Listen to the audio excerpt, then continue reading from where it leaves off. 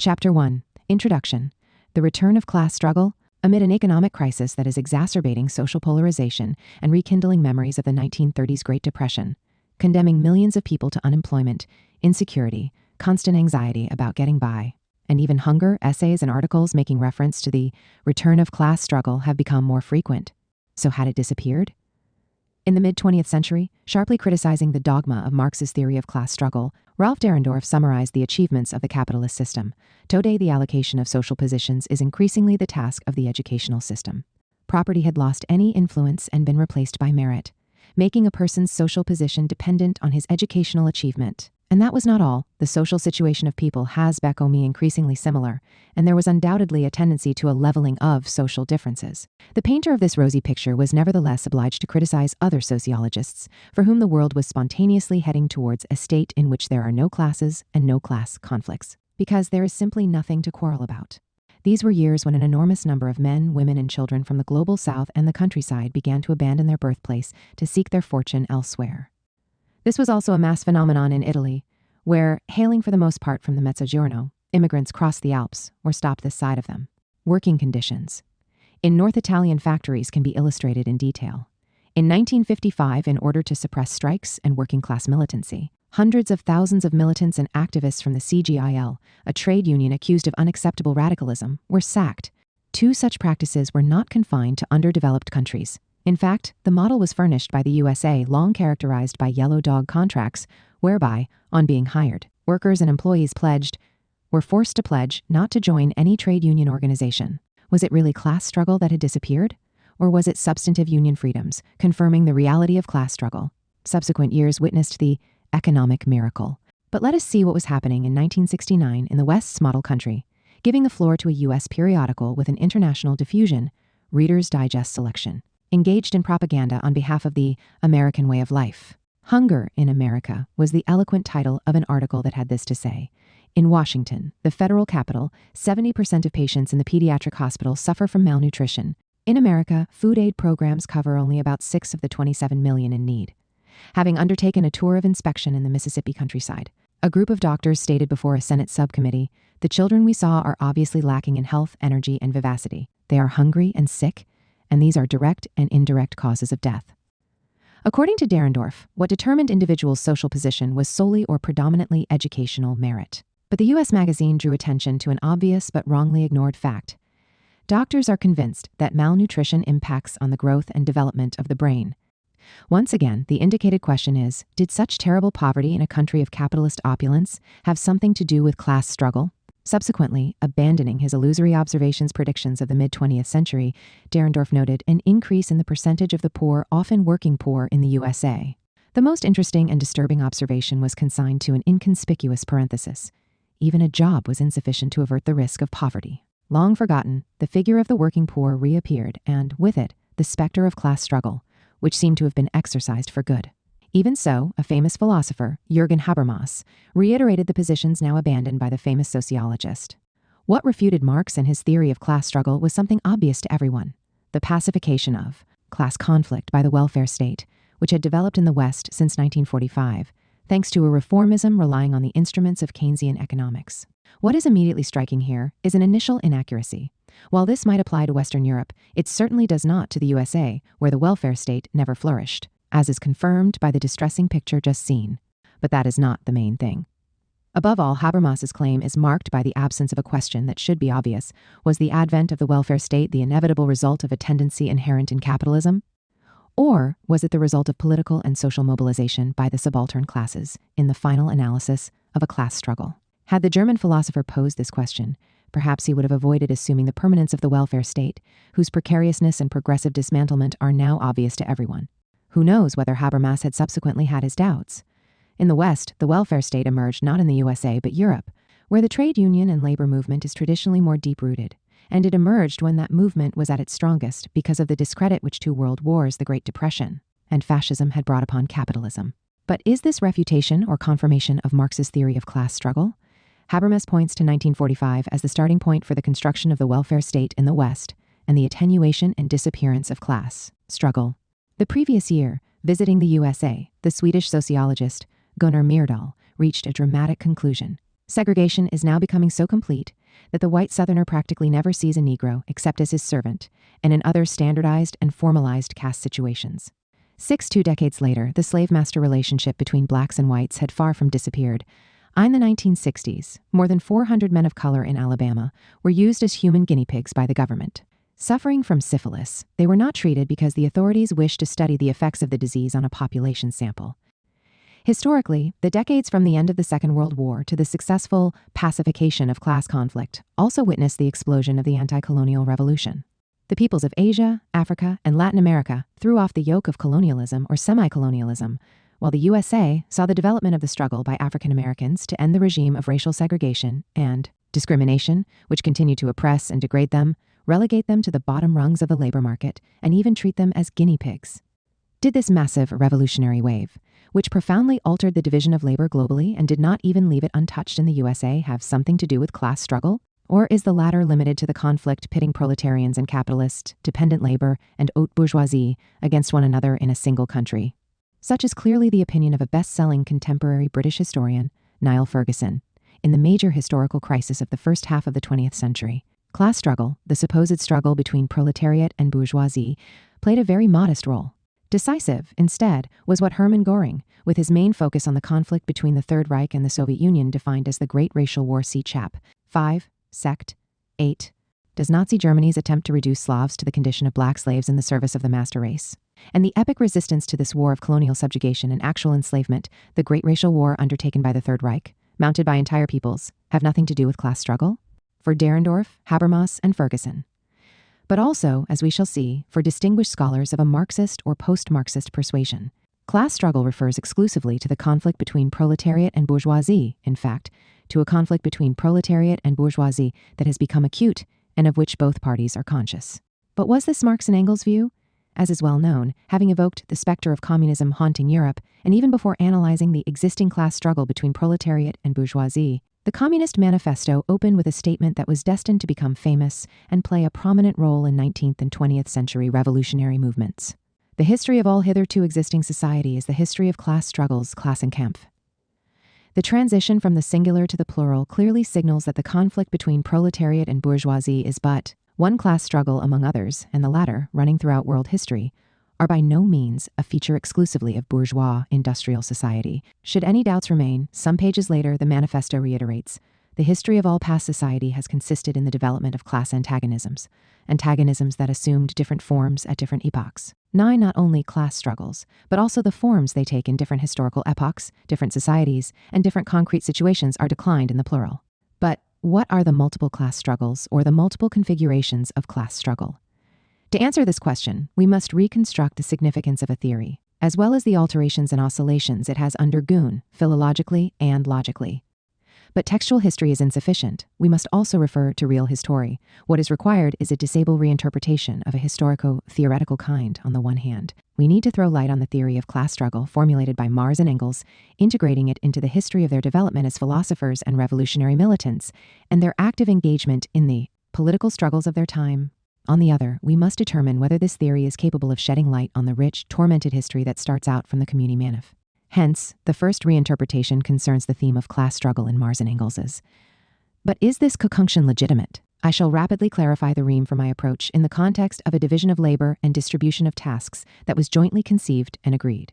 The authors of the Manifest were in a relationship of constant collaboration and metallic tool cross-fertilization. At least as regards politics proper and class struggle, they regarded themselves as members or leaders, if a single party, in a letter to Engels of October 1858. After having raised an important theoretical and political problem, could an anti-capitalist revolution occur in Europe, while capitalism remained in the ascendant in most of the world? Marx exclaimed that for us, this is the difficult question. The indicated respondent is not an individual intellectual, however brilliant, but the leadership group of a political party in the process of being formed. In fact, the followers of this party referred to Marx and Engels as an indissoluble intellectual and political partnership, as the leading group of a party that thought and worked in anima. The same was true of opponents, starting with Mikhail Bakunin, who in his Criticism repeatedly conjoined Marx and Engels or Messrs. Marx and Engels, or picked out Mr. Engels. As Mara's alter ego, other opponents warned against the Marx and Engels clique, at waist imic were Mr. Engels. Marx's prime minister's sentiment was the association between the two. That reference was sometimes made to Marx and Engels in the singular, as if they were a single author and person. This was noticed by the first in a letter to the 2nd of August 1st, 1850. Obviously, we are dealing with two individuals, and the differences that inevitably are between two distinct personalities must be borne in mind and, where necessary, indicated, but without thereby introducing a kind of Pentamus split in a party-CE party leadership group, which proved capable of facing the countless challenges of the time united. See, what did Marx and Engels understand by class struggle? The different forms of class struggle. 1. Emancipation of the working class, and national liberation. Marx and Engels did not systematically expound and clarify a thesis central to their thought. However, to appreciate how reductive and misleading the habitual interpretation of the theory of class struggle is, it suffices to glance at the theoretical and political platform to be found in Marx and Engels from their early writings onwards. The starting point is well known. Although it had secured important results, the overthrow of the Ancien regime and abolition of monarchical despotism and feudal relations of production was not the terminus of the requisite process of radical political and social transformation. It was necessary to go well beyond the political emancipation that was the outcome of the bourgeois revolution, achieving human emancipation, universal emancipation. A new revolution was on the horizon, but what were its objectives? The power of the bourgeoisie had to be overthrown to break the chains imposed by it, the chains of the present enslavement of the worker or wage slavery. The emancipation of the working class, its economical emancipation, was to be achieved in and through the abolition of all class rule. Marx and Engels' attention to struggle that the proletariat was enjoined to wage against the bourgeoisie was constant. But is the struggle for human emancipation, universal emancipation, exhausted by it? Shortly before launching its final appeal for the communist revolution and the forcible overthrow of all existing conditions, the Communist Manifesto invokes the national emancipation of Poland. Here we find a new watchword emerging. From his earliest writings and interventions, Engels supported the liberation of Ireland, or the conquest of national independence, by a people that had suffered 5 centuries of oppression. In his turn, having demanded the liberation of oppressed nations in late 1847, Marx never tired of calling for a struggle for the national emancipation of Ireland. Let us take stock. The radical revolution invoked by Marx and Engels was geared not only to the emancipation of the oppressed class, the proletariat, but also to the liberation of oppressed nations. Having mentioned the problem of Poland's national liberation, the manifesto closed with the exhortation, "Working men of all countries, unite." This celebrated appeal also concludes the inaugural address of the International Working Men's Association, founded in 1864. But in that text, ample space is devoted to a foreign policy that would prevent heroic Poland, as well as Ireland and other oppressed nations, being assassinated, which was committed to the abolition of black slavery in the USA, and which would put an end to Western Europe's piratical wars in the colonies. The struggle for the liberation of oppressed nations is no less important than the struggle for the emancipation of the proletariat. The two struggles were followed and promoted with the selfsame passion. In August 1844, Marx wrote to Feuerbach, "You would have to attend one of the meetings of the French workers to appreciate the pure freshness, the nobility which burst forth from these toil-worn men. But in any case, it is among these barbarians of our civilized society that history is preparing the practical element for the emancipation of mankind." 4 years later, in an article of September, Engels drew attention to the dismemberment and partition of Poland, carried out by Russia, Austria, and Prussia. In the nation that experienced it, this tragedy elicited a well-nigh unanimous response. A liberation movement emerged in which the nobility itself participated. To put an end to national oppression and humiliation, that class was ready to renounce its feudal privileges and supported the democratic agrarian revolution with quite unprecedented selflessness. The enthusiasm evident from this text should not be attributed to the ingenuousness and oversimplification for which Engels is often criticized. Marx expressed himself in even more emphatic terms in this connection. World history does not know another example of such nobility of soul. The nobility, celebrated in French workers, was now attributed to the Polish nobility and indirectly to a great national liberation struggle as such. Yet we must not lose sight of the differences. While the proletariat is the agency of the emancipatory process that breaks the chains of capitalist rule, the alliance required to break the shackles of national oppression is broader. We have seen this in the case of Poland, but it also applies to Ireland. In a long letter of April 1870, Marx supported a union whose heterogeneous features stand out. It would have as its protagonists British workers on the one hand, and the Irish nation as such on the other.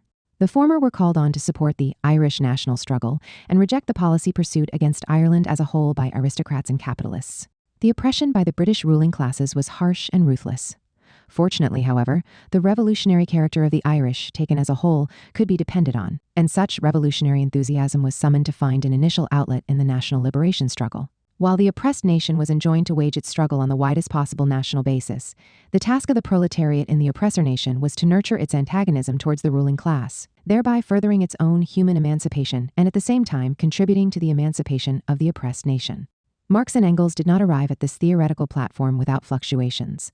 Ireland may be regarded as the earliest English colony, wrote the latter to the former in a letter of May 1856.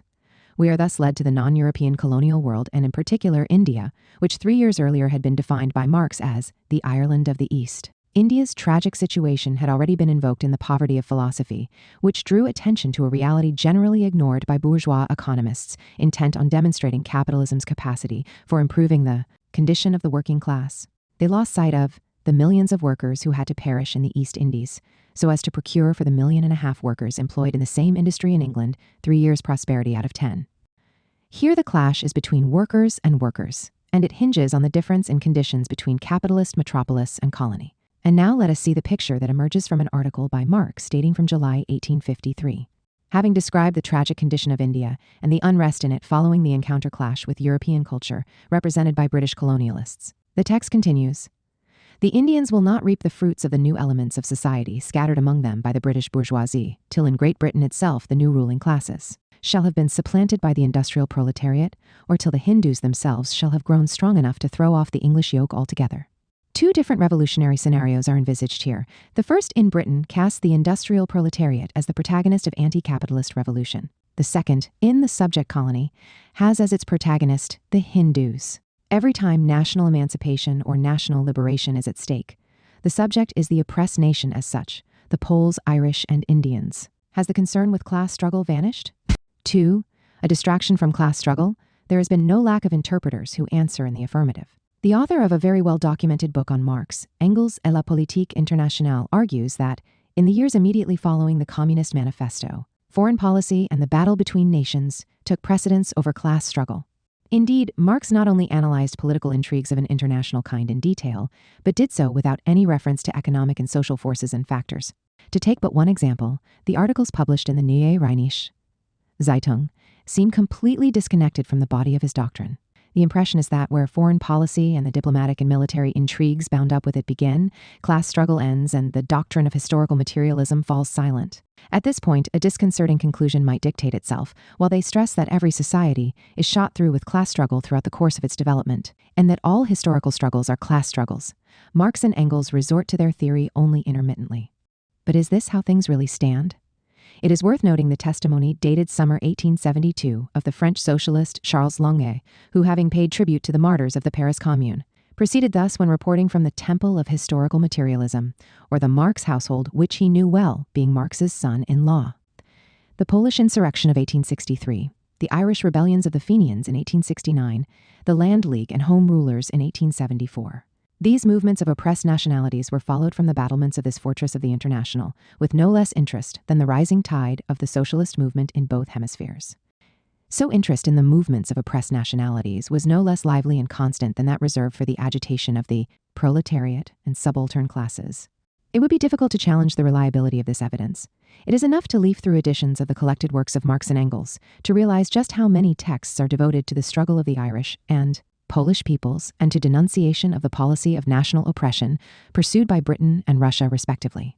The interest was intellectual and political, but with an emotional charge.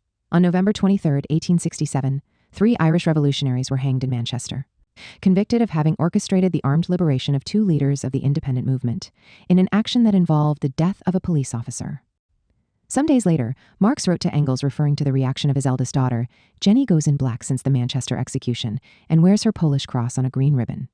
The symbol of the national liberation struggle of the Polish people, the cross, was thus married with the green of the Irish cause. On receipt of his friend's letter, Engels answered immediately on 2009 November, "I need hardly tell you that black and green are the prevailing colors in my house." 2:19, the colors of the mourning into which the Irish people's national liberation movement was thrown by the British executioner.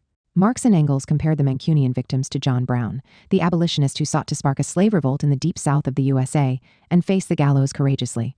And this comparison between the Irish independence fighters and the champion of abolitionism confirms the passion with which Marx and Engels followed the movements of oppressed nationalities and the key role played by these uprisings in the process of human emancipation in their view. Not only hostility but also indifference towards oppressed nations was harshly condemned politically and morally. The inaugural address reproved the upper classes of Europe, and in particular, Britain for their anti-labor policy, but also for their support for the secessionist American South, as well as the shameful approval, mock sympathy, or idiotic indifference, with which they viewed the tragedy of the Polish nation.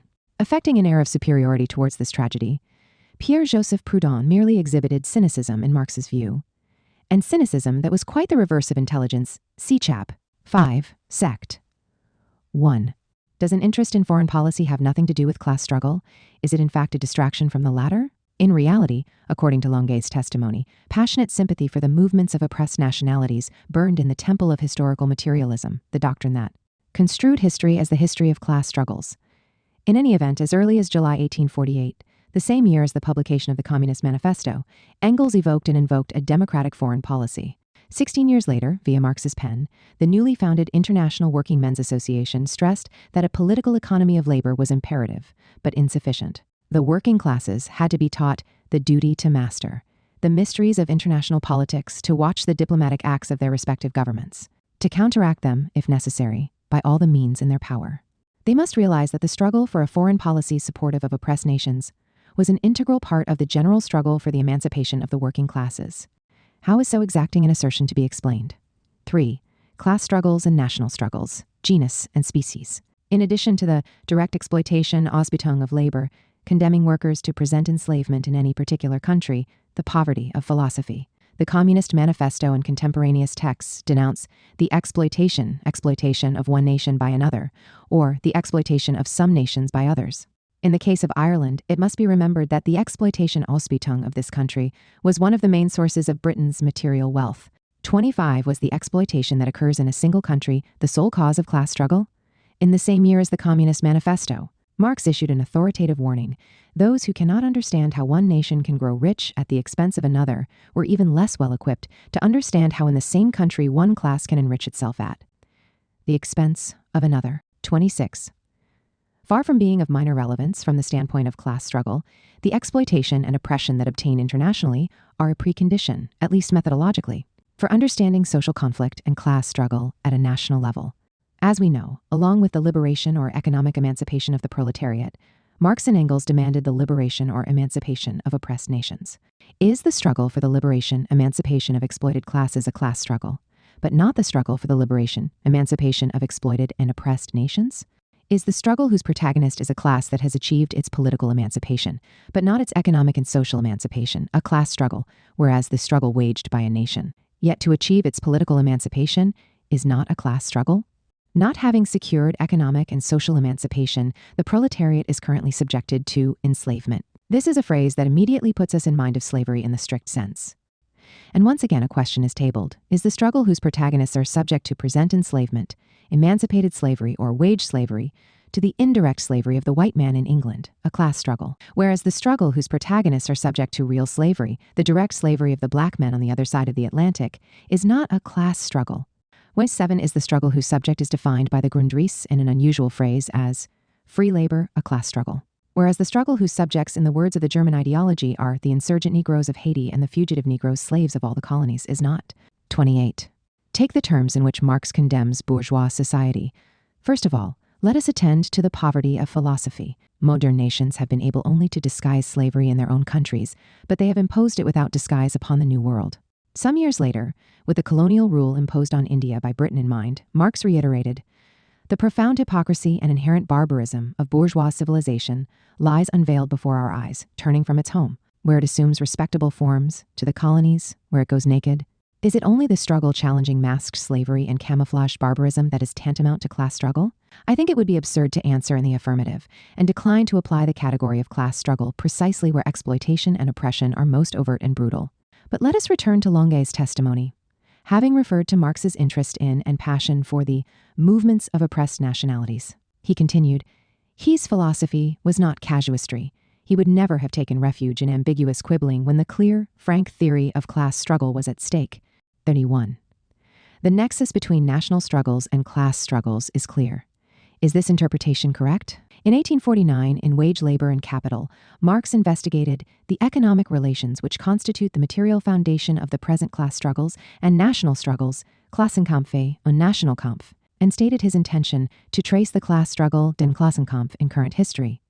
Judging from this passage, it would seem that national struggles are to be subsumed under the category of class struggle broadly. Construed. Comparison with another passage from the aforementioned letter of April 1870, where Marx proceeds to a more in-depth analysis of the Irish question, is in order. Let us read the conclusion. In Ireland, the land question has, so far, been the exclusive form of the social question. It is a question of existence, a question of life or death. For the immense majority of the Irish people, at the same time, it is inseparable from the national question.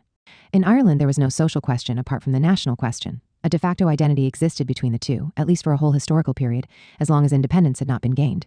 The social question is the more general category here, the genus, which, in the concrete situation of the unhappy island exploited and oppressed by Britain for centuries, takes the specific form of the national question. For anyone who has not grasped the point, Marx reiterates it, the social significance of the Irish question should never be lost from view. The species cannot be understood if it is detached from the genus. We can argue similarly in connection with the passage from Wage, Labor, and Capital referring to class struggles and national struggles. Class struggle is the genus which, in determinate circumstances, takes the specific form of national struggle. If classes and class struggle are formed and develop on the material base of the production and distribution of the resources and means that ensure life, on the basis of social relations and actual relations of life, it is clear that we must bear in mind the division of labor, not only nationally, but also internationally, never losing sight of the world market. 36.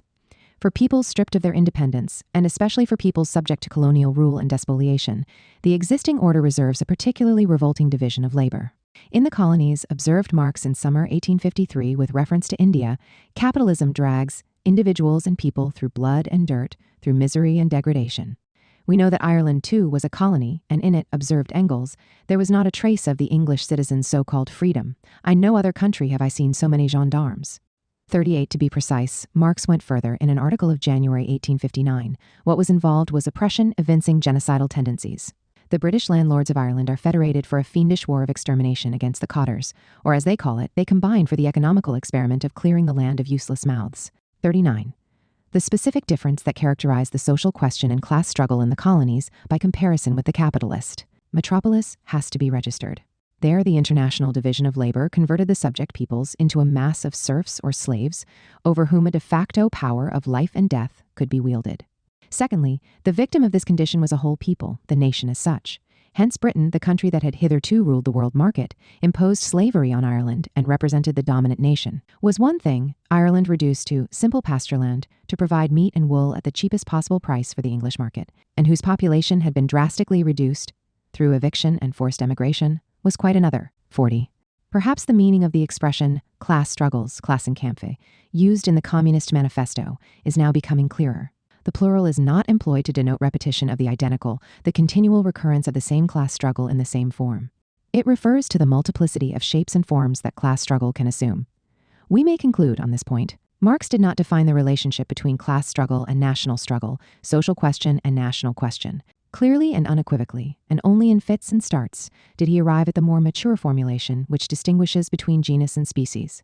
But the interest and passion with which he followed the movements of oppressed nationalities were an expression not of distraction from the class struggle and social question, but of an attempt to grasp their concrete manifestations. Oppressed nations are summoned to be the protagonists of the second great class struggle for emancipation, the condition of women and the first class oppression. The genus of emancipatory class struggles includes a third species. There is another social group that is so numerous as to form or exceed half the population. A social group that suffers autocracy and awaits its emancipation, Befreiung, women. Weighing on them is the domestic oppression exercised by the male. 41. I am citing a text, The Origin of the Family, Private Property, and the State, published by Engels in 1884. It is true that Marx had died the previous year, but as early as 1845, The German Ideology, a text to which Engels explicitly refers, observed that in the patriarchal family, wife and children are slaves of the husband. 42, in its turn, the Communist Manifesto, which criticizes the bourgeoisie for reducing the proletarian to the condition of a machine and instrument of labor, observes that the bourgeois sees in his wife a mere instrument of production. So the real point aimed at is to do away with the status of women as mere instruments of production. The category used to define the condition of the worker in the capitalist factory is now applied to the social condition of woman in the patriarchal family. Taken as a whole, the capitalist system presents itself as a set of more or less servile relations imposed by one people on another internationally, by one class on another in an individual country, and by men on women within one and the same class. We can now understand the thesis formulated by Engels drawing on Fourier, which was also maintained by Marx, namely that women's emancipation was the natural measure of the general emancipation. For better or worse, the relationship between men and women is a kind of microcosm reflecting the total social order. In largely pre-modern Russia, subject to ruthless repression by their masters, the peasants, Marx observed, proceeded in their turn to awful beating to death of their wives. 45. Or take the capitalist factory. While it affected all workers, the owner's despotic power was experienced by women, stressed Engels in especially degrading fashion. His mill is also his harem. 46. It is not difficult to find voices denouncing the oppressive character of the female condition in the culture of the time. In 1790, Condorcet defined the exclusion of women from political rights as an act of tyranny. The following year, the Declaration of the Rights of Woman and the Female Citizen, whose author was Olympe de Gouges, drew attention in Article 4 to the perpetual tyranny imposed by man on woman. More than half a century later, John Stuart Mill in Britain referred to the slavery of the woman, domestic tyranny, and legally sanctioned actual bondage. But what were the causes of this oppression and of the widespread indifference to it? Condorcet condemned the power of habit, which dulled the sense of justice even in enlightened men. Mill argued in a similar vein, referring to the set of customs, prejudices, and superstitions that needed to be overcome or neutralized through a sound psychology. Although alluding to social relations, these were confined to social relations between the two sexes, which sanctioned the slavery or subaltern status of woman on account of inferiority in muscular strength, and the survival in this context of the law of the strongest. 50.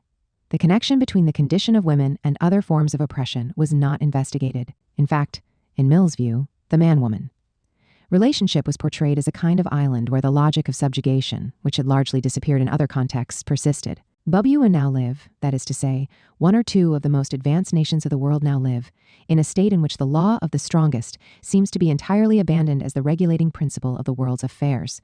51. From Marx and Engels' standpoint, by contrast, the relationship between capitalist metropolis, the most advanced nations of the world, and colonies was more than ever one of domination and subjugation. And in the capitalist metropolis itself, economic, but not now legal coercion, continued to govern relations between capital and labor. It was Mary Wollstonecraft who combined denunciation of the slavish dependence reserved for woman with indictment of the existing social order. 52. Male domination seemed to go hand in hand with the Ancien regime. While champions of the struggle for the abolition of slavery singled out the aristocracy of the epidermis, or the nobility of the skin, the feminist militant targeted what, in her view, took the form of the aristocratic power of males. Denunciation of it was combined with condemnation of hereditary riches and inherited honors, with condemnation of preposterous distinctions of rank. In any event, women would not be freed till ranks are confounded, and till more equality be established in society. At times, the British feminist and Jacobin seemed to challenge capitalist society itself. Women ought to have representatives. Instead of being arbitrarily governed without having any direct share, allowed them in the deliberations of the government. But it should not be forgotten that in Britain workers too were excluded from political rights. As the whole system of representation is now, in this country, only a convenient handle for despotism, women need not complain, for they are as well represented as a numerous class of hardworking mechanics who pay for the support of royalty when they can scarcely stop their children's mouths with bread. The condition of workers and the condition of women had things in common. As was the case for members of the working class, the few employments open to women, so far from being liberal, are menial. Ultimately, in this wide-ranging critique of the relations of domination characteristic of the existing social order, women themselves in particular, the better off, must learn to question things. Instead, they displayed folly in the manner in which they treat servants in the presence of children, permitting them to suppose that they ought to wait on them and bear their humors. 56. The English Jacobin, who constitutes a brilliant exception, seems in a way to anticipate Marx and Engels, who established a link between the division of labor in the family and the division of labor in society. Engels, in particular, formulated the thesis that the modern individual family is based on the overt or covert domestic slavery of the woman. In any event, the man is the bourgeois, the wife represents the proletariat. Of Marx and Engels' contemporaries, the one who developed an analysis that might be compared with theirs, albeit with a converse value judgment, was not Mill but Nietzsche. The implacable critic of revolution as such, including the feminist revolution, compared the condition of woman to that of sufferers of the lower classes. Slave laborers, Arbeitssklaven, or prisoners, 58, and indirectly equated the feminist movement, the workers' movement, and the abolitionist movement. All three were on the lookout for everything slave-like and serf-like, in order to indignantly denounce it, as if registering its existence did not serve to confirm that slavery was a condition of every higher culture. 59. Obviously, the theme of the link between the subjection of women and social oppression as a whole was developed much more amply and organically by Engels, with reference to the German ideology. Co-written by him with Marx and long unpublished, the first-class oppression coincides with that of the female sex by the male.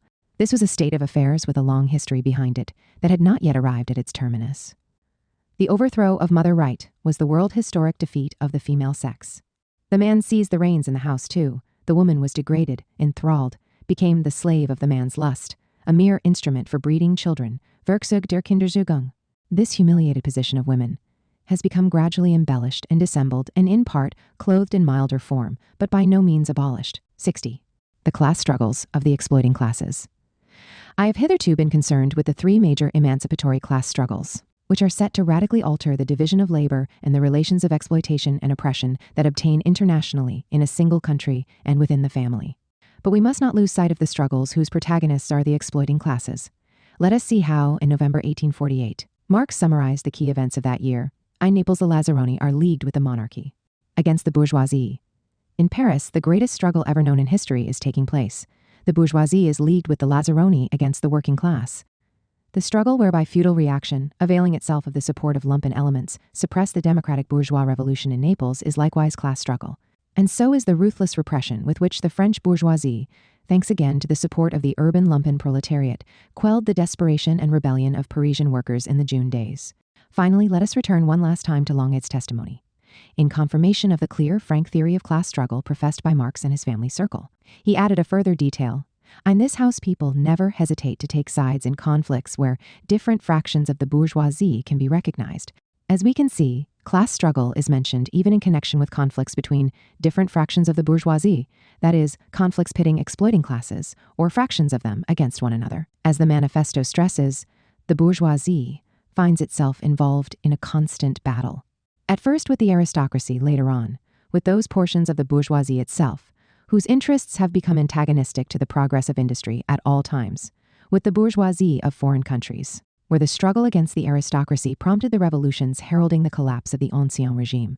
Economic competition between the bourgeoisies of different capitalist countries can issue in an industrial war of extermination between nations. 63 reference is probably being made here to the wars of the Napoleonic era, whose main protagonists were two countries, Britain and France, that had left behind the ancien regime and fought on several continents for control of the world market. However, while it outlines a historical balance sheet of the past, the extermination in which the class struggle between opposing capitalist bourgeoisies results calls to mind the carnage of the First World War, which occurred more than 60 years after the publication of the manifesto. 9. A class struggle in colossal political forms. The intricate picture of class struggles, which is beginning to emerge, is not yet complete. We have seen them in operation in abstraction from one another. However, a concrete historical situation, especially a major historical crisis, is characterized by the conjunction of multiple contradictory class struggles.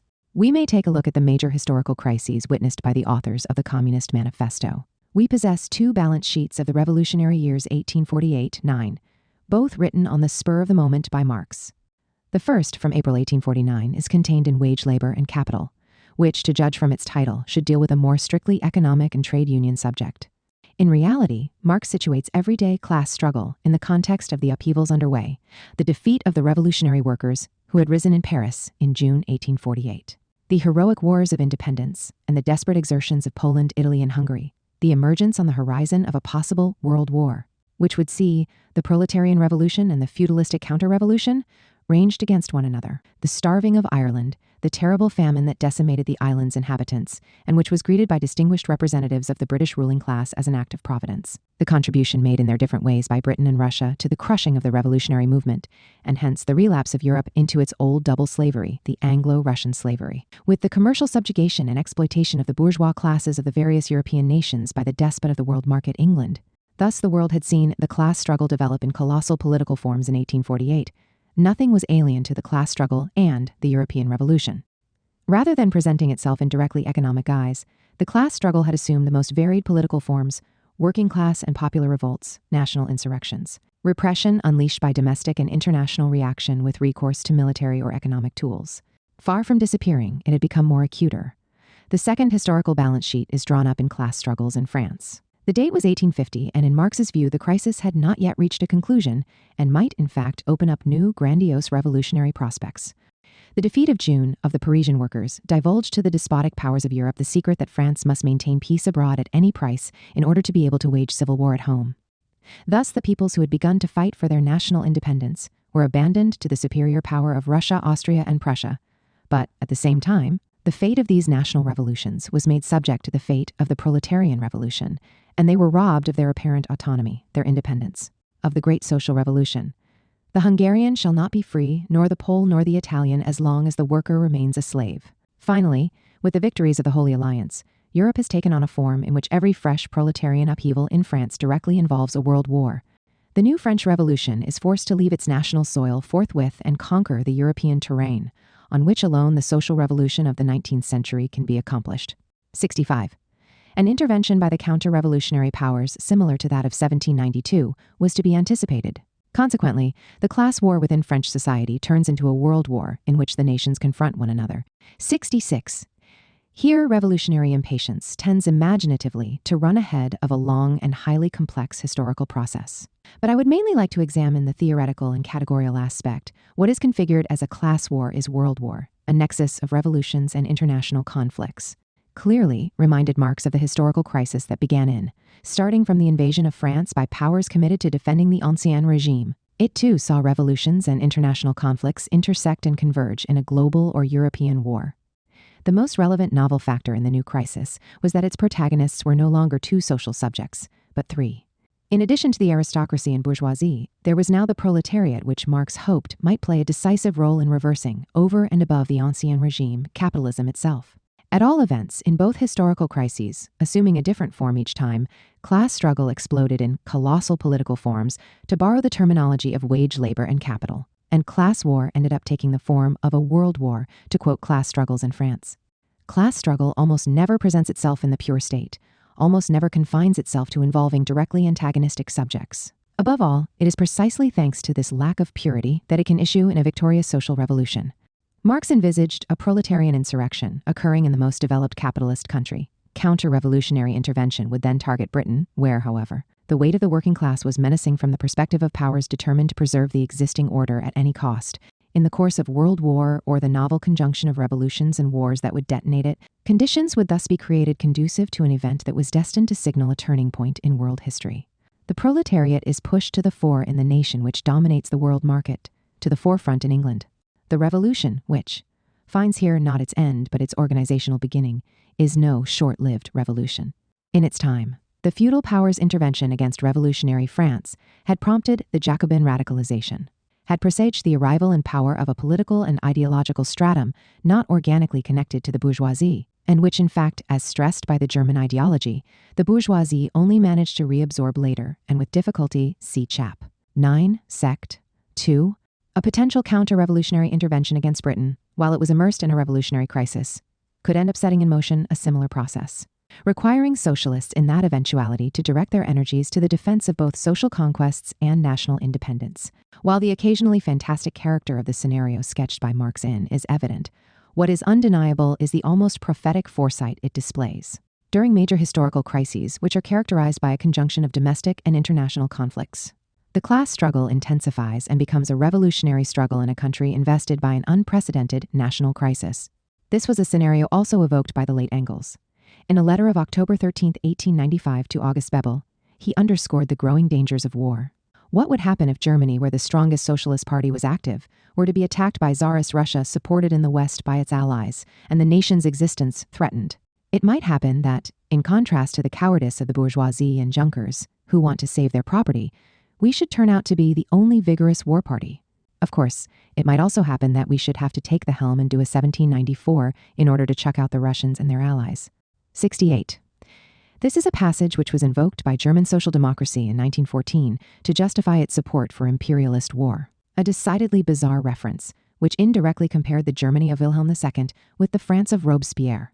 But it is the case that a key aspect of the 20th century was the blossoming of national liberation movements that ended up being hegemonized by communist or communist-inspired parties.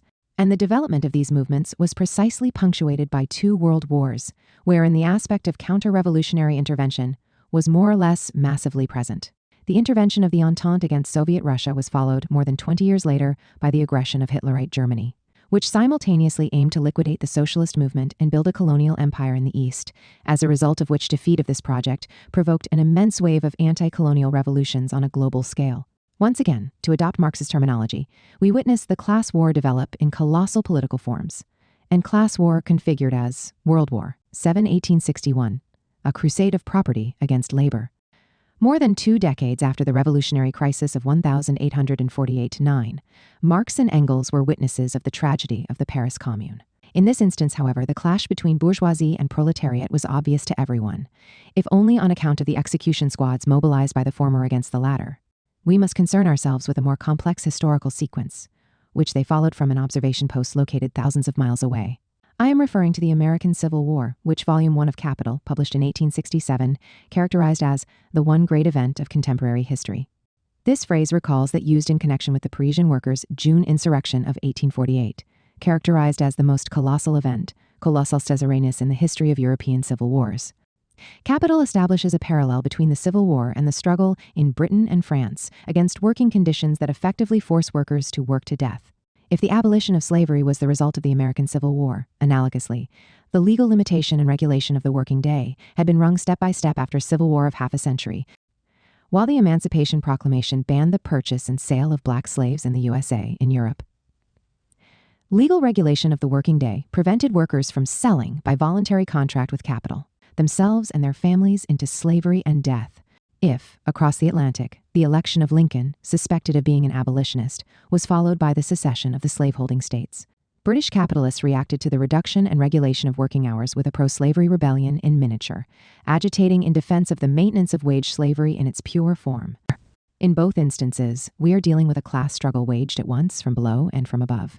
In the USA, especially in the final phase of the war, the ranks of the Union were swollen by an influx of slaves or ex-slaves who abandoned their masters or ex-masters to help defeat the pro-slavery secession, while in Britain, working-class agitation went back a long way.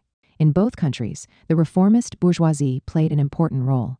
We are dealing with an emancipatory class struggle that does not present itself in the pure state as a clash between exploited and exploiter, oppressed and oppressor.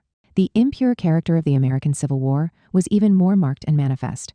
And not only because the contestants were not, at least at first sight, a ruling class and an oppressed class. Furthermore, the North was far from being motivated by pure abolitionist zeal. Lincoln himself guaranteed slaveholding states peaceful enjoyment of self-government and private property and human livestock if they were prepared to display loyalty to the Union. To justify their sympathy for the South, sizable sections of the British bourgeoisie invoked this, arguing as follows. The Union was fighting primarily for protectionist customs tariffs, necessary to promote autonomous industrial development, and to defend its territorial integrity and the vast national market required by the U.S. bourgeoisie. Prominent figures in the socialist movement adopted a not dissimilar position. See Chap. 5, Sect. 2, was a bloodbath justified merely to indulge the industrial bourgeoisie of the North against the landowning aristocracy of the South, or to replace one exploiting class with another and spread wage slavery by removing classical slavery? What was at stake seemed all the more vile given that the material conditions of wage slaves were no better than those of slaves proper at the time. Capping it all was the hypocrisy for which substantial sections of the British working class criticized abolitionists in their country. The latter were moved by the lot of black slaves across the Atlantic, but remained impervious in the face of the tragedy of white slaves in their own backyard. Marx was well aware of the limitations of British abolitionism. In Capital, he expressed utter contempt for the ideal typical figure of the Duchess of Sutherland.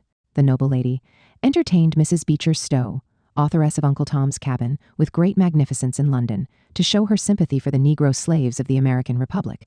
At the same time, however, she was ruthless towards her own slaves, who were systematically hunted and rooted out of their land, condemned to die of hunger, and sometimes swept away along with the villages inhabited by them. 74. Nevertheless, from his first article in the New York Daily Tribune, which appeared on October 11, 1861, Marx sharply rejected such arguments. It was true that Lincoln had confirmed that he sought only to preserve the territorial integrity of the USA, but the South, on its part, inaugurated the war by loudly proclaiming the peculiar institution as the only and main end of the rebellion. Besides, the Constitution of the Confederacy had recognized for the first time slavery as a thing good in itself, a bulwark of civilization and a divine institution. If the North professed to fight for the Union, the South gloried in rebellion for the supremacy of slavery. Hence, what was at stake was clear: the defense or abolition of the Southern slavocracy. As we can see, we are witness to a surprising inversion of positions. Resorting to ideology critique of an economistic and reductionist kind, were the pro-South sectors of the British ruling class habitually inclined to celebrate the purity of spiritual values, while highlighting the abolitionist significance and virtues of the North's war was Marx, the great and caustic critic of ideology. For what reasons? I shall try to summarize why, for Marx, the Union's war to suppress the slaveholding secession took the form of a gigantic emancipatory class struggle. 1. A society dominated by an oligarchy, where all productive labor devolves on the niggers, had to be defeated. As has been justly observed, for most of human history, the expression free labor was an oxymoron.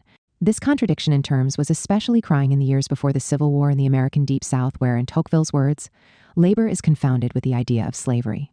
Breaking with this tradition entailed conferring dignity on the very idea of labor and achieving an important ideological victory. Above all, emancipating the labor branded in the black skin of slavery proper, the Union's abolitionist war on the slaveholding. Secessionist South had created more conditions more propitious for the emancipation of labor in the white skin. All the more so because the slaveholders' rebellion was to sound the tocsin for a general holy crusade of property against labor. 80. With this observation, Marx hit the nail on the head. In the very midst of the Civil War, one of the South's most distinguished theorists, George Fitzhugh, although legitimating the subjection of blacks and regarding it as necessary and beneficial, criticized the idea of confining the justification of slavery to that race. In Europe, meanwhile, echoing these themes and situating them in the framework of a developed philosophy of history, Nietzsche celebrated slavery as such, not necessarily racial slavery, as the ineliminable foundation of civilization. 81. 2. When he maintained that the institution of slavery was required to regulate the relationship between capital and labor as such, Fitzhugh probably had in mind the expeditions of the filibusters, who set out from the South to export slavery to the countries of Central America. Expeditions aimed at the conquest of new territory for the spread of slavery and of the slaveholders' rule. 82. In fact, in the years leading up to the Civil War, William Walker had set out at the head of a small army of adventurers to conquer Nicaragua, reintroduce black slavery there, restart the slave trade, and impose forced labor on the Nicaraguans themselves. 83. We can now understand the message of congratulations drafted by Marx in January 1865 and sent by the International to Lincoln on the occasion of his re-election. From the commencement of the Titanic American strife, the working men of Europe felt instinctively that the Star-Spangled Banner carried the destiny of their class. They realized that their hopes for the future, even their past conquests, were at stake in the tremendous conflict on the other side of the Atlantic. 84. 3. With the abolition of black slavery, the Civil War ended in the emancipation, albeit partial, of an oppressed race or nationality. And from this standpoint, too, it took the form of a major class struggle. In the final phase of its existence, the Confederacy was obliged to retreat from its original position and treat Negro soldiers as prisoners of war. 85. Rather than shooting them as rebel slaves and barbarians excluded from the Jus Publicum Europaeum. In addition, Marx stressed that bound up with the abolition of slavery in the USA was recognition by Washington of the independence of the Negro republics of Liberia and Haiti. 86. Of particular significance was the recognition of Haiti, which was born in the wake of the Great Black Slave Revolution, led by Toussaint Louverture and long subject to diplomatic isolation and economic strangulation by the USA and the West. For all these reasons, Marx regarded the Civil War as among the most important chapters in the class struggle of his time. The slave owners' bid to assert or reassert the identity between labor and slavery, the crusade of property against labor, suffered a defeat whose significance transcended the borders of the USA and the black race. Unfortunately, the defeat of the pro-slavery counter-revolution was only partial, and attempts to stage a comeback undersign of white supremacy were soon forthcoming. But for Marx, this was further confirmation that the gigantic class struggle which exploded between 1861 and 1865 was far from over. 8. Class struggle and other paradigms. As we can see, the theory of class struggle seeks to shed light on the historical process as such. It is a type of explanation that is opposed to other kinds of explanation. We can understand the latter and, as a result, arrive at a better understanding of the former if we take a look at the theoretical challenges which 19th century culture had to face. What particularly stood in need of investigation was the reasons for the irresistible rise of the West. To put it in the enthusiastic terms employed at the start of the First Opium War by de Tocqueville, it was a question of clarifying the multitude of events of the same kind that are gradually impelling the European race beyond its borders and subjecting all the other races in succession to its dominion and influence, the reasons for the subjugation of 4/5 of the world by the remaining fifth. 87. What was this triumphal march to be attributed to? Secondly, it was necessary to explain France's differential political development compared with Britain and the USA. In France, revolution had been followed by counter-revolution, which in its turn paved the way for a subsequent revolution. A succession of political regimes followed one another: absolute monarchy, constitutional monarchy, Jacobin terror, military dictatorship, empire, democratic republic, Bonapartism, and so forth. And no end to these convulsions, with the advent of an orderly regime of liberty and the rule of law, was in sight. In fact, on closer inspection, with the exception of brief intervals, absolute power presented itself as a destiny or a curse. Divine right monarchy was followed by the Jacobin terror, which in its turn paved the way for Bonapartist dictatorship. What a striking contrast with the gradual, constructive evolution of the other two countries, characterized by liberty and the rule of law. So what were the reasons for the interminable historical crisis engulfing France? Thirdly, even as it engaged in its colonial expansion, the West anxiously observed the eruption at home of shocking mass movements which, in the shape first of Jacobinism and then of socialism, seemed to be attacking the very foundations of civilization. What was happening? Let us now glance in broad terms at the paradigms employed by the culture of the time to confront these three major theoretical and political cruces. In 1883, the year Marx died, a book appeared in Austria by Ludwig Gumplowitz which, in its very title Der Rassenkampf, the race struggle, was counterposed to the thesis of the class struggle as the key to interpreting history. 3 decades before Gumplowitz, Arthur de Gobineau in France began to send to the printers his essay on the inequality of the human races, a work whose title once again speaks for itself. At the same time, a similar line of argument was advanced in Britain by Benjamin Disraeli, who formulated the thesis that race was the key of history. All is race. There is no other truth. Furthermore, there is only one thing which makes a race, and that is blood, the whole historical cycle from the discovery conquest of America to the Opium Wars, and the rise and triumph of the British Empire, perfectly illustrated the decisive character of the racial factor. Only thus could it be understood how, though few in number, the Spanish conquistadores had triumphed in America and the British in China. The racial or ethnologico-racial paradigm can be presented in diluted form and refer primarily to what, in contemporary terminology, would be called the clash of civilizations. Obviously, civilizations genuinely exist and are not to be confused with races. But if, rather than being construed on the basis of historically determinate contexts and conflicts, they are regarded as expressions of a tendentially eternal spirit or soul, there is a danger of a naturalistic slippage. The civilizations contrasted by Tocqueville with Western civilization or the Christian world all seem incomparably inferior in value and immobile in time, and are therefore destined by providence to disappear. At this point, there is a strong tendency to abandon the terrain of history. The slippage into naturalism proves unstoppable when the discourse focuses on semi-civilized tribes and savages. The European race has received from heaven, or acquired by its own efforts, such incontestable superiority over the other races that make up the great human family that the man placed by us, on account of his vices and ignorance, on the bottom rung of the social scale is still first among savages. We can readily understand the French liberals' horror at something that had occurred in Australia. Transported white European prisoners had escaped into the forests, married the daughters of Aborigine savages, proceeding to a miscegenation that generated a race of half-castes, dangerous to the existing social and racial order. 88. 12 years after Marx, Engels died. The date was 1895, the year in which Gustave Le Bon published Crowd Psychology. The book's main thesis is well known: the prolonged crisis from 1789 to 1871, from the outbreak of the Great Revolution to the Paris Commune, was ultimately the product of mental illness. Here then, 19th century bourgeois culture tackled the second theoretical and political challenge, France's differential development, by recourse to the psychopathological paradigm. In the country stamped by an interminable revolutionary cycle, a virus of a new and unknown kind raged, which had attacked the mental faculties of generations of intellectuals and political agitators. Such was the view of Tocqueville, as of Hippolyte Taine and Le Bon himself. But why did this virus rage in one country rather than another? The fact was, lamented Tocqueville, that the French were lacking in the stable morality, strong common sense, and love of liberty and individual dignity exhibited by Anglo-Saxons, in particular Americans. The French frequently succumbed to the delirium of ideological abstractions and exhibited a morbid attachment to equality and even homogenization. They were afraid of isolation and harbored a desire to be in the crowd, feeling themselves members of a nation that marches to the same step in perfect alignment. They regarded liberty as the least important of their possessions and thus are always ready to offer it up with reason at moments of danger. These were characteristics whose disappearance was difficult to imagine, given a people whose basic characteristics are so constant that we can recognize the France we know in portraits made of it 2,000 or 3,000 years ago. As we can see, the psychopathological paradigm tends to intersect with the ethnological or ethnologico-racial paradigm. This applies to Taine, as well as Le Bon, who, to explain the insanity, delirium, and convulsions of revolutionary France, adverted to morbid crowd psychology, but more exactly the morbid crowd psychology of Latins, who were wanting in that sentiment of the independence of the individual so powerful in the Anglo-Saxons. 89. Such stereotypes became even more widely diffused across the Channel and can even be found in John Stuart Mill. He contrasted the orderly liberty and economic development of the Anglo-Saxon world with the submission, endurance, and statism peculiar to the continental nations of Europe, which, moreover, were rotten with bureaucracy and envious egalitarian impulses. Thus, even in liberal Britain, albeit in less crudely naturalistic form, we find a conjunction of the psychopathological paradigm, which attributed a protracted historical crisis to a sick psyche, and the ethnological paradigm, which detected this sick psyche in specific peoples. In Tocqueville, the naturalistic slippage of the psychopathological paradigm is more pronounced. Having died in 1859, he did not live to see the American Civil War, but had sensed its advent.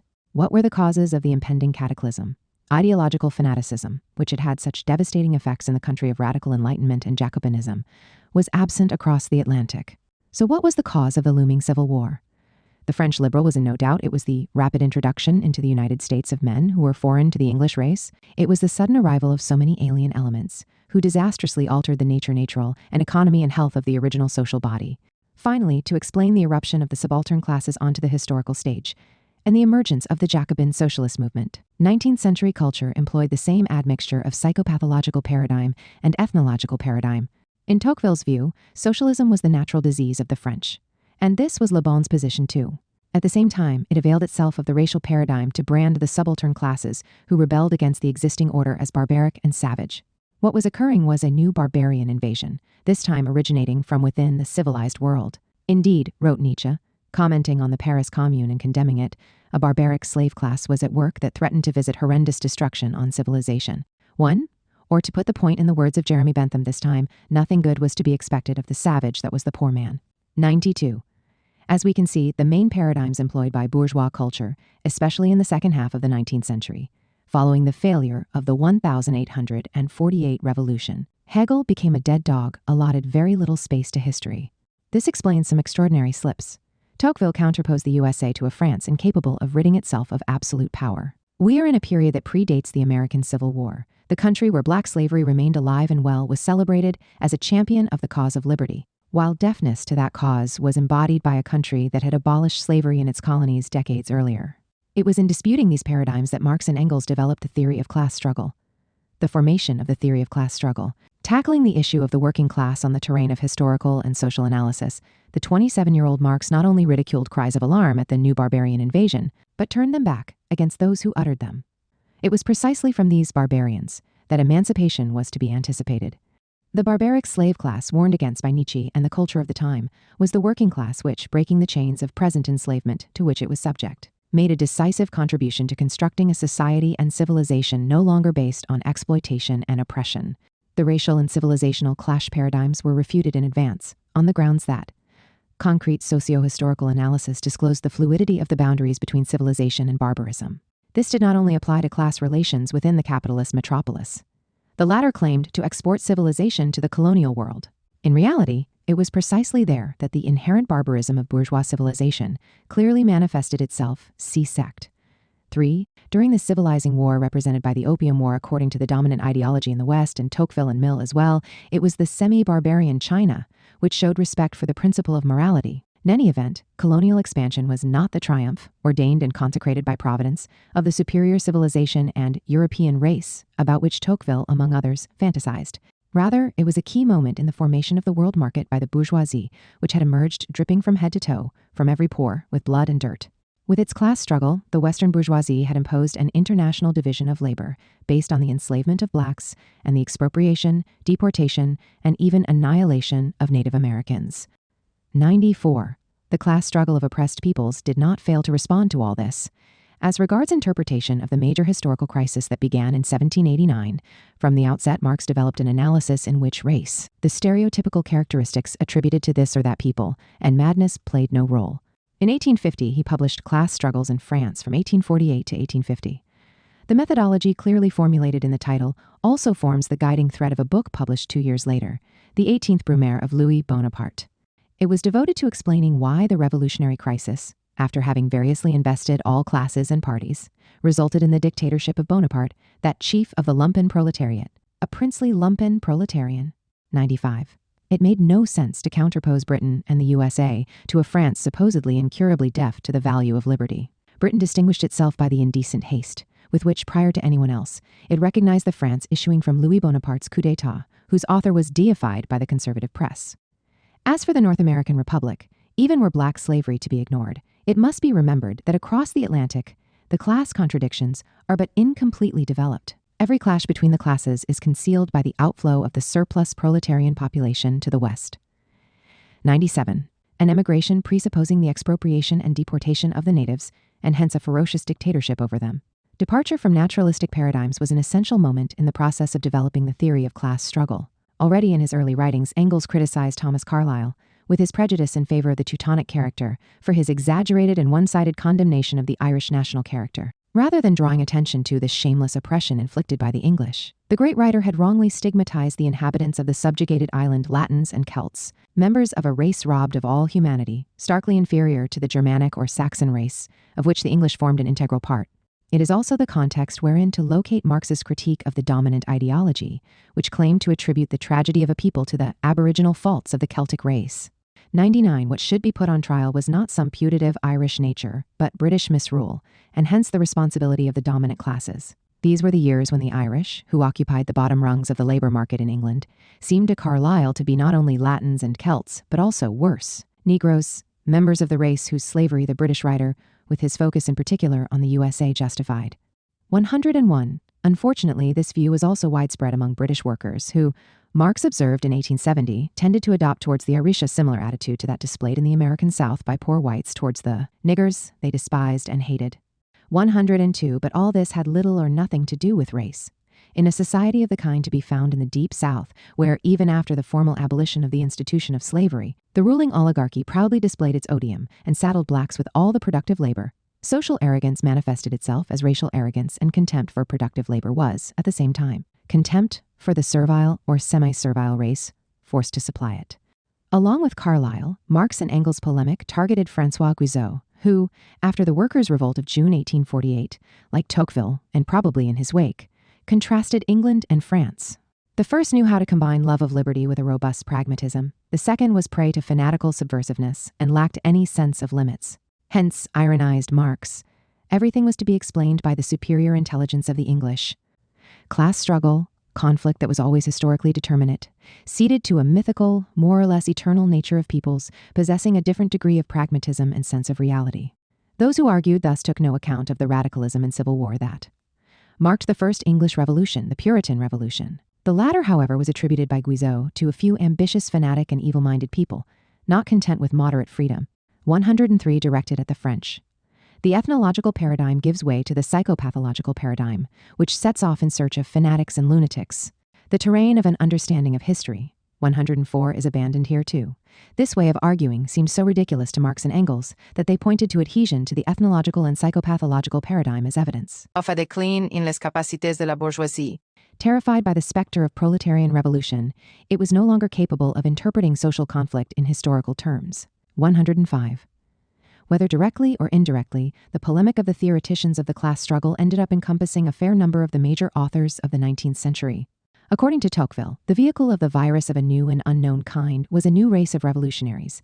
We are still dealing with the same men, but the circumstances are different. 106.1 has the impression that Engels was replying to the French liberal when, in 1851, he waxed ironic about that superstition which attributes revolutions to the ill will of a few agitators. 107. In denouncing an eruption of revolutionary insanity, 19th century liberals had France in particular in their sights. In the conviction that the revolutionary cycle afflicting the West went back a long way, Nietzsche called for a settlement of accounts with the madhouse world of entire millennia and the mental illness originating with Christianity. Although taking the psychopathological paradigm to extremes, Nietzsche acknowledged his debt to the tradition behind him and declared that he had passed through the school of Tocqueville and Taine. 109 on the other side, Engels mocked Taine and Tocqueville, those idols of the Philistines. The various representatives of the dominant 19th century culture were therefore in agreement in identifying France, with its protracted revolutionary cycle, as the clearest example of the horrors in which revolutionary madness could result. In 1885, Engels, by contrast, asserted that France was the land where, more than anywhere else, historical class struggles were each time fought out to a decision. 111 for his part, Marx expressed utter contempt for the psychopathological paradigm, noting in 1867 that autocratic, Feudal Russia employed it. Nicholas I explained the spread of the 1848 revolutionary crisis in Europe by the diffusion of the French plague and French revolutionary madness, with the metastasis of the cancer of a sacrilegious philosophy attacking the healthy organs of the European social body. 112. 10. Class struggle and ideological struggle. Class struggle not only encompasses different social relations, but is also played out at an ideological level, not sparing religion. The latter claims to be a sacred space that transcends conflict. In reality, it often acts as an opium of the people, facilitating the task of the ruling class. 113. It is worth dwelling on this point because Marx's discourse on religion has been confused with Enlightenment discourse, which risks compromising an understanding of the Marxian critique of ideology. For Marx, religion is one of the ideologies, not ideology as such. The concrete role played by religion in the context of the class struggle in its various configurations has to be examined. Let us take a glance at history. In the late 18th century, Poland was still formally a sovereign state. Frederick II of Prussia exploited the anti-Catholic sentiments of Enlightenment philosophers to justify the annexation of Polish territory, presenting it as a contribution to the diffusion of Enlightenment and defense of the cause of religious tolerance. In a letter sent to him, Dahrendorf celebrated the delicious verses of the enlightened sovereign, which, in a felicitous blend of imagination and reason, mocked the Poles and the Holy Virgin Mary, in whom they reposed their hopes of liberation. 114. Something similar occurred in connection with Ireland, a colony of Protestant and Anglican Great Britain. Here, too, the struggle against national oppression was fueled by religious themes and mobilized watchwords of a religious Roman Catholic kind. In this instance, it was John Locke who seized on the spirit of enlightenment to combat the rebels, a manifestation of the ignorant and zealous world of popery, led astray by the art and industry of their clergy. They were incited by priests who, everywhere, to secure their empire, have excluded reason from having anything to do in religion. 115. There could be no toleration of papists.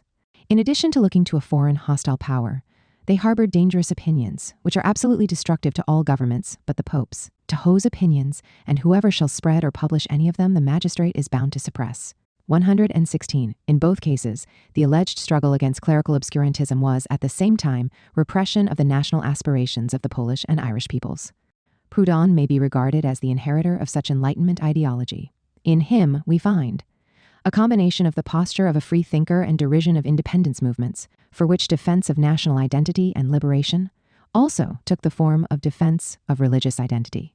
Marx and Engels' attitude was very different.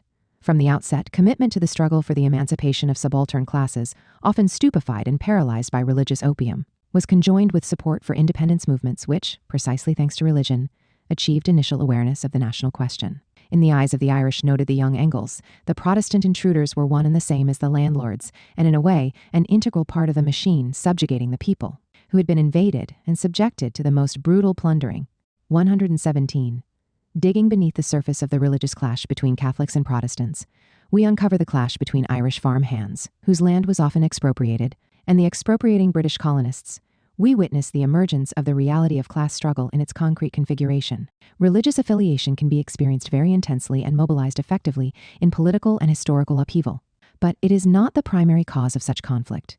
In the case of Poland, immediately after the rapidly repressed rebellion of January 1863, Marx, reconstructing the history of the partitioned, oppressed country, observed that Tsarist Russia had not hesitated to use the pretext of the exclusion of non-Catholic dissidents from political rights to justify its policy of intervention and expansion at Poland's expense.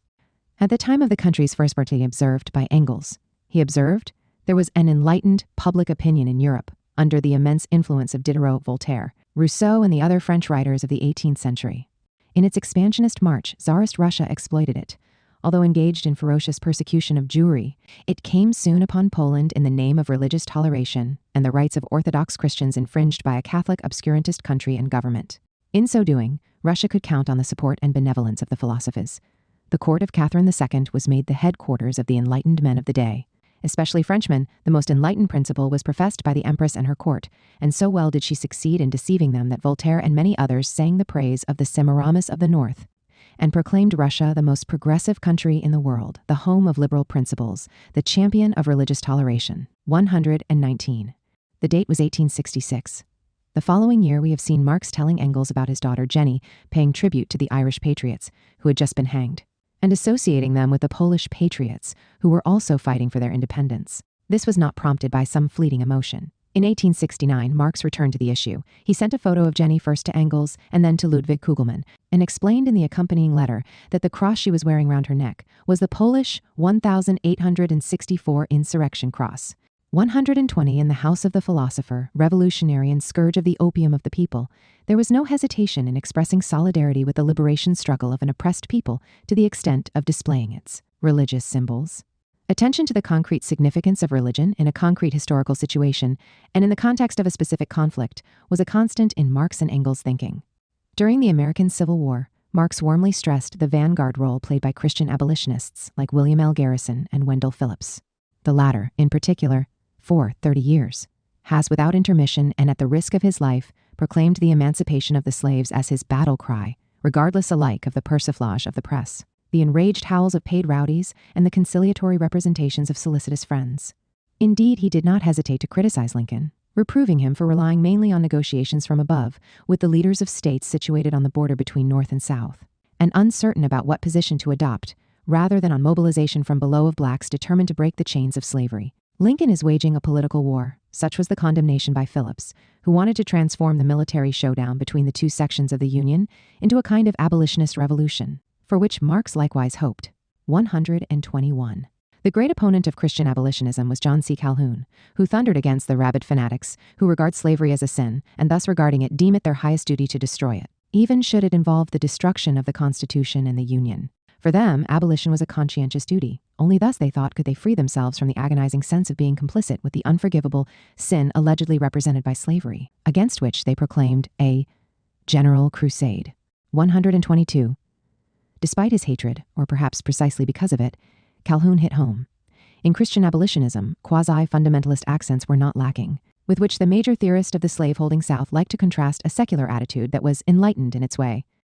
Yet Marx came down in favor of Garrison and Phillips, celebrating them as champions of the cause of liberty. In the gigantic class struggle that unfolded before and during the Civil War, it was Christian abolitionism, often echoing with fundamentalist accents, which embodied resistance to the general crusade of property against labor and the revolutionary cause of the emancipation of labor, not only as militants required to take a position on the conflicts of their time, but also as historians analyzing conflicts that now lay in the past, the remote past even.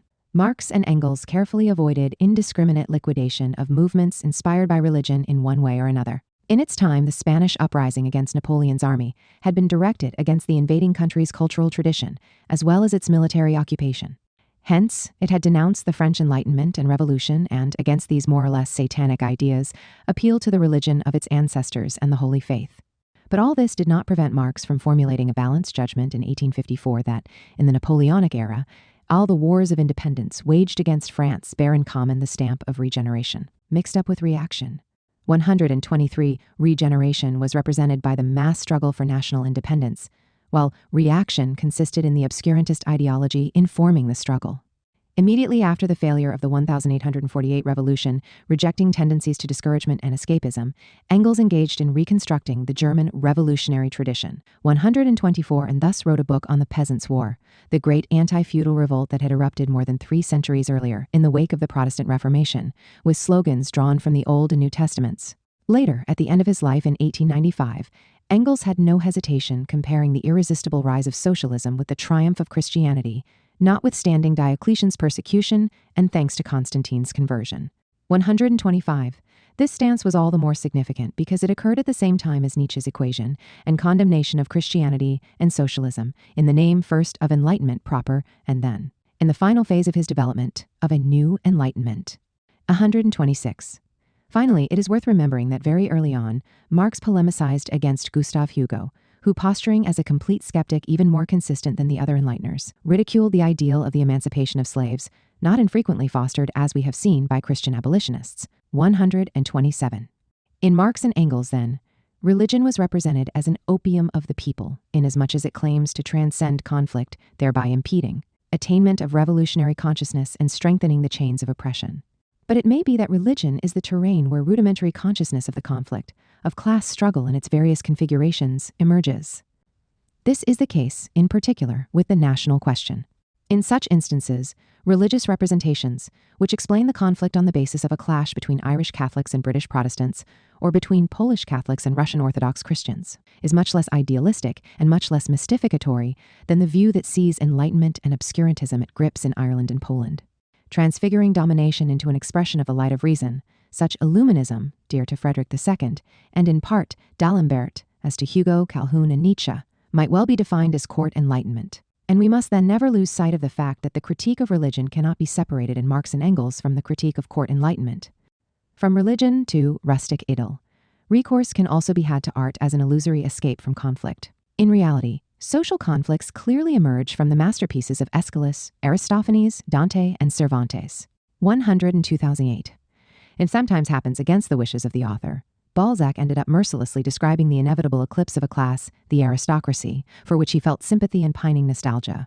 129 attempts to escape social reality and its contradictions can assume different forms, but all alike are inane. After the failure of the 1848 revolution, criticizing a now forgotten author, Georg Friedrich Daumer, who expressed disdain for abstract exclusive politics, and who counteropposed to its miseries the beauty and warmth of nature, Marx and Engels mocked the widespread tendency to flee before the historical tragedy that is threatening to alleged nature. That is to a stupid, rustic idyll. In Feuerbach, too, disillusion and disgust were so strong in these years that he was led to repeat Cicero's exclamation about the politics of his time, sunt omnia, omnium miseriarum plenissima, everything is full of every misery. It remained only to practice indifference towards political parties and chatter, seeking refuge and consolation in the arms of nature. Nature alone is not concerned with politics, but is the direct opposite of politics. 131, rather than religion, evasion, or escape from the conflict, now seeks safety in nature. Marx had already cautioned against this attitude 5 years before the 1848 revolution, when he observed that Feuerbach referred too much to nature and too little to politics. 132. What has been said of escape into religion also broadly applies to escape into nature. Far from expressing a genuine transcendence of social conflict, it is an immature, often mystifying, expression of that conflict. We are dealing with a spiritual attitude that tends to manifest itself every time the hopes reposed in politics and political change fade or vanish. This is what happened after 1789, when the extreme complexity of the revolutionary process seemed to have definitively mocked the enthusiasm initially elicited in German culture by the fall of the Ancien Regime in France. In 1803, Friedrich Schiller had sung, "Only on mountains is liberty to be found. Only where nature was as yet uncontaminated by man is the world perfect." As a result, only he who lived in the silence of the countryside, suckling with childish abandon on the breast of nature, could be regarded as happy. Or she who lived in the peaceful convent cell, where likewise the sad figure of humanity did not intrude, that is, where one was similarly far removed from the ephemeral din of historico-political upheavals. Hegel argued against Schiller and his invocation of nature, rejecting any consolatory escape from the contradictions and conflicts of the political world, whether into nature or religion. He stressed that what is created by human reason must possess at least the same dignity as what is created by nature. In this sense, the most banal Berlin wisecrack was no less worthy of admiration than a magnificent natural spectacle. 133.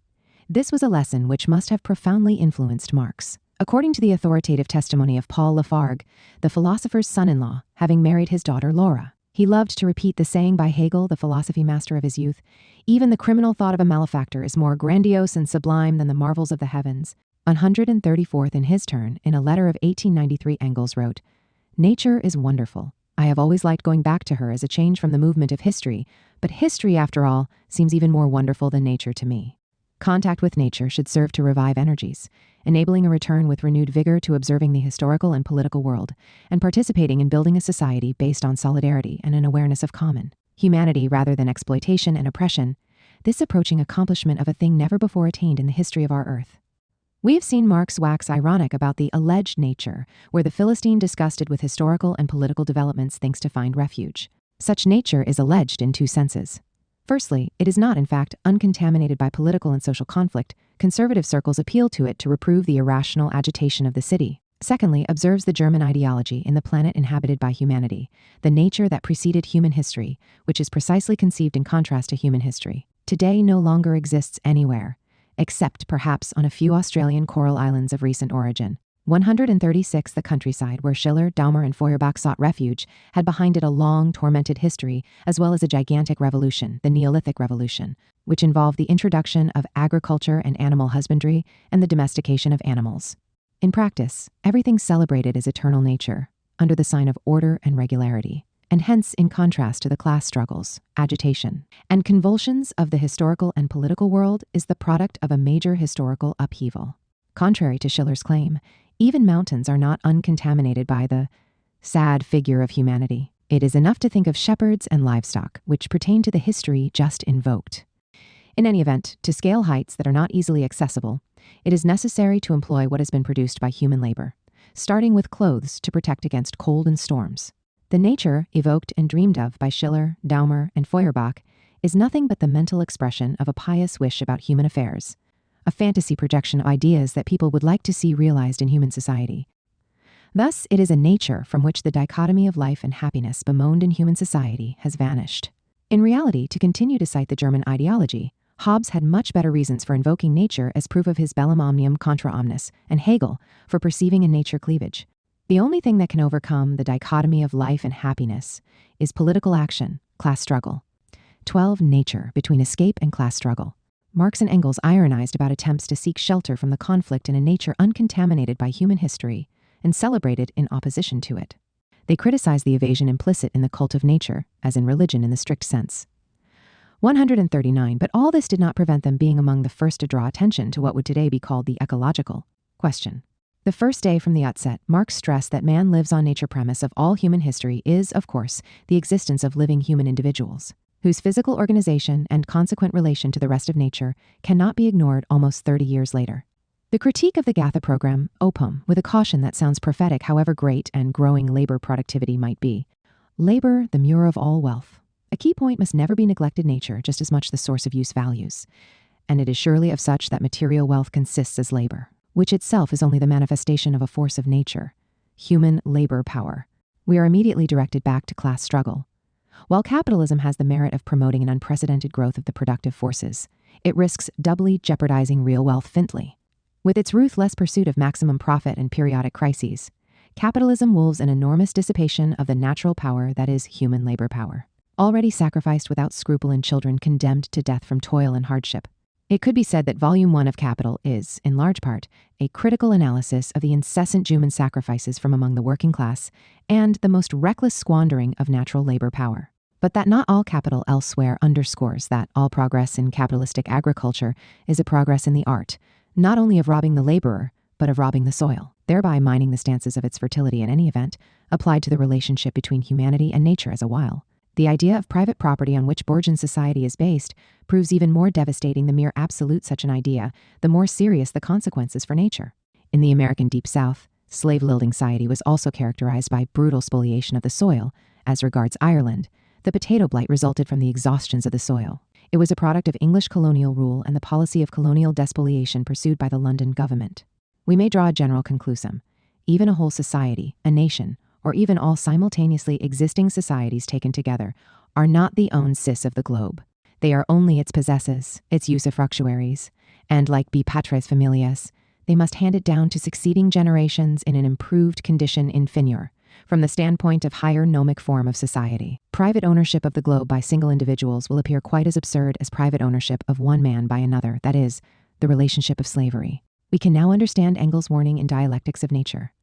We by no means rule over nature like a conqueror over a foreign people, like someone standing outside nature. But we, with flesh, blood, and brain, belong to nature and exist in its midst.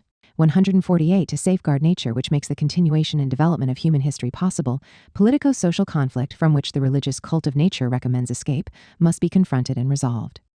Appeals to look to nature for a place that transcends societal disagreements and contradictions are a distorting, mystificatory expression of the very conflict they vainly seek to repress. But let us nevertheless try to take such appeals seriously. We should first of all remember that the worker never gets the slightest glimpse of nature in his large town with his long working hours. 149. Besides, the nature present in the working people's quarters of urban centers affords a desolate spectacle.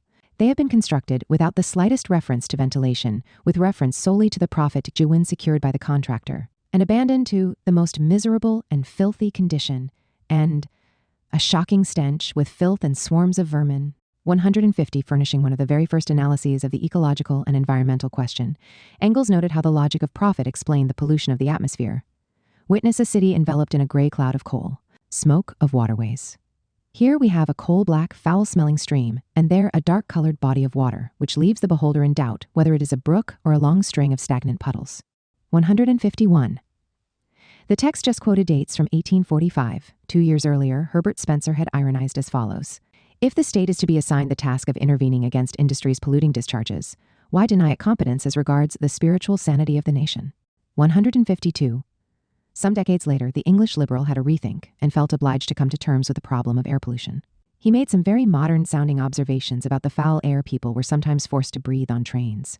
But it is always and only individuals who appear on stage, and the problem is treated without any reference to factories and industrial locations or rivers, lakes, and the natural environment. The conflict emerges when gentlemen, or rather, men who think themselves gentlemen, smoke in other places than those provided for smokers. 153 classes and class struggle are as absent as ever.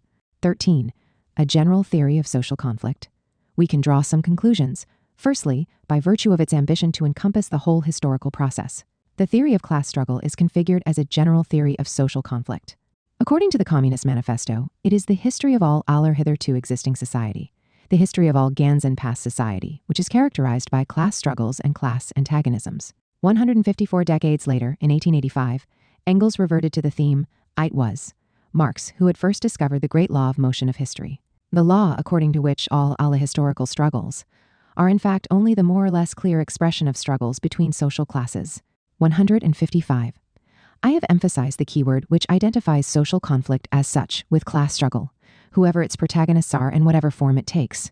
Secondly, effecting a radical epistemological break with naturalistic ideologies, the Marxian theory of class struggle situates social conflict on the terrain of history.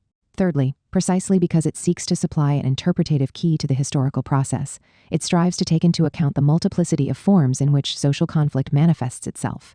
With this italic, I intend to signal a preliminary problem.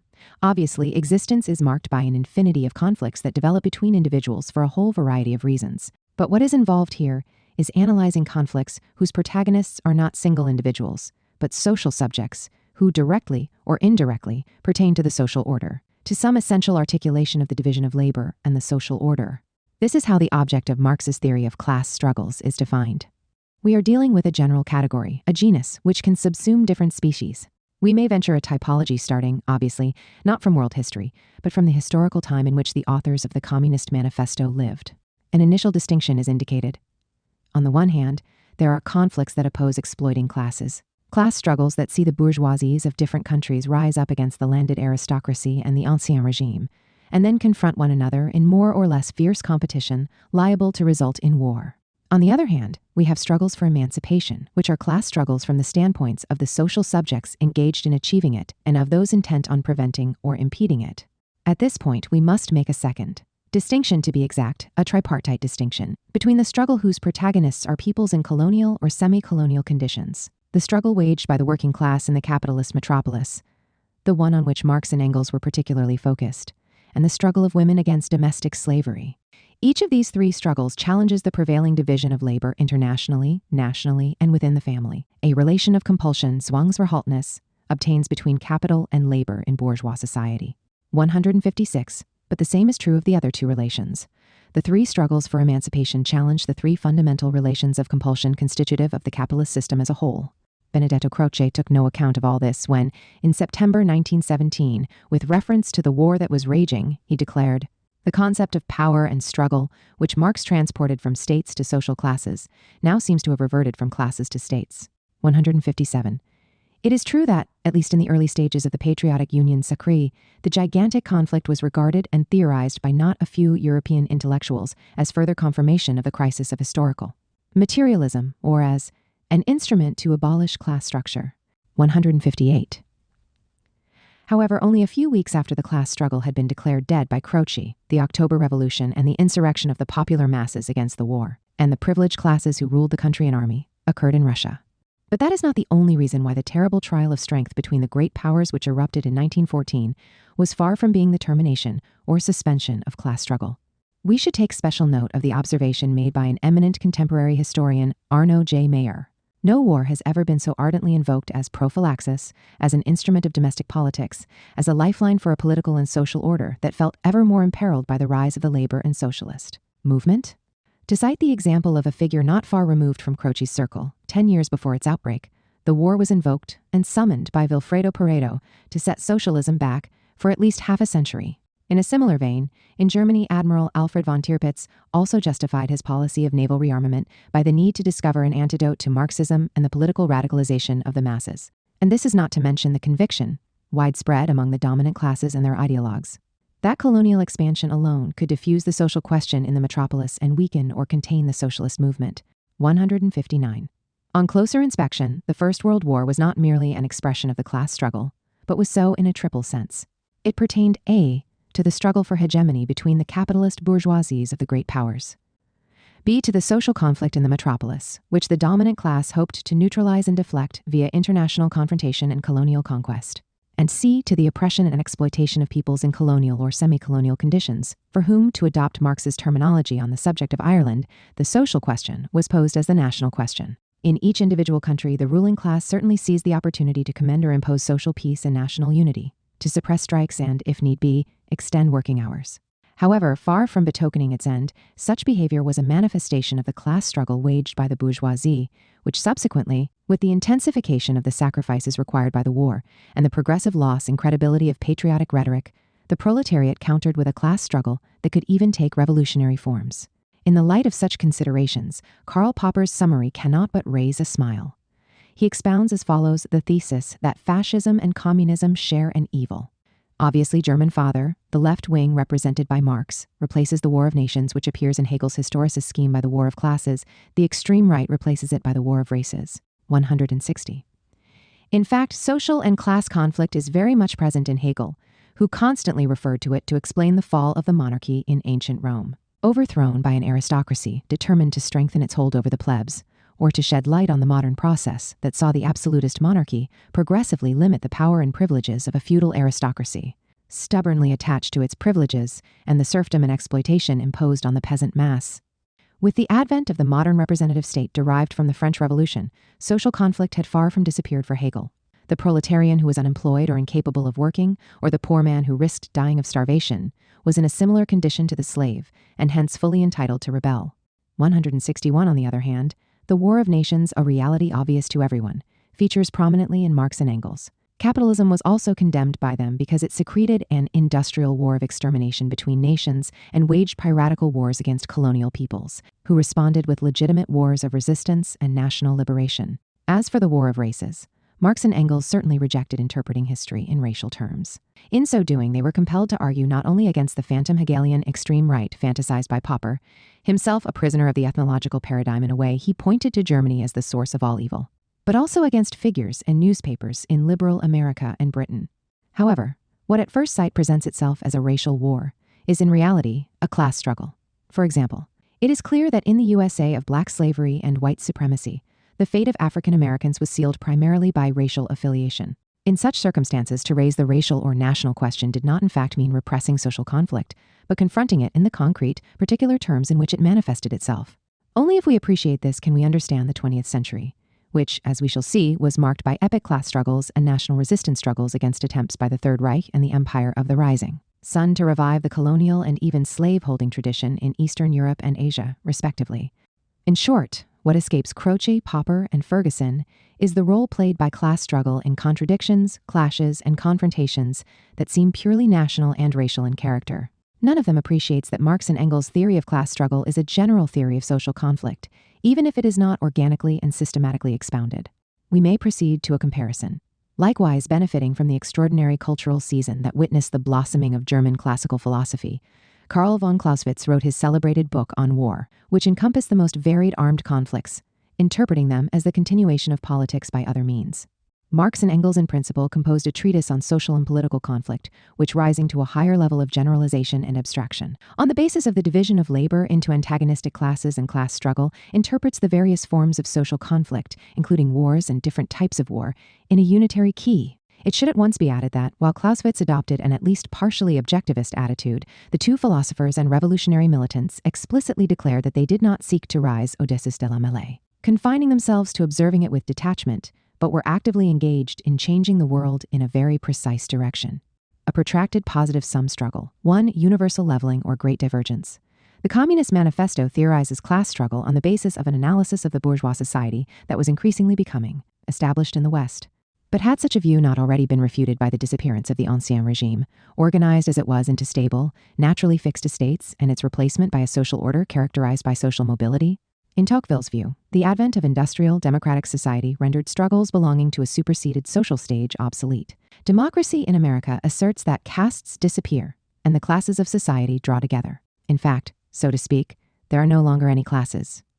At least as regards the West, they belong to the past.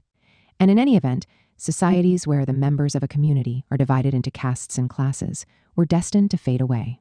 This was not a prediction formulated solely with a view to the USA, a country without a long feudal past behind it.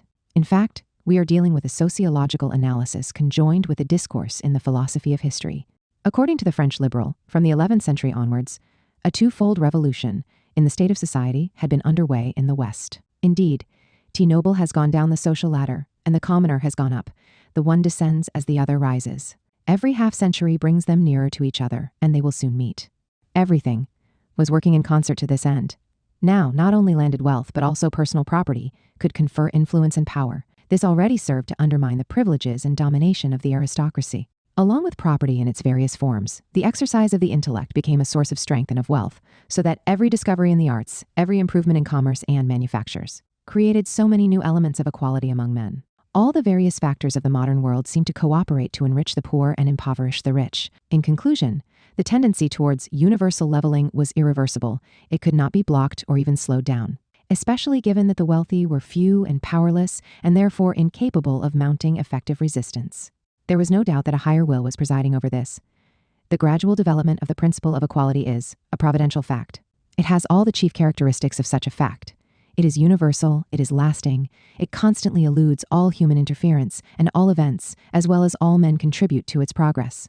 The passages I have just cited are from volumes 1 and 2 of Democracy in America, and thus date from 1835 and 1840, respectively. In subsequent years, with his focus on France and Britain, Tocqueville drew a significantly different picture. Equality is gradually extending its dominion everywhere except industry, which is organized in an ever more aristocratic and hierarchical form. A relationship of strict dependency bound the wage worker to the employer. As regards both power relations and the distribution of social wealth, equality was far off. The organized forces of a multitude produce for the benefit of one man. In sum, here the slave, there the master, here the wealth of a few, there the poverty of the overwhelming majority. Lying in wait were slave wars. 3 initially ignored, the reality of social classes, and social classes ready to square up in a trial of strength, makes its abrupt appearance. Now it is no longer equality, but precisely inequality that has been sanctioned by a higher will, as emerges from the polemic against the economic and political theories which would have us believe that human misfortunes are the effects of laws and not of providence, and that poverty can be abolished by changing the social order. However, publishing the 12th edition of Democracy in America immediately after the Revolution, Tocqueville reiterated the viewpoint expressed 15 years earlier about the irresistible and providential character of the march of equality in the USA and the West as a whole. But how can the thesis of the impoverishment of the wealthy and enrichment of the poor be reconciled with the warning against social polarization so stark as to elicit fears about the eruption of slave wars? It remains the case that the French liberal refused to query the view that universal leveling was impending in the West. Initially ignored and then occasionally conceded, the reality of classes and class struggle was now in a sense repressed. In fact, this repression, manifestly prompted by a political concern to cushion and contain the resentment of the subaltern classes, sounds like an involuntary confirmation. The surviving power of wealth, notwithstanding the eclipse of the Ancien regime, was also clearly underestimated by J.S. Mill, who in 1861 expressed concern that seems very strange today. He feared that with the extension of the suffrage, the working classes, much more widespread and numerous in Britain and Europe than the USA at the time still scarcely industrialized, might win an electoral majority and utilize it for the purposes of substituting the class ascendancy of the poor for that of the rich. The government of the numerical majority would end up enacting class legislation in the sense that it would sanction collective despotism, or the uncontested power of a majority of the poor over a minority of the wealthy. To avert this danger, Mill recommended plural voting by those deemed more intelligent and those who performed more demanding tasks, for example, entrepreneurs. This would enable the rich to preserve a presence, albeit an exiguous one, in representative bodies. The English liberal reached the same conclusion as Tocqueville: the wealthy person was now isolated and impotent. Hence, the class struggle of the proletariat was either superfluous or a harbinger of disaster. Although entangling himself in serious contradictions, Tocqueville prophesied the advent of universal leveling in the West. At the same time, he registered and rejoiced at the gulf being created between the West and the rest of the world. The relationship that made a few million men, Westerners, the rulers of their whole species, was manifestly preordained in the provisions of Providence. Similarly, while he cautioned against a process of democratization so far advanced in the West as to condemn wealth to isolation and impotence, Mill celebrated the vigorous despotism exercised internationally by the West and its dominant classes. Far from being negative, this relationship of extreme inequality must be extended to embrace the whole globe. It is already common and is rapidly tending to become the universal condition of the more backward populations to be held in direct subjection by the more advanced. The extremely unequal relationship prevailing internationally did not only concern the distribution of political and military power. Tocqueville wrote, "The discovery of America opened 1,000 new paths to fortune and led obscure adventurers to wealth and power." The same motivation might impel French citizens to transfer to the colonies, and, in particular, Algeria. To get inhabitants to come to such a country, it is first of all necessary to offer them great opportunities to make their fortune. The most fertile and best irrigated land must be reserved for them. In this way, colonial expansion in America and Algeria generated remarkable social mobility, opening up access to wealth even to individuals of popular extraction, thereby confirming the process of universal leveling. But this was only one side of the coin. It was the French liberal himself who acknowledged that, as a result of the process of colonization, the Arab population in Algeria was literally dying of hunger, while the Native Americans were on the point of being wiped off the face of the earth. 11, that is, if it reduced inequalities in the metropolis and within the white community, the enrichment of adventurers and colonists created an ever wider gulf between conquistadors and subject peoples. Constantly and exclusively adopting the standpoint of the Christian world or the West, Tocqueville did not appreciate the nexus between these contradictory aspects of a single phenomenon and was never induced to problematize his view of the irresistible march of equality of conditions and the disappearance not only of castes but also of classes. The Communist Manifesto seems to answer the two liberal authors. The modern bourgeois society that has sprouted from the ruins of feudal society has not done away with class antagonisms. It has but established new classes, new conditions of oppression, new forms of struggle in place of the old ones. 12 indeed, with voting rights having been obtained by the popular masses and the abolition of censitary discrimination, wealth lost its immediate political significance, but could henceforth precisely celebrate its triumph. Mass poverty now pertained to a private sphere where public power had no right to intervene. This was a triumph which the capitalist bourgeoisie could also celebrate internationally, giving impetus to colonial expansion and enslaving and decimating entire populations.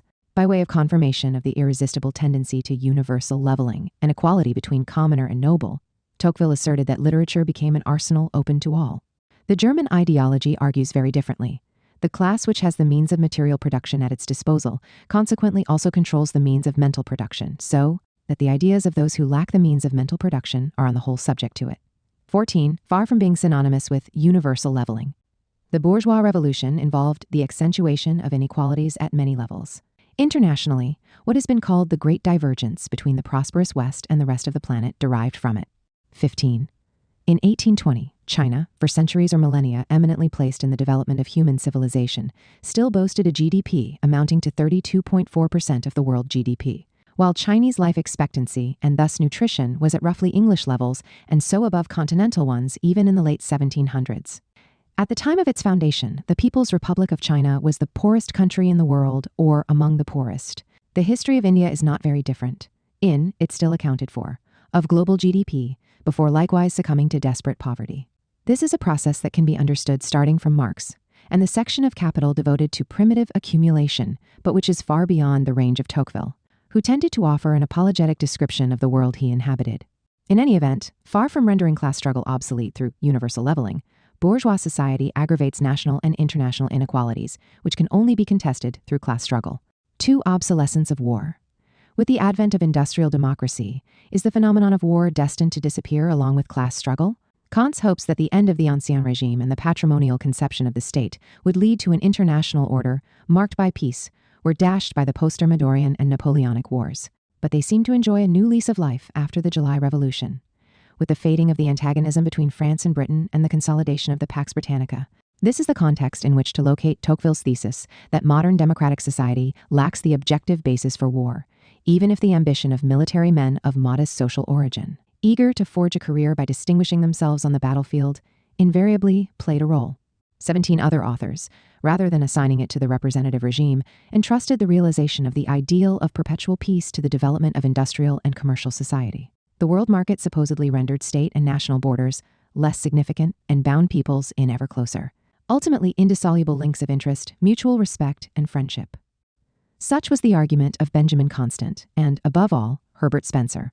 At times, the Communist Manifesto betrays the influence of this discourse. National differences and antagonisms are daily more and more vanishing, owing to the development of the bourgeoisie, to freedom of commerce, to the world market, to uniformity in the mode of production, and in the conditions of life corresponding thereto. It seems to attest to a waning of the phenomenon of war in the wake of the development of capitalism, without having to wait for communism. In proportion as the antagonism between classes within the nation vanishes, the hostility of one nation to another will come to an end. On the other hand, it is the manifesto which, as we know, rejects the harmonious vision of what would today be called the process of globalization. A similar oscillation runs through a speech made by Marx in Brussels in January. Free trade tears down the few national barriers which still restrict the free development of capital, leaving space for nothing but the antagonism of proletariat and bourgeoisie, which paves the way for the social revolution. However, the same speech contains the assertion that free trade accentuates contradictions internationally as well. We have shown what sort of fraternity free trade begets between the different classes of one and the same nation. The fraternity which free trade would establish between the nations of the earth would not be more real. To call cosmopolitan exploitation universal brotherhood is an idea that could only be engendered in the brain of the bourgeoisie. 20. This became Marx and Engels' settled view. Only a few months later, the Neue Rheinische Zeitung criticized Arnold Rouge for not having understood that the phenomenon of war did not, in fact, disappear with the feudal regime. Rather than being natural allies, countries where the bourgeoisie was dominant were divided by ruthless competition, the outcome of which could be war. Such competition also aimed at despoliation of colonial peoples. Notwithstanding Spencer's contrary opinion, the advent of industrial capitalist society did not betoken the disappearance of war as a tool of enrichment. It sufficed to glance at piratical wars and piratical expeditions against China, Cochin China, and so forth. 22. Far from being synonymous with peaceful development, capital subsequently stressed, the capitalist system involved brute force, conjoined. With wars of enslavement and even extermination against barbarians were rivalry and conflict in the civilized world between the great powers, who were the protagonists and beneficiaries of colonial expansion and despoliation. Overall, what characterized capitalism was the commercial war of the European nations with the globe for a theater. It begins with the revolt of the Netherlands from Spain, assumes giant dimension in England's anti-Jacobin War, and is still going on in the Opium Wars against China, etc. The commercial war of the European nations recalls the industrial war of extermination between nations, alluded to by the manifesto. In any event, the historical period from the emergence of Holland, the first country to shake off the yoke of the Ancien regime, to the rise of liberal and imperial Great Britain, was quite the reverse of a prelude to the advent of perpetual peace. For war to be eradicated, it was not enough for one exploiting class to replace another. As in the bourgeois revolution, the system of exploitation and oppression, domestic and global, must be eliminated in its entirety.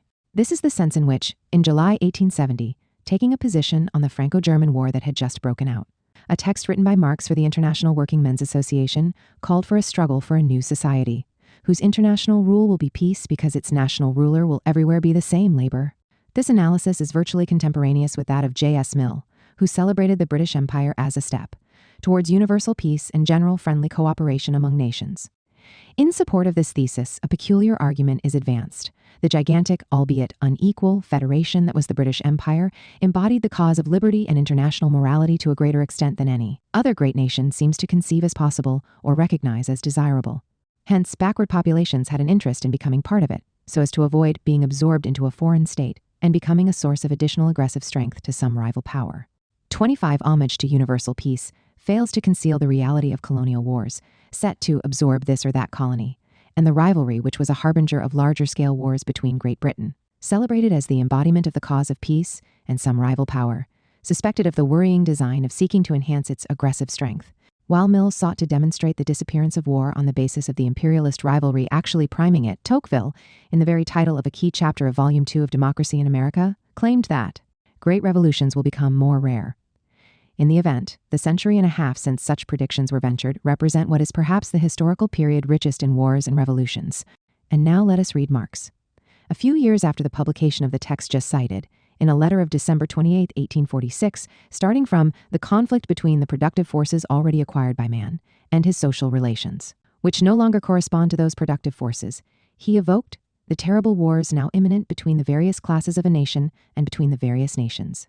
Shortly thereafter, the Communist Manifesto discerned on the horizon either proletarian revolutions or bourgeois revolutions, liable to be transformed into proletarian revolutions, or agrarian revolutions, as a precondition of national emancipation, against an order that exuded violence not only because it was based on social and national oppression, but also because it secreted the danger of competition between the various capitalist bourgeoisies issuing in a catastrophic confrontation. On the basis of the theory of class struggle, Marx was in a sense able to foresee the upheavals of the 20th century. 3. An eternal conflict between masters and slaves? Adequately to understand Marx's theory of class struggle, it is not enough to distinguish it from the thesis of those who regard the end of the Ancien regime as the start of the disappearance, or dramatic reduction, of socio-political conflict at home and abroad. In a famous letter of March 5, 1852, Marx observed, "As for myself, I do not claim to have discovered either the existence of classes in modern society or the struggle between them." In their different ways, bourgeois historians and economists had spoken of it long before him. The true novelty of historical materialism lay in its assertion of the historically determinate and transient character of societies based on class struggle and class domination. 28. The date is the mid-19th century. In the light of subsequent developments, we might undertake a comparison with other authors. While the Communist Manifesto referred to class struggles, Nietzsche likewise saw a struggle between estates and classes, Stände und Klassenkampf, unfolding in history. 29. While the authors of the manifesto repeatedly compared and juxtaposed modern wage slavery with black slavery, on several occasions both Nietzsche and across the Atlantic, the ideologues of the slaveholding South argued in a similar vein, with a view to demonstrating the inanity of the abolitionist project. If, in Marx and Engels' view, capitalist society had substituted modern slavery for medieval serfdom, which had in its time supplanted the slavery proper of classical antiquity, for Nietzsche in Europe and the Southern ideologues in the USA, the servile subjection of labor was an essential, ineliminable foundation of civilization. In the words of arguably the most illustrious of them, John C. Calhoun, "I hold, then, that there never has yet existed a wealthy and civilized society in which one portion of the community did not, in point of fact, live on the labor of the other. There is and always has been, in an advanced stage of wealth and civilization, a conflict between labor and capital." 30. Struggle between estates and classes, the permanence of slavery even in a social order that has formally abolished it, conflict between labor and capital, the conceptual analogies do not stop there. In Nietzsche, we find two more key categories of Marxian discourse. He refers to the surplus labor, Mehrarbeit, extracted from slaves and workers who are thereby subject to exploitation, Ausbeutung. Where then are the differences? In the theorist of aristocratic radicalism, the extortion of surplus labor and exploitation are the expression of a general, irrepressible tendency of natural and social reality, of life as such. It should be added that in Marx and Engels, not only can slavery in all its forms be overcome, but these forms are not equivalent. Already in an early writing, The Holy Family, they criticized the Jacobins for having confused the real slavery, wirkliches Sklaventum of the ancient world, with the emancipated slavery, emancipiertes Sklaventum, of the modern world. The adjective certainly does not cancel the substantive, and yet is not devoid of significance either. We subsequently saw the poverty of philosophy denouncing the, as it were, masked slavery prevalent in Europe. The mask referred to here is like the appearance shine referred to in Hegel's logic, 33, which expresses a level of reality, albeit a superficial one. We can now understand why, on the outbreak of the American Civil War, Marx and Engels took a clear position in favor of the Union. From the outset, they urged it to wage a revolutionary war against the South to abolish black slavery. And yet in the North, the slavery to which wage labor was subjected was alive and well. The slavery to which capital, taking up the declaration of the General Congress of Labor at Baltimore, defined as capitalistic slavery. The fact is that the indirect slavery, indirect sclavery of whites in Britain was not the same thing as the direct slavery, direct sclavery of the black men on the other side of the Atlantic. The direct forced labor imposed on the slave could not be equated with the indirect economic coercion to which the wage worker, the at least formerly free laborer, was subject. 36. In fact, when the Civil War exploded in the USA, and there was no shortage of sympathizers with the South in Europe, Marx was concerned to avoid any ambiguity. Shelving traditional denunciation of the indirect slavery inherent in the capitalist system, he repeatedly called for a struggle to defend the system of free labor against the system of slavery. 37.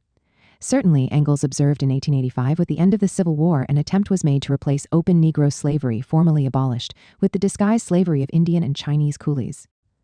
38.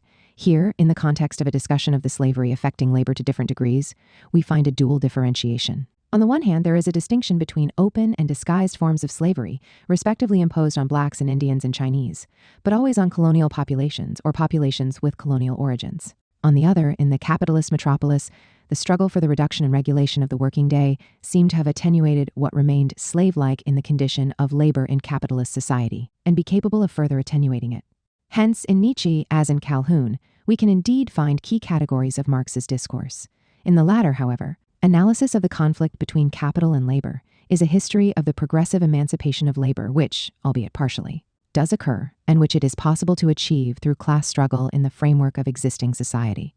In Nietzsche, by contrast, the conflict is schematically reduced, sometimes in a heavily naturalistically sense, outside any concrete historical dialectic, to the antagonism eternally pitting masters and slaves against one another. Consequently, the class struggle of those who are subject to slavery in its ancient or modern, open or disguised form, the revolt of a barbaric caste of slaves, cannot accomplish any real emancipation, but only mean disaster for civilization, the proletariat, class interest, and its transcendence. In Marx and Engels, not only is there no eternal clash between masters and slaves, but the latter, definitively abolishing social relations based on domination and exploitation, create an order which, from a strategic perspective, yields richer, more fulfilling forms of existence for the ex-masters as well. Let us first see what happens to the development of the productive forces by terminating the crises of the overproduction characteristic of bourgeois society. The socialist revolution promotes the development of the productive forces. The proletarian is the first, most direct beneficiary of the supersession of a system that seeks to transform him or her into an ascetic but productive slave, 39%. But she is not the sole beneficiary of the overall growth in social wealth. Of particular importance is what occurs intellectually and morally. The economic and philosophical manuscripts of 1844 stress that the capitalist system involves the dehumanization of the agents of the exploitation of labor. Production does not simply produce man as a commodity, the human commodity, man in the role of commodity. It produces him in keeping with this role as a mentally and physically dehumanized being. Immorality, deformity, and dulling of the workers and capitalists. Along with the exploited, the process of stupefaction and commodification ends up engulfing the exploiters themselves. This is a thesis reiterated in the Holy Family. The propertied class and the class of the proletariat present the same human self-estrangement, but the former class feels at ease and strengthened in this self-estrangement. It recognizes estrangement as its own power and has in it the semblance of a human existence. The latter feels annihilated in estrangement. It sees in it its own powerlessness and the reality of an inhuman existence. Although primarily and especially afflicting the worker, who is less than a human being to the bourgeois, and who is exploited and used as mere material, a mere chattel, the processes of impoverishment of social relations and reification invest capitalist society as a whole. People regard each other only as useful objects. No one, not even the bourgeois, is spared. It is not a thesis restricted to the early works. In describing the horror of primitive capitalist accumulation, Capital invites readers to see what the bourgeoisie makes of itself and of the laborer, wherever it can, without restraint, model the world after its own image. The capitalist master is rooted in that alienation process and finds in it his absolute satisfaction, whereas the worker, as its victim, stands from the outset in a relation of rebellion towards it and perceives it as a process of enslavement, nektangsprocess. Once victory has been obtained, however, the worker's rebellion ends up liberating the capitalist boss himself from alienation. This also applies to individual reforms imposed by the workers' class struggle in bourgeois society. In some respects, the reduction of the working day may prove beneficial for those who do everything in their power to prevent it. Let us read Capital with suppressed irony, and in very well-weighed words, the factory inspectors hint that the actual law also frees the capitalist from some of the brutality natural to a man who is a mere embodiment of capital, and that it has given him time for a little culture. In other words, if the proletariat has a material interest as well as an intellectual and moral one in overthrowing capitalist class rule, individuals and sections of the exploiting class itself could develop an intellectual and moral interest in being rid of the existing order. This is a point stressed above all by Engels, who was himself a capitalist. To be precise, he suggested that the more far-sighted bourgeois could have an interest in the transformation of society that goes beyond the intellectual and moral level proper. Take the consequences in England of the terrible degradation of working class and popular districts, which were structured like ghettos. Attempts were made to conceal from the eyes of the wealthy men and women of strong stomachs and weak nerves the misery and grime which form the complement of their wealth. But however sophisticated this hypocritical plan, this shameful method of construction, it could not erase the disfigurement of the urban landscape, which remained an eyesore for everyone. 46. Working class and popular districts' ghettos were also repugnant when it came to hygiene and hence were liable to epidemics. With the spread of cholera in Manchester, a universal terror seized the bourgeoisie of the city. People remembered the unwholesome dwellings of the poor and trembled before the certainty that each of these slums would become a center for the plague, whence it would spread desolation in all directions through the houses of the propertied classes. Although reserving its most serious consequences for the workers massed and confined in factories and unhealthy districts, the logic of capitalist profit wreaked general devastation. This also applied to other aspects of social existence. No one should be indifferent to the polarization of wealth and poverty inherent in bourgeois society. It was the source of the social war, the war of each against all and general insecurity, which placed every man's house in a state of siege. In this case, too, the existing social order involved negative consequences for the dominant class itself. But to what extent could individual members of the capitalist bourgeoisie be held responsible, having drawn attention to the ruinous consequences for the proletariat of the unbridled hunt for profit, premature death, torture of overwork, etc.? Capital feels the need to add. Looking at things as a whole, all this does not indeed depend on the good or ill will of the individual capitalist.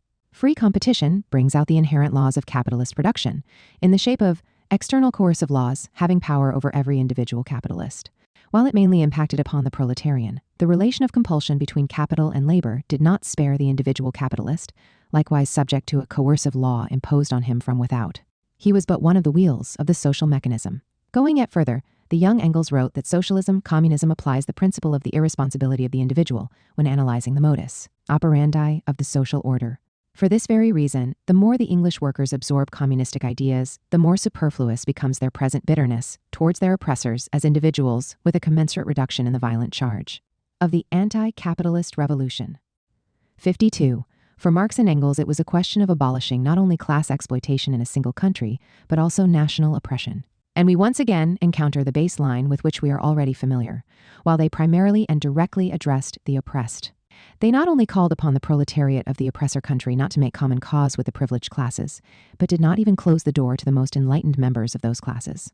We shall find the thesis that a people which oppresses another people is not free repeatedly formulated. Like the social war inside a country, a fortiori the latent or open state of war between peoples induces a more or less general state of emergency, and hence a restriction of liberty for the oppressor too. So it is the overwhelming majority of humanity that has an interest in the impending social revolution. The sections and members of the exploiting class and oppressor nation, most inclined to theoretical study and moral reflection, are invited not to lose sight of the grave practical drawbacks and general human devastation created by the social system, of which they are nevertheless beneficiaries in immediate material terms.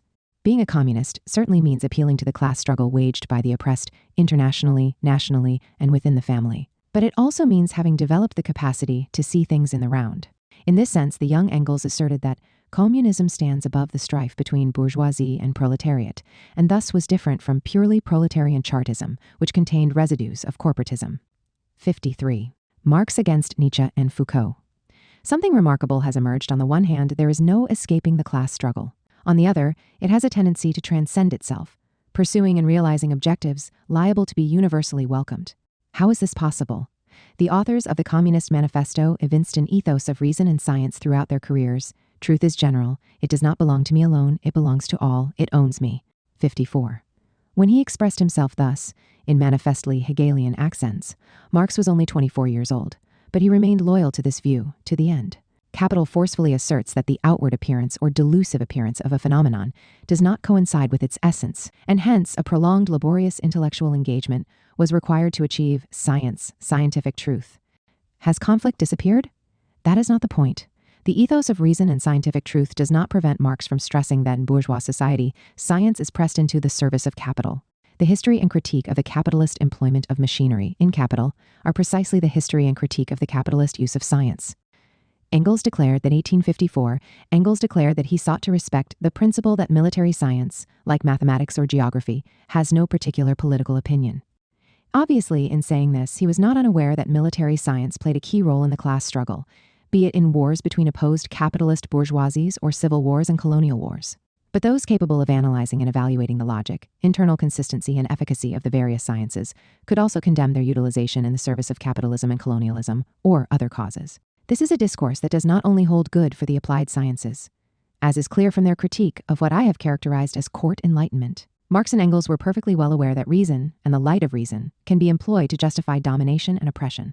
However, this can be highlighted and refuted only through a new, more cogent and compelling recourse to reason and the light of reason. In other words, we are dealing with a critique of enlightenment very different from that which has found expression in our day in Hans-Georg Gadamer. He writes, "The fundamental prejudice of the Enlightenment is the prejudice against prejudice itself, which denies tradition its power." 58. In this way, Gadamer equates two very different attitudes. Appealing to reason and submitting to its control, Enlightenment prejudice is capable of challenging itself, not so anti-Enlightenment prejudice. Reason can understand what is rational in prejudice and how much. Prejudice. There is in the historically and socially determinate forms taken by reason. Prejudice is incapable of an analogous operation. It refuses to submit itself, and the tradition to which it pertains, to the authority of reason. While for Gadamer, everything is affected by prejudice, for Nietzsche, everything is profoundly marked by conflict. No cultural expression can claim an even relative and partial autonomy. Take the science of physics. The attempt to discover in nature regularity, law, equality, the alleged conformity of nature to law, goes hand in hand with alleged equality before the law, which governs the judicial order deriving from the fall of the Ancien regime. This is a nice example of ulterior motives, disguising once again the plebeian hostility against everything privileged and aristocratic. Ultimately, to cry "long live natural law" in the manner of physicists is merely another way of crying "ni Dieu, ni maître" in the manner of anarchists. Indeed, modernity and the reason cherished by it are characterized by resistance to every special claim, special right and privilege. 59. The interpretation of philosophical and scientific arguments in an anti-aristocratic key is thus not as new as it might first seem. Let us glance at the intellectual tradition behind Marx. It was Kant who noted that rigorous universality, peculiar to reason, precluded any exception. In his turn, Hegel asserted that philosophy, as the science of reason, on account of the universal mode of its being, and in accordance with its nature, is a science for everyone. Granted the different opposite value judgment, Nietzsche concurred with this thesis. He was not wrong to stress that the syllogism dear to Socrates is apparently merely a formal rule of discourse that does not pursue particular political objectives. In reality, however, inherent in recourse to the syllogism, to logical, rational discourse in which all human beings can participate, and which is thereby distinguished from the esoteric, aristocratic revelation of a sapient truth, is the lethal plebeian knife thrust. That is to say, the syllogism, or logical rational discourse, is not politically more pure than sapient discourse. A comparison of these two types of discourse yields the same result as emerged from the contrast between two different types of prejudice, enlightenment and anti-enlightenment. Logical rational discourse is capable of refuting itself and understanding what might be valid in another kind of discourse. Sapient discourse is incapable of any such operation. Not coincidentally, in order to measure up to Socrates polemically, Nietzsche lapses into a performative contradiction. He seeks to demonstrate the beneficent character of aristocratic privilege by himself resorting to logical argument, which by definition places all interlocutors on the same level and excludes any privilege. Availing himself of logical rational arguments, the champion of aristocratic radicalism, in a sense, discredits sapient discourse and makes the plebeian knife thrust he condemns in Socrates. If Nietzsche runs into a blatant performative contradiction, how can Marx and Engels combine an ethos of class struggle with an ethos of reason and science? Reason can certainly be employed to justify privilege, domination, and oppression. Yet, as Nietzsche recognizes, inherent in it is the tendency to assert relations of equality, and hence to delegitimize privilege, domination, and oppression. Emancipatory class struggle and reason have a tendency to converge. In addition, far from being the eternal clash between masters and slaves referred to by Nietzsche and Calhoun, class struggle involves constant developments and mutations. The result of this is what might be defined as processes of objectification. Although manifestly bound up with certain forms of social development, observes Marx, Greek art and epic poetry still give us aesthetic pleasure and are in certain respects regarded as a standard and unattainable model. The political and social conflicts that inspired these masterpieces are now in the past. Not only does aesthetic enjoyment remain, however, but men and women from the most diverse social backgrounds and political positions partake of it, or tend to. A process of objectification has occurred. This does not apply only to art. The Ptolemaic vision of the universe was refuted and defeated during a bitter ideological confrontation. Yet even the heirs of those who condemned Galileo some centuries ago wound up identifying with heliocentrism. What has just been observed of the Ptolemaic system might easily be extended to the so-called donation of Constantine, the alleged testament of the Roman emperor, which legitimized the temporal power of the Catholic Church, is no longer taken seriously even by those most loyal to the Catholic Church. We might argue in similar fashion for the Socratic syllogism and science of physics targeted by Nietzsche. In our day, however aristocratic, and however great its admiration for the philosopher of aristocratic radicalism, a political movement or government may affect an air of superiority towards the plebeianism of the syllogism. But it will find it difficult to banish physical science as anarchical. We might sum up Marx's viewpoint, thus everything is prey to conflict, but not in the same way, and in any event, not in a way that is immutable over time. However, we must go further if we wish to understand the relationship between reason and power, established by the champion of aristocratic radicalism on the one hand, and the theorist of emancipatory class struggle on the other. Over and above reason, the former sought to challenge the concept of man as such. There is not and cannot be a community of the concept and reason, because there is not and cannot be a human community in the true sense. The condemnation of the plebeianism, inherent in logical science, as in physical science, goes hand in hand in Nietzsche with a nominalist deconstruction of the universal concept of man, with a critique of the bloodless abstraction man, that general pale fiction. 64, with affirmation of the thesis that most are no one and cannot be subsumed under the category of man or the individual, given that they are bearers, tools of transmission, exactly like Aristotle's slaves. 65%. The opposite is true for Marx. The ethos of the community of the concept and reason goes hand in hand with the ethos of human community, which is the inspiration for emancipatory class struggle. Those one thinks particularly of Michel Foucault, who have discovered a more radical critique of domination in Nietzsche than Marx, who supposedly stopped halfway, as demonstrated by his genuflection to reason and science, argue in mistaken and misleading fashion. In reality, in the theorist of aristocratic radicalism, the non-transcendability of conflict through reason ultimately refers to the irreparable naturalistic rift splitting the human community into masters and slaves, successes and failures. Marx and Engels' attitude to the relationship between class struggle and reason proves all the more persuasive if we glance at the history of the political movement inspired by them.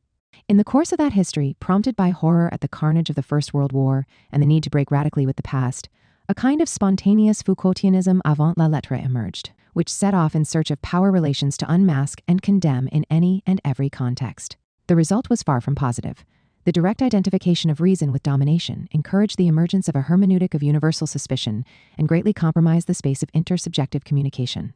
Ignoring its argumentative basis and logical structure, it interpreted any proposition as an expression of class struggle.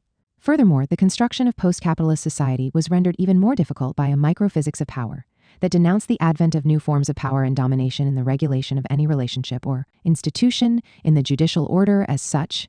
This basically anarchistic attitude created an enormous void, without rules, which could only be filled by direct violence and the indefinite continuation of the direct violence contained in the revolution. Class struggles and struggles for recognition. One, redistribution or recognition. Emancipatory class struggle tends to transcend the interests of the exploited and oppressed who engage in it.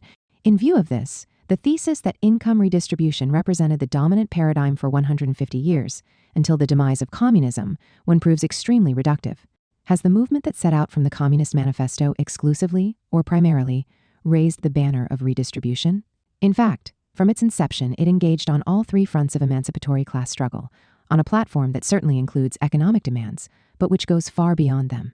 When founded, the International Working Men's Association declared itself in favor of the liberation of oppressed nations. As to the political and social emancipation of women, with the defeat of their exclusion from political rights and the liberal professions, and with the end of domestic slavery, I shall confine myself to referring to something that speaks volumes.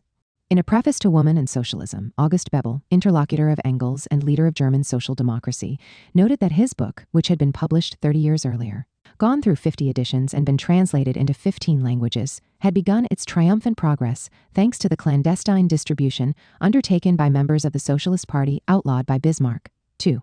The feminist movement was bound by multiple ties to the labor movement. If we focus on the latter, it is hard to understand its tenacious struggle to abolish censitary discrimination exclusively by reference to the paradigm of redistribution. The latter is likewise of little help when it comes to analyzing the commitment of the International Working Men's Association to the emancipation of African American slaves and Lincoln's war on the slave-holding South. The North's naval blockade of the secessionist South made it impossible to export cotton to Britain, resulting in a serious crisis in the British textile industry, mass redundancies, and reductions in working hours and already meager wages. Even so, Marx pointed to the workers' determination to counter the measures taken by the industrialists, but especially their support for the Union's struggle to put down the slave owners' rebellion, and their mass mobilization to prevent the British government supporting the Confederacy militarily or even diplomatically as an expression of a mature class consciousness, and celebrated it. On closer inspection, the paradigm of redistribution is unable to even adequately explain working class struggles at the point of production. Along with low wages or hunger, the Communist Manifesto denounces the despotism practiced by the boss. and the chains which the workers are summoned to break at the end of that text are, in the first instance, those of the slavery imposed by bourgeois society. We are dealing with a struggle demanding liberty inside the factory and outside it. One thinks of the agitation, conducted clandestinely, to abolish the anti-socialist legislation enacted by Bismarck, who was targeted even though he was the initiator of the welfare state. Dissatisfied by the paradigm of redistribution, I happen upon a text by the young Engels, used by Marx as a draft for the Communist Manifesto. Indeed, Principles of Communism, to which I am referring, suggests an alternative paradigm. The slave is sold once and for all, the proletarian has to sell himself by the day and by the hour. Being the property of one master, the individual slave has, since it is in the interest of this master, a guaranteed subsistence, however wretched it may be. The individual proletarian, the property, so to speak, of the whole bourgeois class, whose labor is only bought from him when someone needs it, has no guaranteed existence. The slave is accounted a thing, not a member of civil society. The proletarian is recognized anarchant, as a person, as a member of civil society. Thus, the slave may have a better subsistence than the proletarian, but the proletarian belongs to a higher stage of development of society, and himself stands at a higher stage than the slave. Applied to the proletarian, the key phrase is recognized as a person, although prey to an insecurity not experienced by the slave, making survival difficult. The proletarian does not have to endure the total reification of someone regarded and treated as a commodity like all the rest. The relative economic advantages the slave might enjoy count for little or nothing, compared with the first modest result achieved by the proletarian in his or her struggle for recognition. The liberal tradition interprets class struggle in reductionist and vulgarly economistic terms. Relying on the conceptual couple liberty, equality, it has assigned itself jealous, disinterested love of liberty and branded its opponents as vulgar, envious souls, motivated solely by material interest and the pursuit of economic equality. This is an intellectual tradition that issues in Hannah Arendt, according to whom Marx was the theorist of the abdication of freedom before the dictate of necessity and champion of the view that the aim of revolution was material abundance, not freedom. Concrete commitment to the emancipation of women in oppressed nations, readiness during the American Civil War to support the heaviest material sacrifices to help break the chains imposed on African Americans. Determination to abolish modern wage slavery, along with slavery proper. The daily struggle against the boss's despotism in the factory and Bismarck's legislation suppressing freedoms. All this is forgotten in an interpretation notable more for political and ideological passion. These were the years of the Cold War, than philological and philosophical rigor. 2. A widespread demand for recognition. The summons to comprehensive class struggle issued by Marx and Engels came at a historical moment when the request, the demand, for recognition advanced by those who, in one way or another, felt themselves subject to exclusion clauses injurious to their human dignity, became ever more widespread.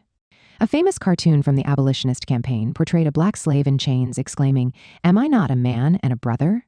It was published by the English journal Punch In, the same year that Marx wrote the economic and philosophical manuscripts, which are profoundly marked by an ethos of humanity and the dignity of man. Lying behind all this was the experience of the Black Slave Revolution on Santo Domingo in the late 18th century, which, in the words of its leader, Toussaint Louverture, invoked the absolute acceptance of the principle that no man, born red, i.e. mulatto, black, or white, can be the property of another. However modest their condition, human beings could not be confused with animals, as happened in the slave system. Even before then, Condorcet had reprehended the fact that the American colonist forgets that the blacks are men. He has no moral relationship with them. For him, they are simply objects of profit. And, directly addressing the slaves, the French philosopher wrote as follows, "Dear friends, although I am not the same color as you, I have always regarded you as my brothers. Nature has fashioned you to have the same spirit, the same reason, and the same virtues as white men. I am only speaking here of white men in Europe, for when it comes to those in the colonies, I shall not insult you by comparing them with you. Were one to set off in search of a man on the islands of America, he would certainly not be found among those with white flesh." 9. The French philosopher responded to the dehumanization of the black slave by the white owner by excluding the culprit from the human race in principle. As we can see, the controversy revolves around inclusion or non-inclusion. In the category of man, we are dealing with a struggle for recognition. Engels adopted a not dissimilar attitude when, in 1845, he analyzed and denounced the condition of the working class in England.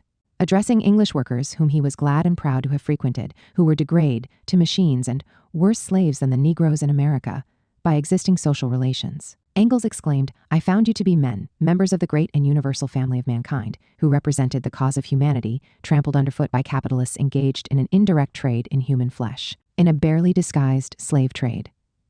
The attitude adopted by someone about to become Marx's close and inseparable collaborator affords a kind of historical and theoretical balance sheet of the struggle underway, whose protagonists were the subaltern classes. They had long been regarded by the dominant ideology with a contempt that was in a sense racial.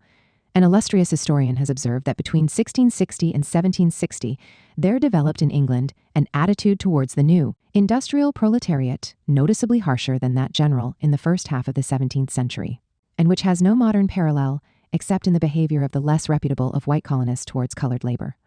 In reality, this was a phenomenon extending far beyond the spatial and temporal confines just indicated.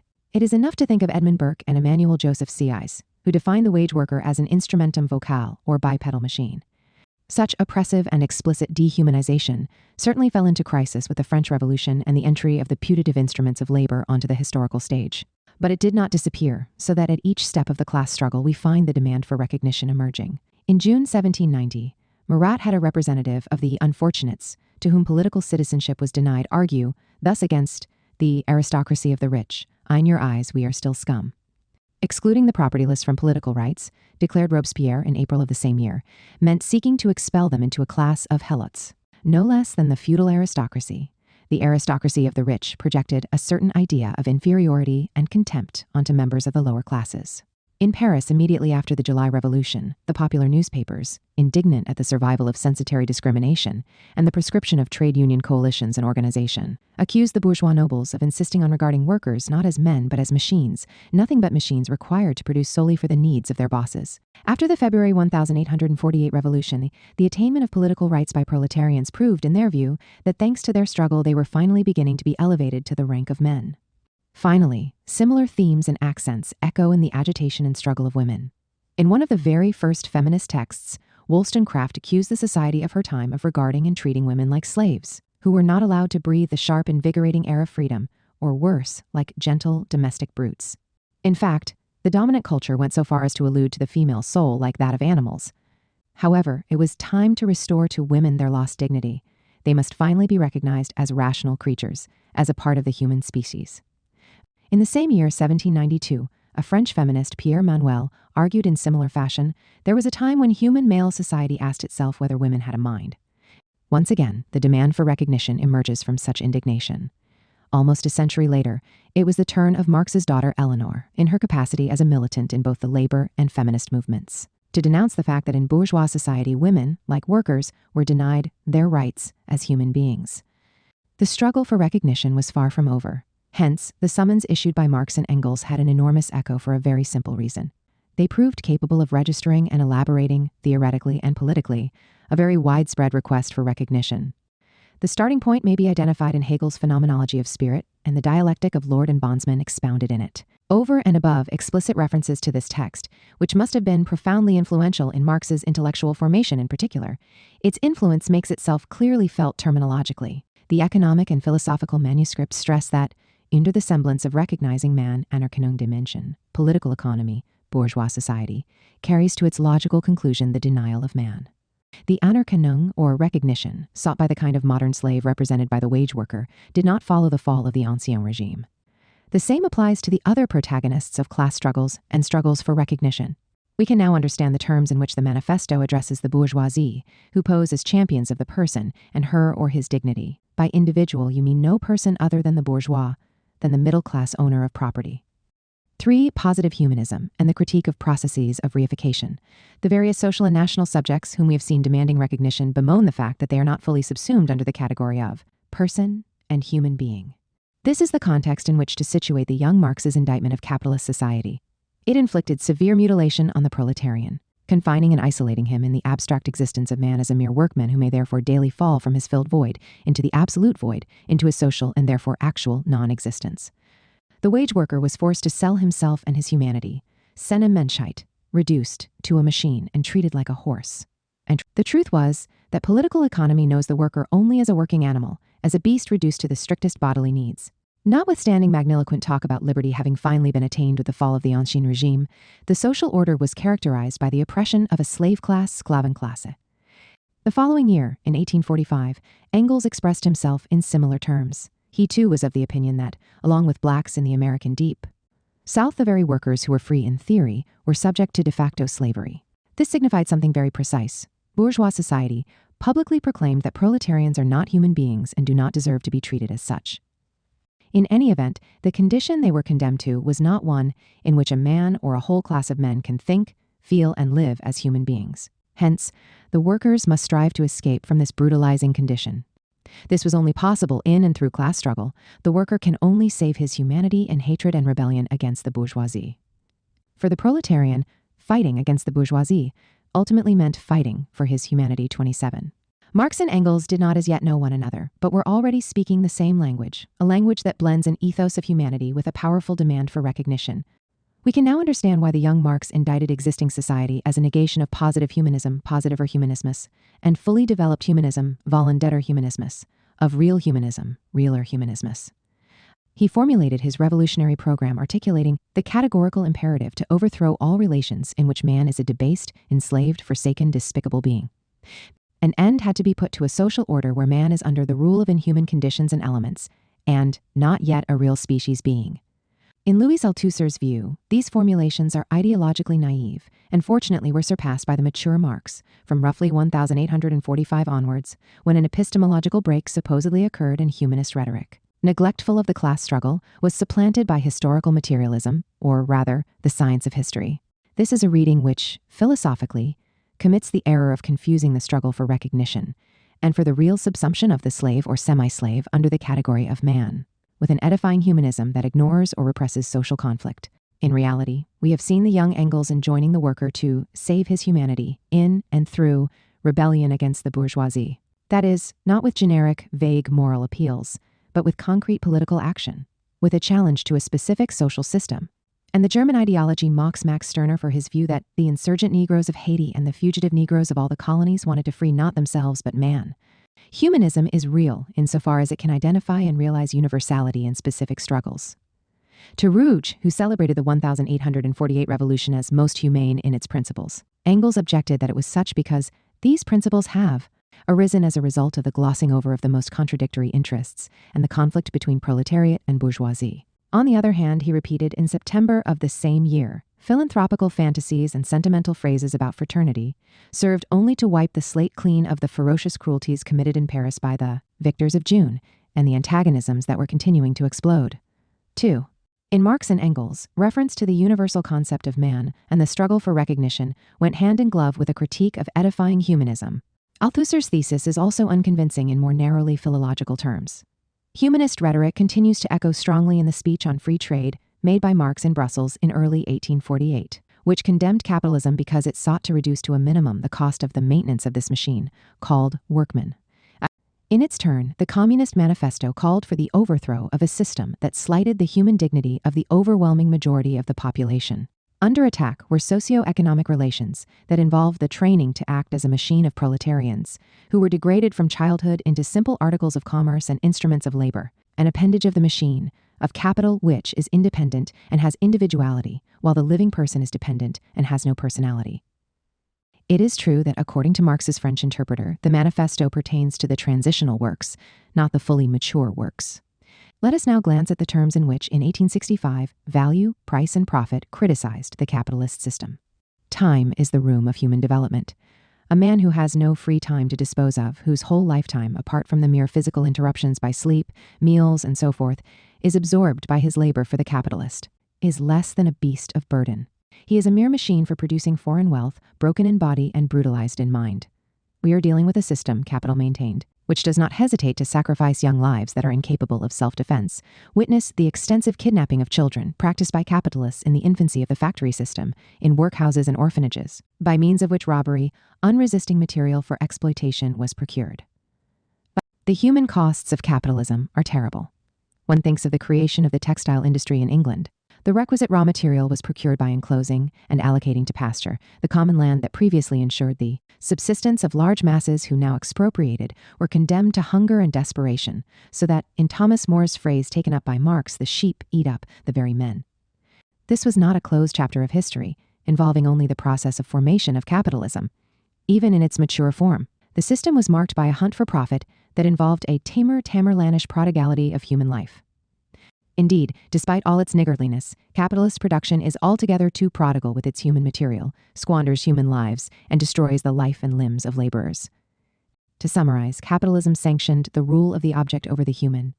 involve the transformation of workers into labor power machines, Arbeitskraftmaschinen, the conversion even of children, of immature human beings into mere machines for the fabrication of surplus value, without the least concern about the consequent moral degradation and intellectual desolation. Bourgeois society loved to celebrate itself as a very Eden of the innate rights of man, but in it human labor, in fact, mere man, plays a very shabby part. No sooner have we turned from the sphere of circulation to the sphere of production than we observe that, far from being recognized in his dignity as a human being, the wage worker brings his own hide to market and has nothing to expect but a hiding. 4. If, in writing the condition of the working class in England, Engels, as we have seen, denounced the indirect trade in human flesh of which capitalists were guilty, capital draws attention to the traffic in human flesh, similar to that in black slaves, which continued to operate in Britain, the then model country of capitalist development and the liberal tradition. 5. The critique of the dehumanizing processes inherent in capitalism reverberates even more powerfully when Marx refers to the fate of colonial peoples. With the rosy dawn of the era of capitalist production, Africa was turned into a warren for the commercial hunting of black skins. Let us now turn to Asia and the Dutch colonial empire. And no thing is more characteristic than their system of stealing men, to get slaves for Java, with men-stealers, Menschenstehler, trained for this purpose. When, still in the mid-19th century, we find the black slave in the USA so dehumanized by his master as to take the form of mere property like any other, the form of human chattel or black chattel. So consummate was this reduction to the status of commodity that some states specialized in the breeding of blacks, Negerzucht, or a concept that Marx repeats in English, in breeding of slaves. Renouncing traditional export articles, these states raised slaves as export commodities. Furthermore, the law on the return of fugitive slaves sanctioned the transformation of northern citizens into slave catchers. When domestic human livestock was thus transformed into game, in a further escalation of the process of dehumanization. As we can see, even in the mature writings, there is a recurrence of the critical theme that reproves bourgeois society for reducing the overwhelming majority of humanity to machines, instruments of labor, commodities which can be calmly squandered, to articles of commerce and export articles, to chattels, to livestock to be raised or game to be hunted or hides to be tanned. Denunciation of the anti-humanism of the capitalist system did not and could not disappear because it was at the very heart of Marx's thought. His repeated comparison between modern slavery and ancient slavery, wage slavery and colonial slavery, signifies the permanence in capitalism of the reifying process that manifests itself in all its crudity in connection with the slave proper. Scientific analysis and moral condemnation are intimately linked, and this alone can explain the appeal to revolution. However faithful and pitiless, the description of existing society cannot in and of itself stimulate action to overthrow it, except via the mediation of moral condemnation, and such condemnation resounds all the more powerfully because the socio-political order analyzed and indicted turns out to be responsible not merely, or not so much, for individual injustices, but for non-recognition of the human dignity of a whole social class and colonial peoples in their entirety. In other words, ultimately, the great majority of humanity. On this basis, the creation of a new order is experienced as a categorical imperative in the early and mature works alike. If the theses on Feuerbach conclude by criticizing philosophers who are incapable of changing a world where human beings are crushed and humiliated, Capital is a critique of political economy, as indicated by the subtitle, in moral terms as well. The political economist is criticized not only for his theoretical errors, but also for his stoical peace of mind, his incapacity for moral indignation at the tragedies inflicted by bourgeois society. This is the context in which to situate the denunciation of the Pharisees of political economy. In short, it is difficult to imagine a text more charged with moral indignation than Volume 1 of Capital. The continuity in Marx's development is clear, and what Althusser described as an epistemological break is simply the transition to a discourse in which moral condemnation of the reifying processes inherent in bourgeois society and of its anti-humanism is expressed more concisely and elliptically. It is true that the French philosopher concedes the possibility of a revolutionary humanism, but he is very hesitant on this point and thereby precludes understanding class struggles as struggles for recognition. The class struggle waged by slaves and by colonial peoples, or peoples of colonial origins, who represent the social subject prey to the most explicit radical dehumanization, is a struggle for recognition. The class struggle waged by the proletarians of the capitalist metropolis, themselves long equated by the dominant ideology with instruments of labor or bipedal machines, is a struggle for recognition. The class struggle that sees women engaged in challenging, undermining, or abolishing the domestic slavery to which the patriarchal family subjects them is a struggle for recognition. The inadequate, misleading character of the purely economistic reading of Marx's theory of conflict is now clear. What is at stake in class struggle? Subjugated peoples, the proletariat and subaltern classes, women enduring domestic slavery, these very different subjects can advance the most varied demands. National liberation, abolition of slavery proper, and the conquest of the most basic forms of freedom, better living and working conditions, the transformation of property and production relations, an end to domestic segregation. Just as its subjects vary, so does the content of class struggle. However, we can identify a lowest common denominator. On the economico-political level, it comprises the objective of altering the division of labor internationally inside the factory or family. On the political-moral level, that of overcoming the dehumanizing and reifying processes which characterize capitalist society, the objective of achieving recognition. The contractual paradigm and justification of the existing order. The presence of the paradigm of the struggle for recognition, Hegelian in origin, is tangible. The other philosophical paradigms in circulation prove to be exhausted and inadequate, given the contours of socio-political conflict in those years. To popular demands for the right to life and dignified human existence, the ruling classes replied as follows.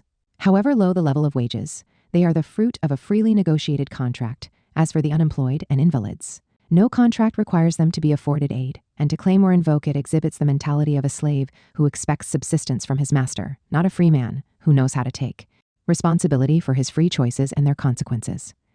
Having underscored that in the factory, the capitalist posed as absolute lawgiver and an arbitrary one. Engels referred to the argument with which the justice of the peace, who is a bourgeois himself, recommended resignation and obedience to the worker.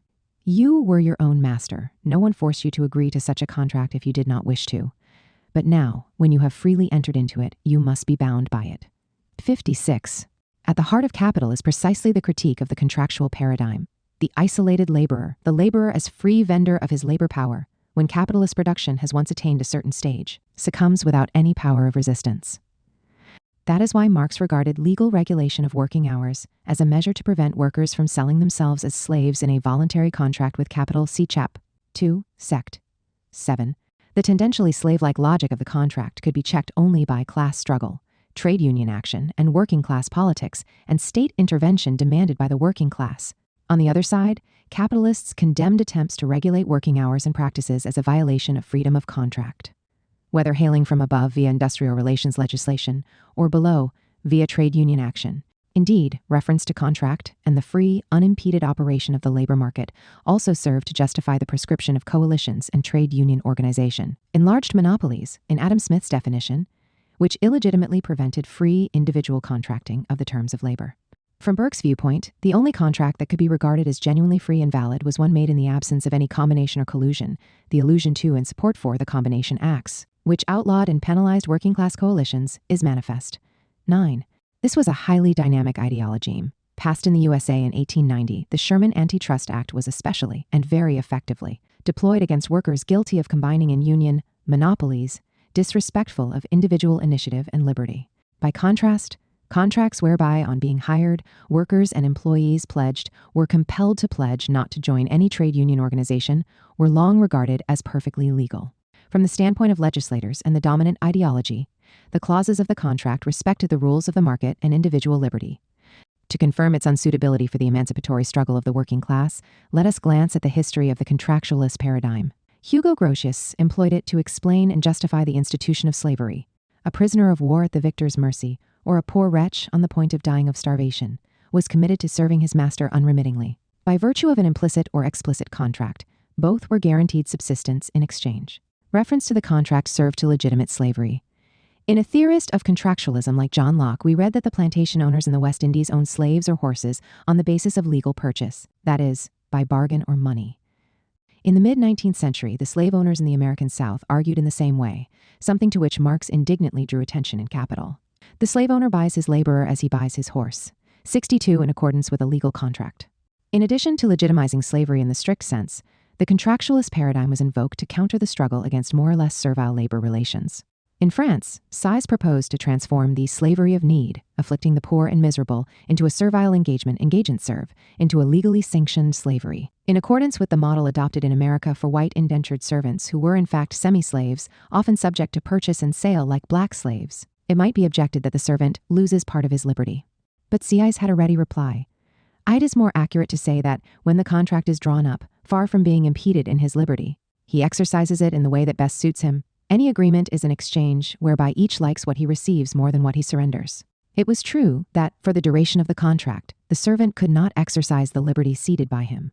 But it was a general rule that the liberty of an individual never extends to the point of harming others. Historically, the French author ended up being right in a way. Following the abolition of slavery in the colonies, Britain was concerned to replace the blacks, ensuring a flow of indentured servants from Africa and Asia, hence the Indian and Chinese coolies, subject to a slavery or semi-slavery that was legitimated and adulterated by a contract. As we can see, the idea of the contract can be invoked, and historically has been, to legitimize very different social relations, including those destructive of liberty. Attempts have been made to remedy such formalism by underlining that not everything can be subject to contract or sale and purchase. In Kant's words, any pact of servile submission is in and of itself null and void. A man can only lease out his own labor, and only do so in adhering to the imprescriptible duty to safeguard his own human determination with respect to the human race. Hence, more or less masked slavery or semi-slavery was precluded, like any social relation that degrades humanity. The personality is not alienable, and hence a social relation in which the servant is a thing, not a person, est res non persona, was inadmissible. Accordingly, states Hegel's philosophy of right in its turn, toes goods, or rather substantial determinations, which constitute my own distinct personality and the universal essence of my self-consciousness are inalienable. In his argument against the economic liberals of the time, Green, a left Hegelian, drew on this tradition and lesson in Britain in the second half of the 19th century. 1.6. They condemned state regulation of working hours in factories and of female and juvenile labor in the name of freedom of contract, freedom construed exclusively as non-interference in the private sphere by political power. Green was fully aware of this ideological campaign, which witnessed successive interventions by Herbert Spencer, Lord Acton, and others. The most pressing political questions of our time are questions of which the settlement, I do not say necessarily involves an interference with freedom of contract, but is sure to be resisted in the sacred name of individual liberty. Green objected to the liberal ideologues of his time as follows. We condemn slavery no less when it arises out of a voluntary agreement on the part of the enslaved person. A contract by which anyone agreed for a certain consideration to become the slave of another, we should reckon a void contract. Here, then, is a limitation upon freedom of contract which we all recognize as rightful. No contract is valid in which human persons, willingly or unwillingly, are dealt with as commodities. 7. The argument previously used to refute contractualist justifications of slavery and more or less servile labor relations was now employed to challenge the most odious aspects of what, in Marx and Engels' view, amounted to present enslavement. However, what might be characterized as the dual formalism of the contractualist paradigm was not thereby overcome. In fact, it was further confirmed. The contract invoked can comprise and legitimize the most diverse and conflicting contents, bearing the stamp of freedom or of serfdom. Above all, it is not clear who the contracting parties are. For centuries, the market in the liberal West involved the presence of chattel slavery. In the past, the ancestors of today's black citizens were commodities to be bought and sold, not autonomous consumers. They were the objects, not the subjects, of purchase contracts. On the other hand, insistence on the existence of inalienable goods or determinations, which the individual cannot renounce even should she wish to. Insistence on the existence of goods or determinations that cannot in any circumstances be subject to purchase and contract. Because they are inseparable from the nature or dignity of human beings, all this signals the transition from the contractualist paradigm to the natural law paradigm. The shortcomings of the natural law paradigm. Nor was the natural law paradigm equipped to further the emancipatory class struggles theorized by Marx and Engels.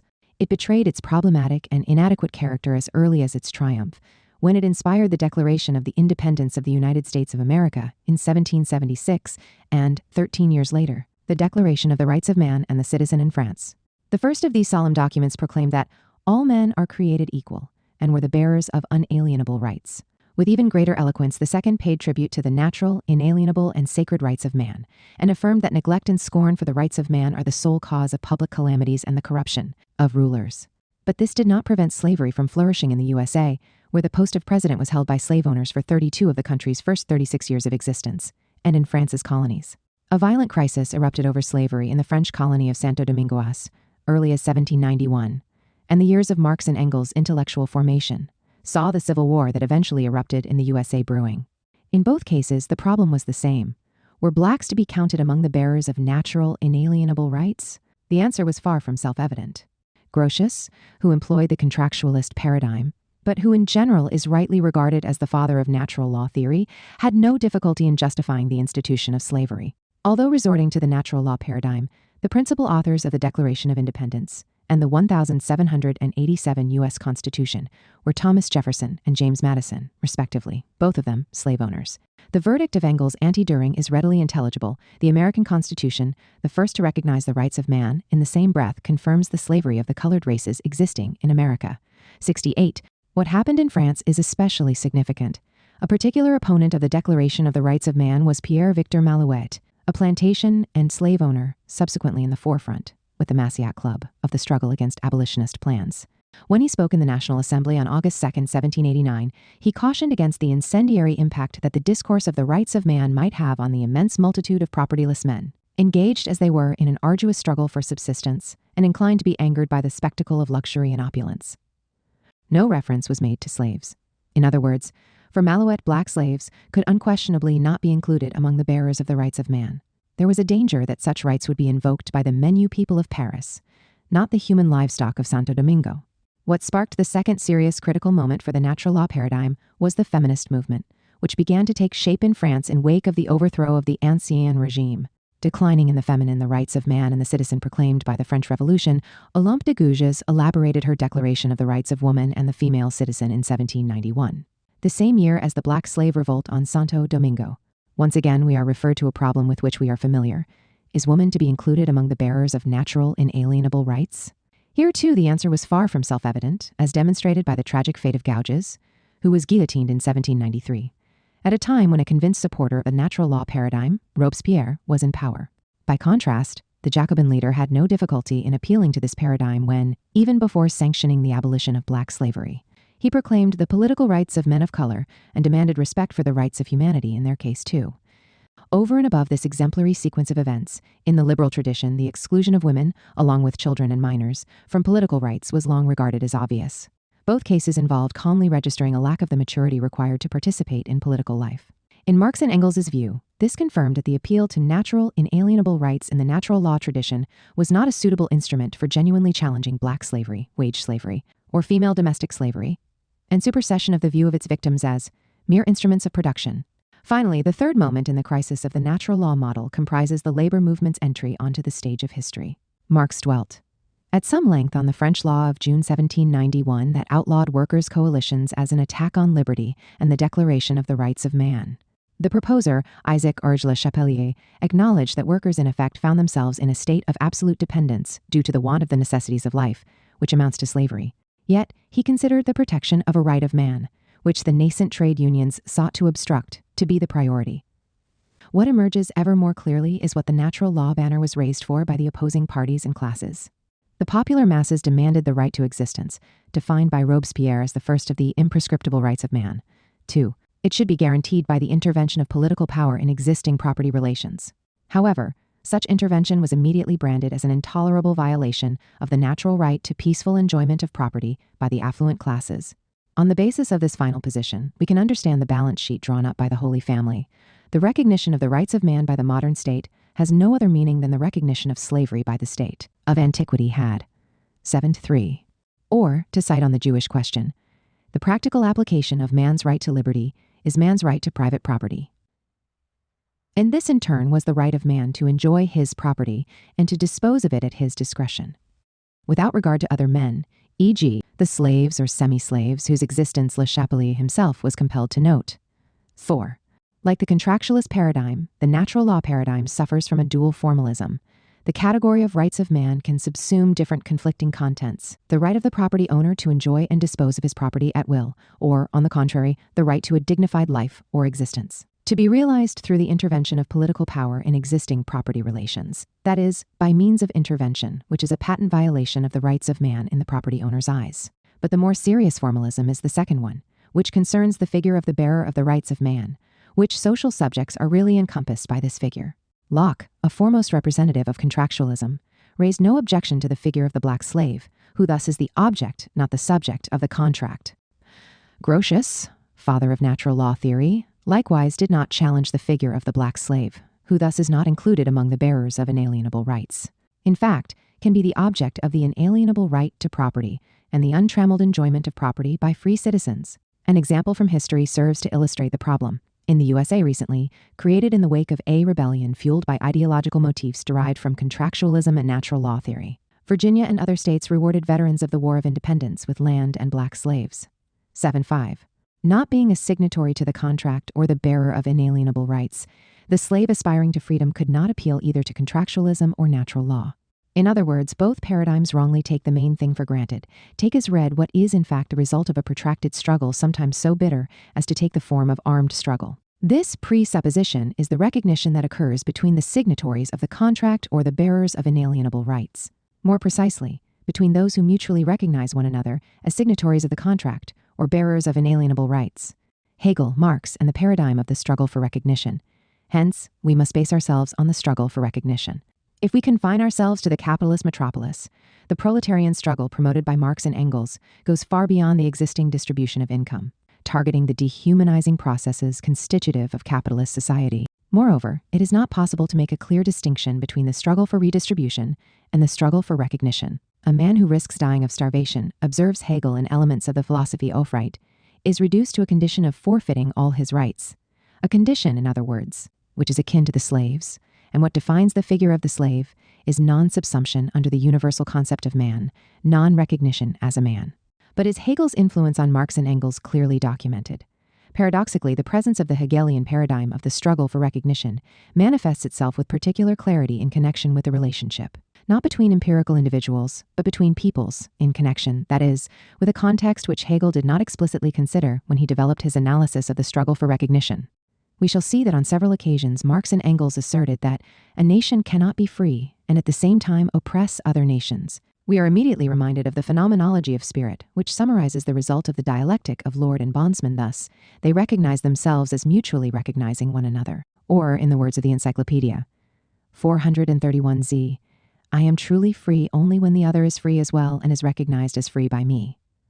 To appreciate the salience and marks of the theme of the struggle for recognition, we must bear in mind that it is elaborated in Hegel in two different terminologies. We have already encountered the first. We must now examine the second, which is more elliptical and starts out from an important distinction formulated in the science of logic. It is necessary to distinguish between simple negative judgment, which negates a specific limited predicate of a subject, this rose is not red, and negative infinite judgment, which, instead of an individual predicate or predicates, negates the subject as such, this is not a rose. In other words, while the negative infinite judgment negates the genus the rose as such, the simple negative judgment only negates the species, the specific determination, the red color of the rose. The logical distinction can also be of help when it comes to analyzing social relations. Civil litigation, which occurs, for example, during a dispute between the inheritors of a particular property, is one thing, stresses Hegel. The person who goes to law because she has suffered a wrong is the victim of a simple negative judgment. What has been violated is only this particular right, not right as such, not the judicial capacity of a determinate person. Criminal law, which is the sphere of the application of negative infinite judgment, is very different. Crime in the strict sense also negates the universal, the judicial capacity of the victim, who is not recognized as a rights-bearing subject and ultimately is not included in the category of man. The genus negated in the negative infinite judgment represented by crime is the genus man, while in the simple negative judgment of civil litigation what is called into question is the species. The specific determination on the basis of which a person is recognized as the owner of a determinate property, not including the victim in the genus man, crime cancels recognition of the other. In Hegel's view, an infinite negative judgment is pronounced on the slave, an infinite negative judgment in its plenitude. In an infinity that is wholly adequate to the concept, the negation of recognition has reached its apex. That is why slavery may be regarded as the absolute crime, a crime which is in a sense even worse than murder. In the latter instance, the negation of recognition and of the universal concept of man, although it has a fatal result, is nevertheless consummated in an instant. By contrast, slavery represents a negation of recognition and a reification that become an uninterrupted daily practice. In his turn, the hungry man who risks starving to death and who is reduced to a condition of total lack of rights can be compared to the slave. He too suffers an infinite negative judgment, which cancels his recognition or renders it impossible. This is not a question of isolated or individual cases. Against the mass of those who live in conditions of extreme destitution is pronounced the negative infinite judgment of crime. Ultimately, they are no longer recognized as rights-bearing subjects, are no longer recognized as human beings. 8. Hegel himself juxtaposes the two terminologies. Having observed that an awareness that slavery is absolutely contrary to right is the mandatory starting point for a correct orientation in the debate on slavery, Elements of the Philosophy Aufright refers to the pages on the struggle for recognition in the phenomenology and the encyclopedia on the one hand, while on the other it stresses that the institution of slavery is in contradiction with the concept of the human being as spirit, and the ineligibility of the human being in and for himself for slavery. And the ethos of the universal concept of man and the struggle for recognition blend into one. Both these terminologies occur in the young Marx. Let us first look at On the Jewish Question, which criticizes bourgeois civil society in these terms. In it, the individual regards other men as a means, but in so doing degrades himself into a means. We already know how Hegel's encyclopedia describes the struggle for recognition.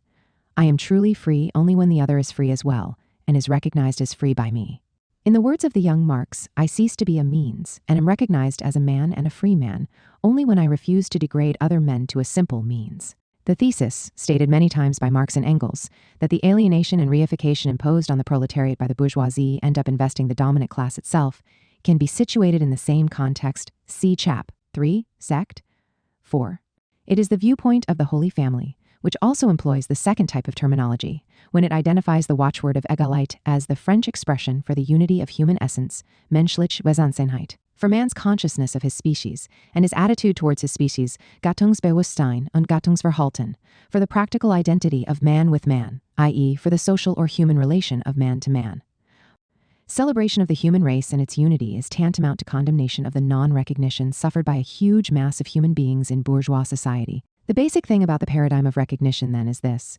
It does not take for granted the subject from which the paradigms of the contract and rights of man start out uncritically, as if it were an immediate, incontrovertible datum. And the same might be said of the paradigms of praxis and communicative action, favored by Arendt and Habermas respectively. There too, the main thing is ignored, determination of the subject regarded as signatory to the contract or bearer of human rights, or participant in praxis or communicative action, has been at the center of centuries-long struggles against exclusion clauses aimed at colonial peoples, subaltern classes, and women. The cancellation of the exclusion clauses is the result of a painful historical process and a protracted struggle for recognition. Social conflict is at the same time a struggle for recognition. The general theory of social conflict is at the same time a general theory of the struggle for recognition. The struggle for recognition and the conquest of self-esteem. Nevertheless, the Hegelian model undergoes some alteration. In Marx and Engels' view, wage slaves take the first step in the struggle for recognition by forging relations with one another. Nietzsche and Bentham respectively refer to the proletariat and subaltern classes as a barbaric caste of slaves and a tribe of savages.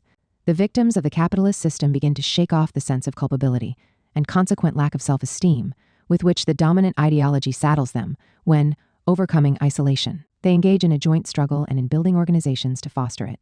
Regardless of subsequent developments, this merger is a result of decisive importance. Coming into contact with one another, the members of a class that is not only oppressed, but also, stresses Engels, calumniated, begin to get to know themselves and to shake off the denigration and self-denigration impressed on them by the dominant class. 2. At this point, repeats the young Marx of the economic and philosophical manuscripts, there emerges a new need, the need for society, so that association, society, and conversation become an end in themselves. 3. In the words of the Poverty of Philosophy, the maintenance of association becomes even more necessary to the workers than that of wages. It is so true that English economists are amazed to see the workers sacrifice a good part of their wages in favor of associations, which, in the eyes of these economists, are established solely in favor of wages.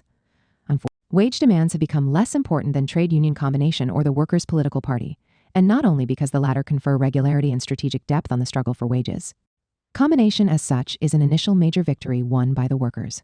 Organization of the struggle and the struggle itself then intervened to consolidate it. Many years later, in 2 letters to Edward Bernstein and Laura Lafargue, dated 22 and August 29, 1889, respectively, Engels referred to a strike organized by casual workers on the London docks and explained the reasons for his enthusiasm. Hitherto the East End had been in a state of poverty-stricken stagnation, its hallmark being the apathy of men whose spirit had been broken by hunger and who had abandoned all hope.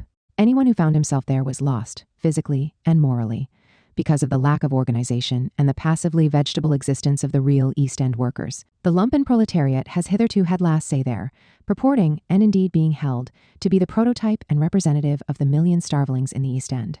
Now, following this gigantic strike of the most demoralized elements of the lot, everything had changed. They are, as you know, the most miserable of all the miserables of the East End, the broken down ones of all trades, the lowest stratum above the lumpen proletariat. That these poor, famished, broken down creatures who bodily fight amongst each other every morning for admission to work, should organize for resistance, turn out 49 to 50,000 strong, draw after them into the strike all and every trade of the East End in any way connected with shipping, hold out above a week, and terrify the wealthy and powerful dock companies, that is a revival I am proud to have lived to see. First, the coming together of the members of the oppressed and calumniated class, and then their organization for class struggle and the actual class struggle. These preliminary moves altered the picture radically. Poverty was far from having disappeared and material living conditions had not yet improved, but the barbarians and savages had ceased to be such. Because they had mutually recognized one another as members of an exploited and oppressed class, called upon to achieve its emancipation through struggle. The struggle for recognition, from individuals to peoples. A second alteration occurs in the paradigm of the struggle for recognition. Its presence in Marx and Engels emerges with particular clarity in connection with the relations between peoples. We thus witness an extension of the paradigm and its application in a context not explicitly considered by Hegel. In terms of the paradigm of the struggle for recognition, the individual is genuinely free only when he or she recognizes and respects the other as a free individual. The same consideration is reiterated by Engels as regards the relations between peoples. In later 1847, during a London demonstration of solidarity with Poland, he proclaimed, "A nation cannot become free and at the same time continue to oppress other nations. The liberation of Germany cannot therefore take place without the liberation of Poland from German oppression." 6. A few months after the outbreak of the revolution, Engels called upon Germany to put an end both to the oppression it suffered at the hands of absolutist monarchy and the Ancien regime, and to the oppression that it inflicted. On Poland in particular, Germany will liberate herself to the extent to which she sets free neighboring nations. This was not simply an appeal to the German people not to let themselves be engulfed by chauvinism, but to identify their own cause with that of the Polish people. It was also intended to have an analytical significance, as emerges from the position adopted by Marx and Engels in 1875 during another solidarity demonstration with Poland. No one can enslave a people with impunity. The consequences for Prussia-Germany, one of the three protagonists in the partitioning of the unhappy country, were manifest. We have enemies everywhere. We have encumbered ourselves with debts and taxes in order to maintain countless masses of soldiers who must also serve to suppress the German workers. 88. The dialectic also manifested itself in other geographical areas and political contexts. In 1869, Engels observed that Irish history shows what a misfortune it is for one nation to subjugate another. 9. Such is also the recurrent guiding thread of Marx's analysis of the Irish question. The British working class's inability to solidarize with an oppressed people reinforced the rule of the aristocracy and bourgeoisie at home. As well, any people that oppresses another people forges its own chains. The enslavement of Ireland prevented the emancipation of the English working class, and the big standing army on hand to control and silence the rebel island also impacted on the proletariat of the dominant nation, and, in fact, on British society as a whole. Finally, the dialectic we are referring is graphically illustrated in a famous page of Capital. Originating in the East, opium found its way into London and other industrial cities. It served to deaden the hunger pangs of working-class families, to stifle the cries of famished children, and sometimes even became an instrument of ill-disguised infanticide. Infants, shrunk up into little old men, or wizened like little monkeys, taking these horrific details from official reports. Marx comments, "We here see how India and China avenge themselves on England." 91. By virtue of a kind of lex talionis, non-recognition of the Chinese people ends up having consequences for the country that is the protagonist of colonial oppression and the Opium Wars. On closer examination, the history of the West as a whole can be interpreted in the light of the principle that a people which oppresses another people is not free. In the 20th century, the totalitarian domination and genocidal practices running from top to bottom of the colonial tradition erupted in the very continent where this historical sequence started. In the wake of Hitler's attempt to build a continental empire in Eastern Europe, subjugating, decimating, and enslaving the natives who inhabited it, overcoming binary logic, a difficult, unfinished process, one mutilation of the class struggle. In its most mature formulation, the theory of class struggles takes the form of a general theory of social conflict and theoretically reflects, whilst at the same time encouraging a multiplicity of struggles for recognition. But it is not easy to attain this vantage point and retain it. Not infrequently, figures and movements engaged on one front do not attend to other fronts or even regard them with disdain. While he had a powerful sense of the social question, Proudhon branded the incipient feminist movement as sheerly synonymous with pornocracy, and showed no sympathy for oppressed nations aspiring to shake off the yoke of czarist autocracy. He was unable to understand the tangled skein of class contradictions. The proletarian exploited by the bourgeoisie might be a participant in the first-class oppression affecting woman. The Polish noble who oppressed his own serfs might be involved in the struggle against national oppression. Proudhon took a very narrow view of the class struggle, ranging the subaltern classes against privilege and the ruling power in France. In his eyes, the protagonist of the coup d'état of December 1851 was not the inheritor, however contradictory, of the June 1848 massacre of Parisian workers, was not the one who, on the basis of the bourgeoisie's desire to unsheath the sword against the insurgent proletariat, ended up unsheathing it against French society as a whole, including the bourgeoisie, sect. Far from sharing Marx's interpretation, Proudhon at times seemed fascinated by Louis Bonaparte, to the extent that immediately after the coup he wrote to a friend and noted in his diary, "I have reason to believe that I am regarded very favorably at the Élysée.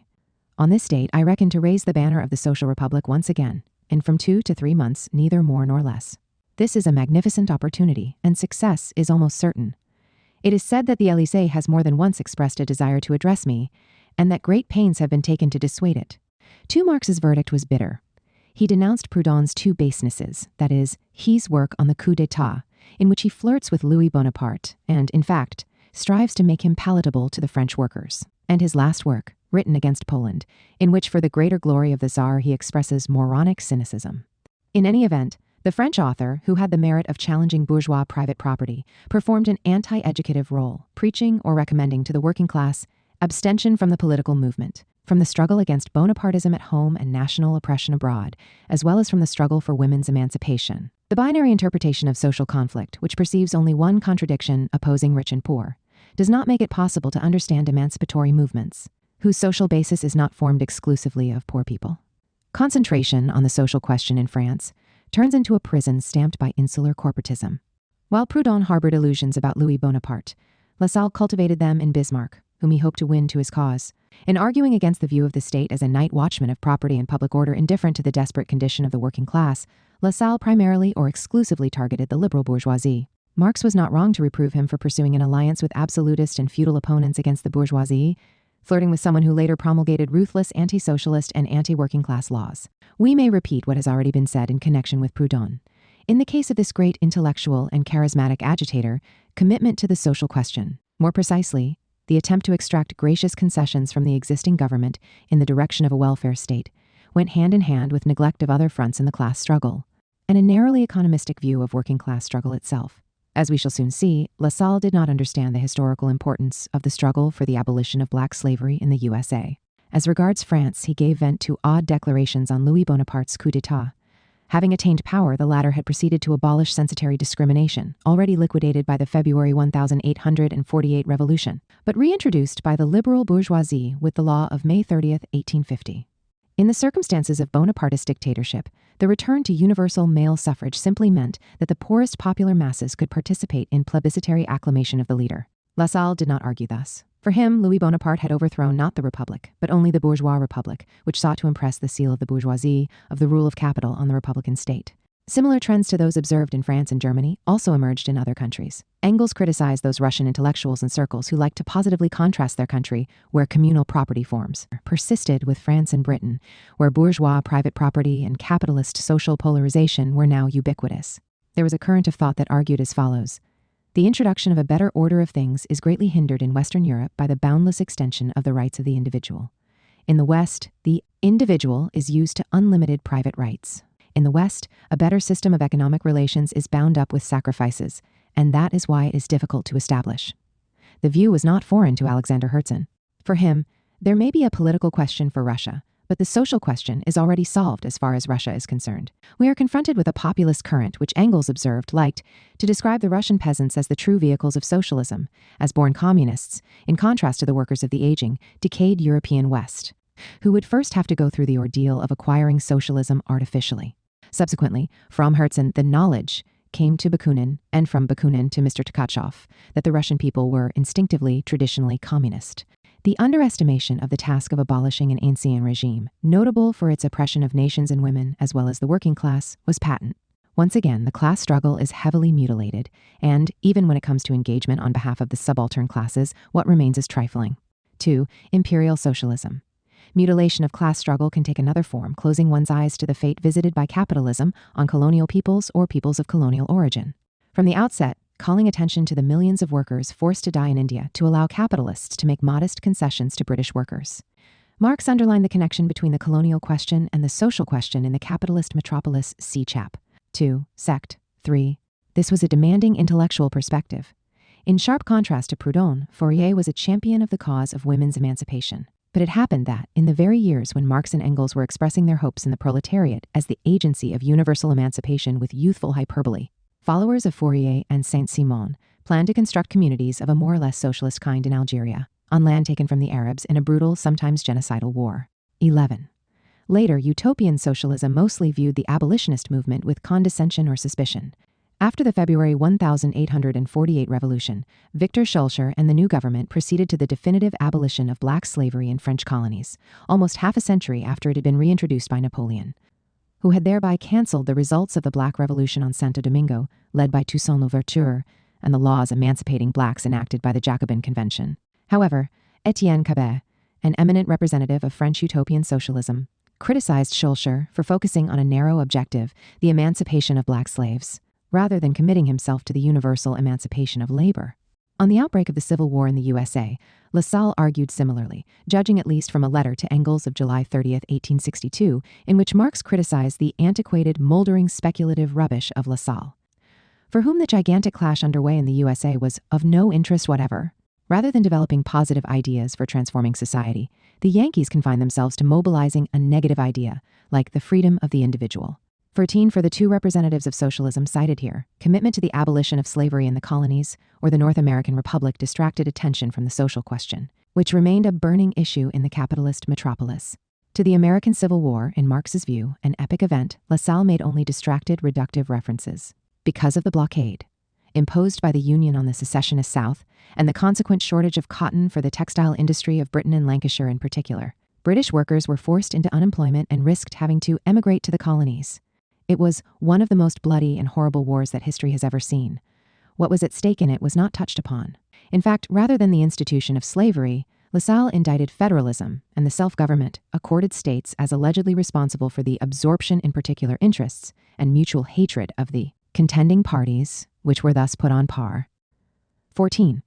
The economistic or corporatist limitations of representatives of the labor and socialist movement were not unconnected with the initiative of the dominant classes, whose effectiveness was in fact underestimated by Marx and Engels.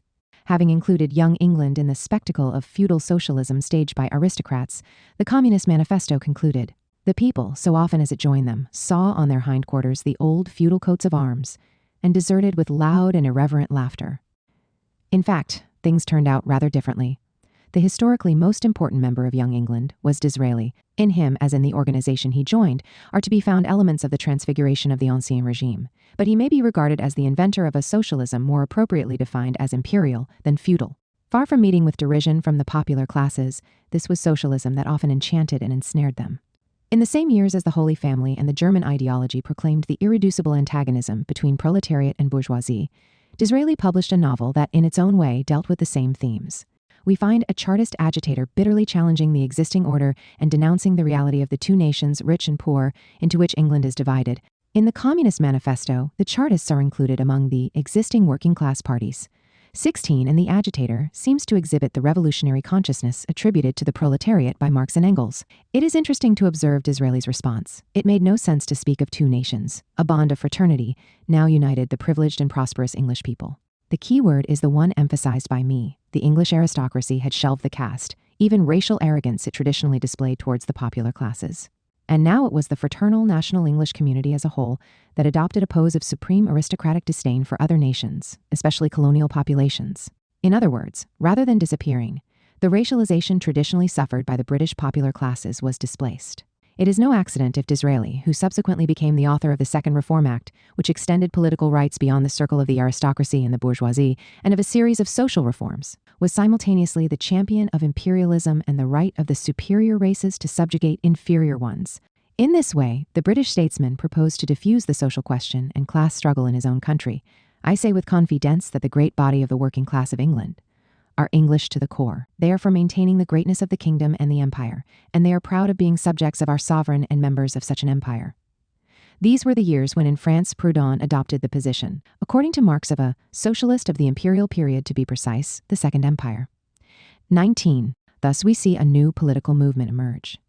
In the late 19th century, alluding to Napoleon III and Bismarck as well as Disraeli, a German observer spoke of an imperialist social policy, or imperial socialism, imperial socialismus. Already brought out by Marx, The connection between the colonial question and the social question in the capitalist metropolis was recognized and put at the center of a new political project, which proposed a kind of quid pro quo. The popular masses and proletariat were invited to respond to the dominant class's limited social reforms with patriotism and support for colonial expansionism. 3. Class against class on a global scale. The quid pro quo was scornfully rejected by the artisans of the theory of class struggle, but a problem persists. A situation of relatively peaceful development and, a fortiori, a major historical crisis is characterized by a tangle of multiple contradictions and various forms of class struggle. There is no pre-established harmony between them. An adequate understanding of a concrete historical situation requires overcoming the habitual binary logic that claims to explain everything on the basis of a single contradiction. In Marx and Engels themselves, this was a difficult, unfinished process. The Condition of the Working Class in England, published in 1845, ends by evoking the imminent, in fact, already initiated, revolution of the workers against the bourgeoisie, or open, declared war of the poor against the rich, of the cottage against the mansion. 21. The Irish. National question, to which Engels forcefully drew attention, does not seem to play any role in the impending clash. Approximately 2 years later, in The Poverty of Philosophy, Marx issued a kind of watchword, the struggle of class against class. 22. The Communist Manifesto clarifies its basis.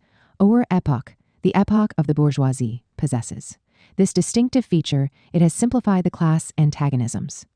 Society as a whole is more and more splitting up into two great hostile camps, into two great classes directly facing each other, bourgeoisie and proletariat. It is true that other social subjects must be taken into account, but the capitalist bourgeoisie, a handful of exploiters, becomes ever more isolated. The prospects for revolution were decidedly encouraging. The proletarians we read in the German ideology constitute a class which forms the majority of all members of society. 24. Besides, adds the manifesto, entire sections of the ruling classes are, by the advance of industry, precipitated into the proletariat. 25. In the early writings cited hitherto, the new revolution set to emancipate over and above the proletariat humanity as a whole ultimately breaks out from a single contradiction, opposing bourgeoisie and working class, and this new revolution is ineluctable because of the progressive, unstoppable expansion of the working class and pro-working class front. There were no pertinent differences between one country and another. In fact, national borders were tending to decline in importance. This is a view that found its most eloquent expression in a speech made by Engels on December 9, 1847, during a demonstration in London in favor of Polish independence. In Britain, as a result of modern industry, of the introduction of machinery, all oppressed classes are being merged together into a single great class with common interests, the class of the proletariat, more united than ever thanks to this leveling of the living standards of all workers. On the opposite side, all classes of oppressors have likewise been united into a single class, the bourgeoisie. The struggle has thus been simplified, and so it will be possible to decide it by one single heavy blow. As to the international stage, machinery has evened out the position of all workers, and daily continues to do so everywhere, so that the workers now have the same interest, which is the overthrow of the class that oppresses them, the bourgeoisie. In sum, because the condition of the workers of all countries is the same, because their interests are the same, their enemies the same, they must also fight together. They must oppose the brotherhood of the bourgeoisie of all nations with a brotherhood of the workers of all nations. 26. Not only does everything revolve around a single contradiction, but politics, national peculiarities, and ideological factors seem to play no role.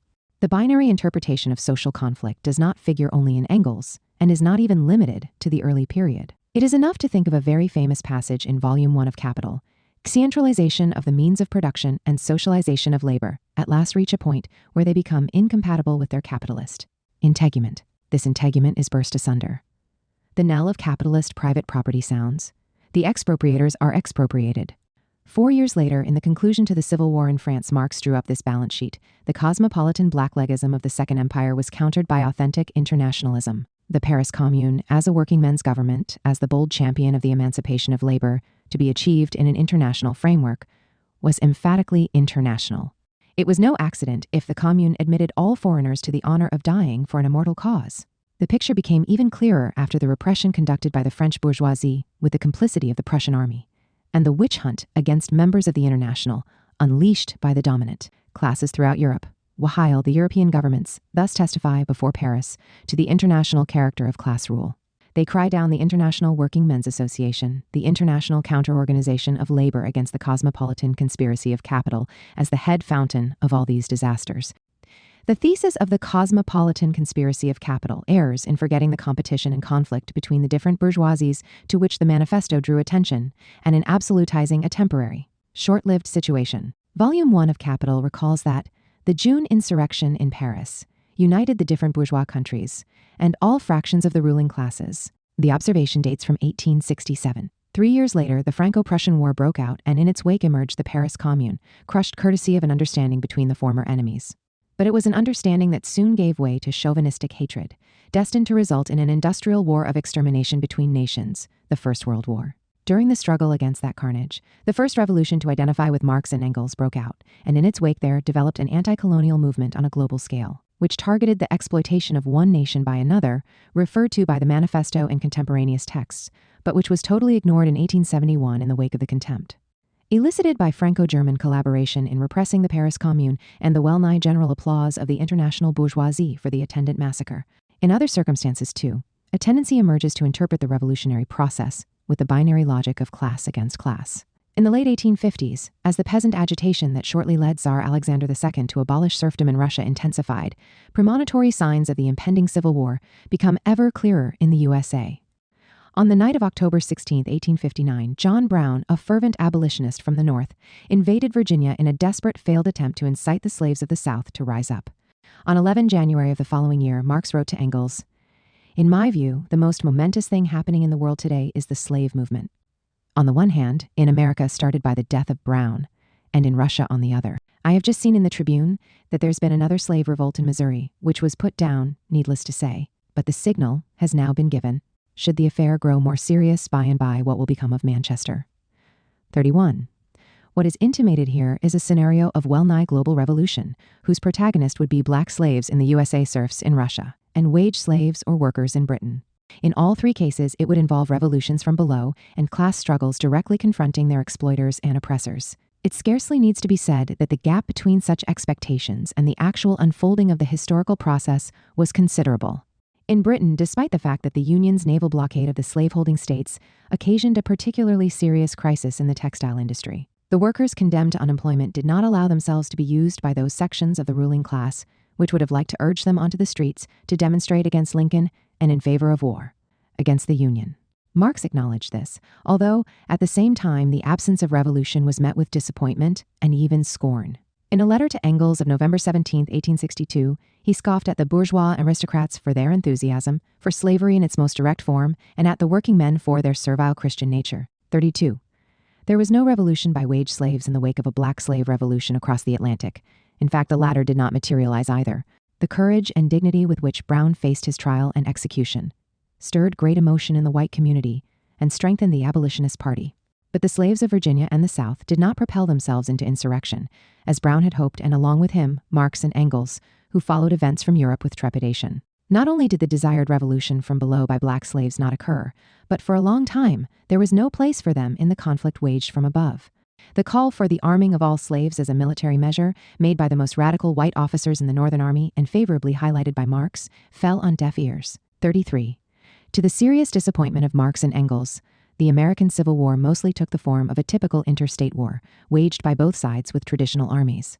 Only towards the end did the Union proceed to enroll free blacks and black slaves who, escaping their masters in the South, encountered the advancing Northern Army. Overall, it may be said the Civil War resulted in a kind of abolitionist revolution, but one conducted chiefly from above and whose protagonists were whites, primarily the statesmen and generals of the industrialized North. Marx and Engels were right to deprecate this outcome. The revolution from above proved wholly incomplete. It abolished slavery, but did not involve genuine emancipation of the blacks, who after a brief interval of interracial democracy were subjected to a terroristic regime of white supremacy. The point is that the expectation of a general revolt from below by black slaves, serfs, and wage slaves clouded the capacity for historical prediction. The capacity was restored when Marx and Engels distanced themselves from the binary interpretation of social conflict. Some months before Brown's desperate endeavor, in early 1859, Marx published an article on developments in the situation in Russia, which had just suffered a serious defeat in the Crimean War against France and Britain, and which, with Alexander II, was to abolish serfdom 2 years later. There was no reduction in social tension as a result. On the contrary, insurrections of serfs had become epidemic, so that, according to the official statistics from the Interior Ministry, around 60 nobles were killed every year. So determined were the serfs that they entertained the idea of exploiting the advance of French troops to unleash a large-scale revolt. 34. Here, as opposed to a general insurrection of the poor against the rich, revolution is anticipated from a conjunction of international war and internal social conflict. We are reminded of October 1917, 4. Binary logic and the self-evidence of exploitation. Complementing the binary interpretation of the revolutionary process and social conflict is a theory that seems to derive revolutionary class consciousness from direct sensory self-evidence. Capitalist society, observed the German ideology in 1845-6, presents us with a class which has to bear all the burdens of society, and forced into the sharpest contradiction to all other classes, a class which forms the majority of all members of society, and from which emanates the consciousness of the necessity of a fundamental revolution, the communist consciousness, which may, of course, arise among the other classes too through the contemplation Anschauung of the situation of this class. So intolerable are the material living conditions forced on the proletariat that they cannot but rebel, and, contemplating these, members of other social classes may be induced to challenge the existing order. In other words, sensory self-evidence imposes itself with such force that revolutionary consciousness can, in a way, be taken for granted. In the words of the Holy Family, since in the fully formed proletariat, the abstraction of all humanity, even of the semblance of humanity, is practically complete, since man has lost himself in the proletariat, yet at the same time has not only gained theoretical consciousness of that loss, but through urgent, no longer removable, no longer disguisable, absolutely imperative need, the practical expression of necessity, is driven directly to revolt against this inhumanity. It cannot abolish the conditions of its own life without abolishing all the inhuman conditions of the life of society today, which are summed up in its situation. It is not a question of what this or that proletarian, or even the whole proletariat, at the moment regards as its aim. It is a question of what the proletariat is, and what, in accordance with this being, it will historically be compelled to do. 36. The strength of sensory perception entails that proletarians are largely immune from the ideological influences of the dominant class. In dedicating the condition of the working class in England to the working classes of Great Britain, Engels wrote, "With the greatest pleasure I observed you to be free from that blasting curse, national prejudice and national pride. In fact, English nationality is annihilated in the working man." In reality, in contradictory fashion, the same text draws attention to the fact that the competition of Irish workers has forced down the wages of English workers. The train of recriminations and resentments can be imagined. In any event, Carlyle, a writer hitherto sympathetic to the Chartist movement, took his cue from this to paint a negative picture of the Irish. 38. 3 years later, with his focus now on Central and Eastern Europe, Engels summarized the principles adhered to by the dominant classes. They employ their skill and efforts to set one nation against another, and use one nation to subjugate another, and in this manner to perpetuate absolute rule. Clearly, the proletariat was not immune from the chauvinist wave, the obviousness of exploitation, and with it, the unity of the exploited class disappears, so that a binary interpretation of social conflict becomes unsustainable. All the more so because the class that is the proletariat's antagonist is far from unified. Having drawn attention to the multiple conflicts in which the bourgeoisie of each country is engaged at home and abroad, the manifesto adds that such conflicts further, in many ways, the course of development of the proletariat. In other words, underlying the emergence and development of revolutionary consciousness is a multiplicity of conflicts, and it cannot be deduced exclusively from the antagonism between working class and bourgeoisie. 40. Hence, far from deriving from some putative sensory self-evidence, revolutionary consciousness presupposes an understanding of political and social relations extending far beyond the conflict between bourgeoisie and proletariat. Revolutionary consciousness is configured as the product of the direct or indirect action of a multiplicity of social subjects and conflicts. The various factions of the bourgeoisie struggling for power within a single country, the bourgeoisie in power in different countries contesting hegemony internationally, the proletariat, which acquires ideology and political autonomy in resisting the influence and blandishments not only of the new ruling class, but also of the old landed aristocracy, which, as we know, seeks to seduce it with the siren songs of feudal socialism. The process of acquiring class consciousness is all the more tortuous because, in the absence of robust, stable combinations far from easy to form and maintain, workers, even those in large-scale industry, constitute a crowd of people unknown to one another and an incoherent mass broken up by their mutual competition. This is not simply a matter of competition and conflict between individuals. Later, Engels noted that in Britain, unskilled workers were regarded and treated with contempt by skilled workers. Competition can even assume very bitter forms, like the literal battles engaged in every morning by London dock workers hoping to be hired on a casual basis. 43. It might be said that the protagonist of such battles is the lumpen proletariat, rather than the proletariat proper. In reality, Engels speaks of poor devils who are in the borderland between these two classes. 44, and it is a very fluid border. In fact, on closer inspection, The category of lumpen proletariat refers to a mutable political function rather than a clearly defined social condition. Depending on the case, it can place itself at the service of the dominant bloc, or, more rarely, let itself be drawn into the revolutionary movement. The whites in the USA, who allied with the slave-holding oligarchy, were stigmatized as a mob and white trash ultimately. As a lumpen proletariat 45, on account not of their social condition, which was modest but certainly on the borderline of subsistence, but their political attitude. Later in 1870, Engels identified the lumpen proletariat of the cities, along with the petty bourgeois, small peasants, and farm laborers, as a possible ally of the proletariat, which continued to form a minority of the total population, and hence, could aspire to win power only if, by means of appropriate political action, it succeeded in isolating the ruling class. 46 here, manifestly ideological and political maturity and the politics of alliances have taken the place of the decisive role of direct sensory self-evidence and the binary reading of social conflict and the revolutionary process. 5. Class struggles, or the struggle between oppressor and oppressed. The shape of social conflict is extraordinarily variegated, and its protagonists can be very diverse. However, having drawn attention to class struggles in their various shapes and forms as the key to interpreting the historical process, the Communist Manifesto proceeds. Freeman and slave, patrician and plebeian, lord and serf, guild master and journeyman, in a word, oppressor and oppressed, stood in constant opposition to one another, carried on an uninterrupted, now hidden, now open fight. A fight that each time ended, either in a revolutionary, reconstitution of society at large, or in the common ruin of the contending classes. I have italicized the phrase which, in a word, equates class struggles in the plural with the struggle in the singular between oppressor and oppressed. Is this summary correct? To be clearer, does this formula really encapsulate Marx and Engels' vision of history, politics, and class struggles? We should first of all observe that in Marx and Engels, conflicts between exploiting classes are the rule, not the exception. They explain the French Revolution primarily on the basis of the contradiction between feudal aristocracy and industrial bourgeoisie. The latter, although not forming part of the ruling bloc in the strict sense before 1789, can scarcely be included in the ranks of the oppressed. Not only did it enjoy increasing wealth and incipient social prestige, but in the factories, it already exercised power over an exploited and oppressed class. In the colonies, it had no hesitation in resorting to genocidal practices. Crossing the Atlantic, if we concern ourselves with the bourgeois revolution in America, we see that a decisive role was played in it by slave owners, and above all, those at odds with the London government, who were determined to expand beyond the Alleghenies and accelerate the process of expropriation and deportation and decimation of the Native Americans. Far from being oppressed, the protagonists of this revolt were sometimes more ferocious oppressors than the ruling class overthrown by them. The class struggle which, on Marx and Engels' interpretation at any rate, determined both the revolutions we are referring to in no way coincides with the struggle between oppressor and oppressed. Similar considerations apply to the fall or end of the Ancien regime in 19th century Italy and Germany. Even if we confine ourselves to class struggles of an emancipatory kind, the picture does not change. While it exploited and oppressed workers, when it led the revolution against the Ancien regime, the bourgeoisie played an essential role in the struggle against the oppressor to be overthrown at that time. The liberation struggles of an oppressed nation or women also witness the participation of social strata that cannot be unequivocally included in the category of oppressed.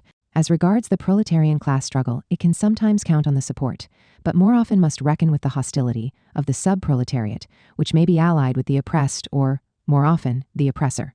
The ambiguity is not dispelled if we confine ourselves to the proletariat in the strict sense. Exploited in the factory, the worker, e.g., the English worker, can be indifferent or even sympathetic to the subjugation of Ireland or India, and thus become an accomplice of the oppressor in this respect.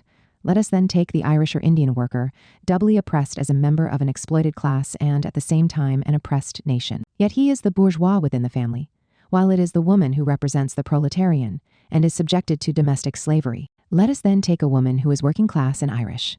She is trebly oppressed in the family, in the factory, and is a member of an oppressed nation. But within the patriarchal family, she too participates in the exploitation of children by their parents, referred to by the manifesto, to which communists are determined to put an end. In other words, each individual and even group is located in a contradictory set of social relations, each of which allocates him or her to a different role in each instance. Far from being based on a single relation of coercion, the world capitalist system is a tangle of multiple and contradictory relations of coercion.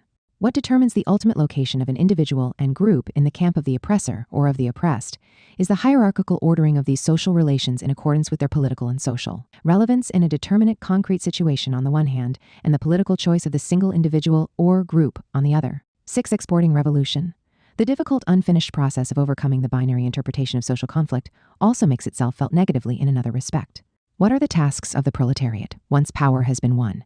It is enjoined by the Communist Manifesto to promote the development of the productive forces and the socialist transformation of the country governed by it. Nearly a quarter of a century later, Marx credited the Commune with being engaged in France in uprooting the economical foundations upon which rests the existence of classes, and therefore of class rule. Are we dealing with a class struggle from above, whose protagonist is the proletariat in power? This is a picture that contrasts with a passage in the manifesto which, in a word, equates class struggle with the clash between oppressor and oppressed, and, more exactly, with the insurrection of the latter against the former. On these premises, class struggle becomes inconceivable after the conquest of power.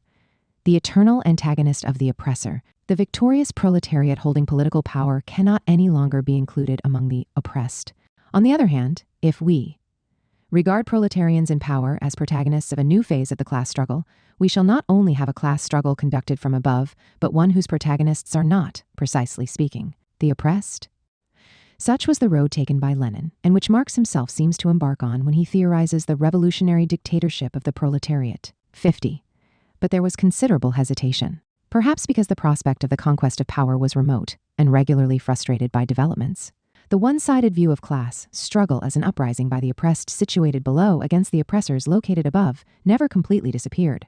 Given this presupposition, if a class struggle can be conducted by the victorious proletariat in a single country, it is the one that sees it rebel against the domination which the capitalist bourgeoisie continues to exercise in every other country and, ultimately, globally. Accordingly, it is no cause for surprise that the lesson drawn by class struggles in France from the repression of the workers' revolt of June by the French bourgeoisie and of national uprisings in Hungary, Poland, and Italy by the Austrian and Russian empires was that the proletarian revolution would be forced to leave its national soil forthwith and conquer the European terrain. See Chap. 2, Sect. 6. Here, the class struggle of the victorious proletariat seems to consist in exporting the revolution. In its way, this resolves the theoretical difficulty mentioned above. When the whole international picture is taken into account, if they have won power in a single, isolated and surrounded country, proletarians continue to be the oppressed, who are called upon to confront the much stronger alliance of oppressors. Still in 1850, deceiving themselves about the approach of a new revolutionary wave, Marx and Engels explained the objectives of the Communist League as follows. It is our interest and our task to make the revolution permanent, until all more or less possessing classes have been forced out of their position of dominance.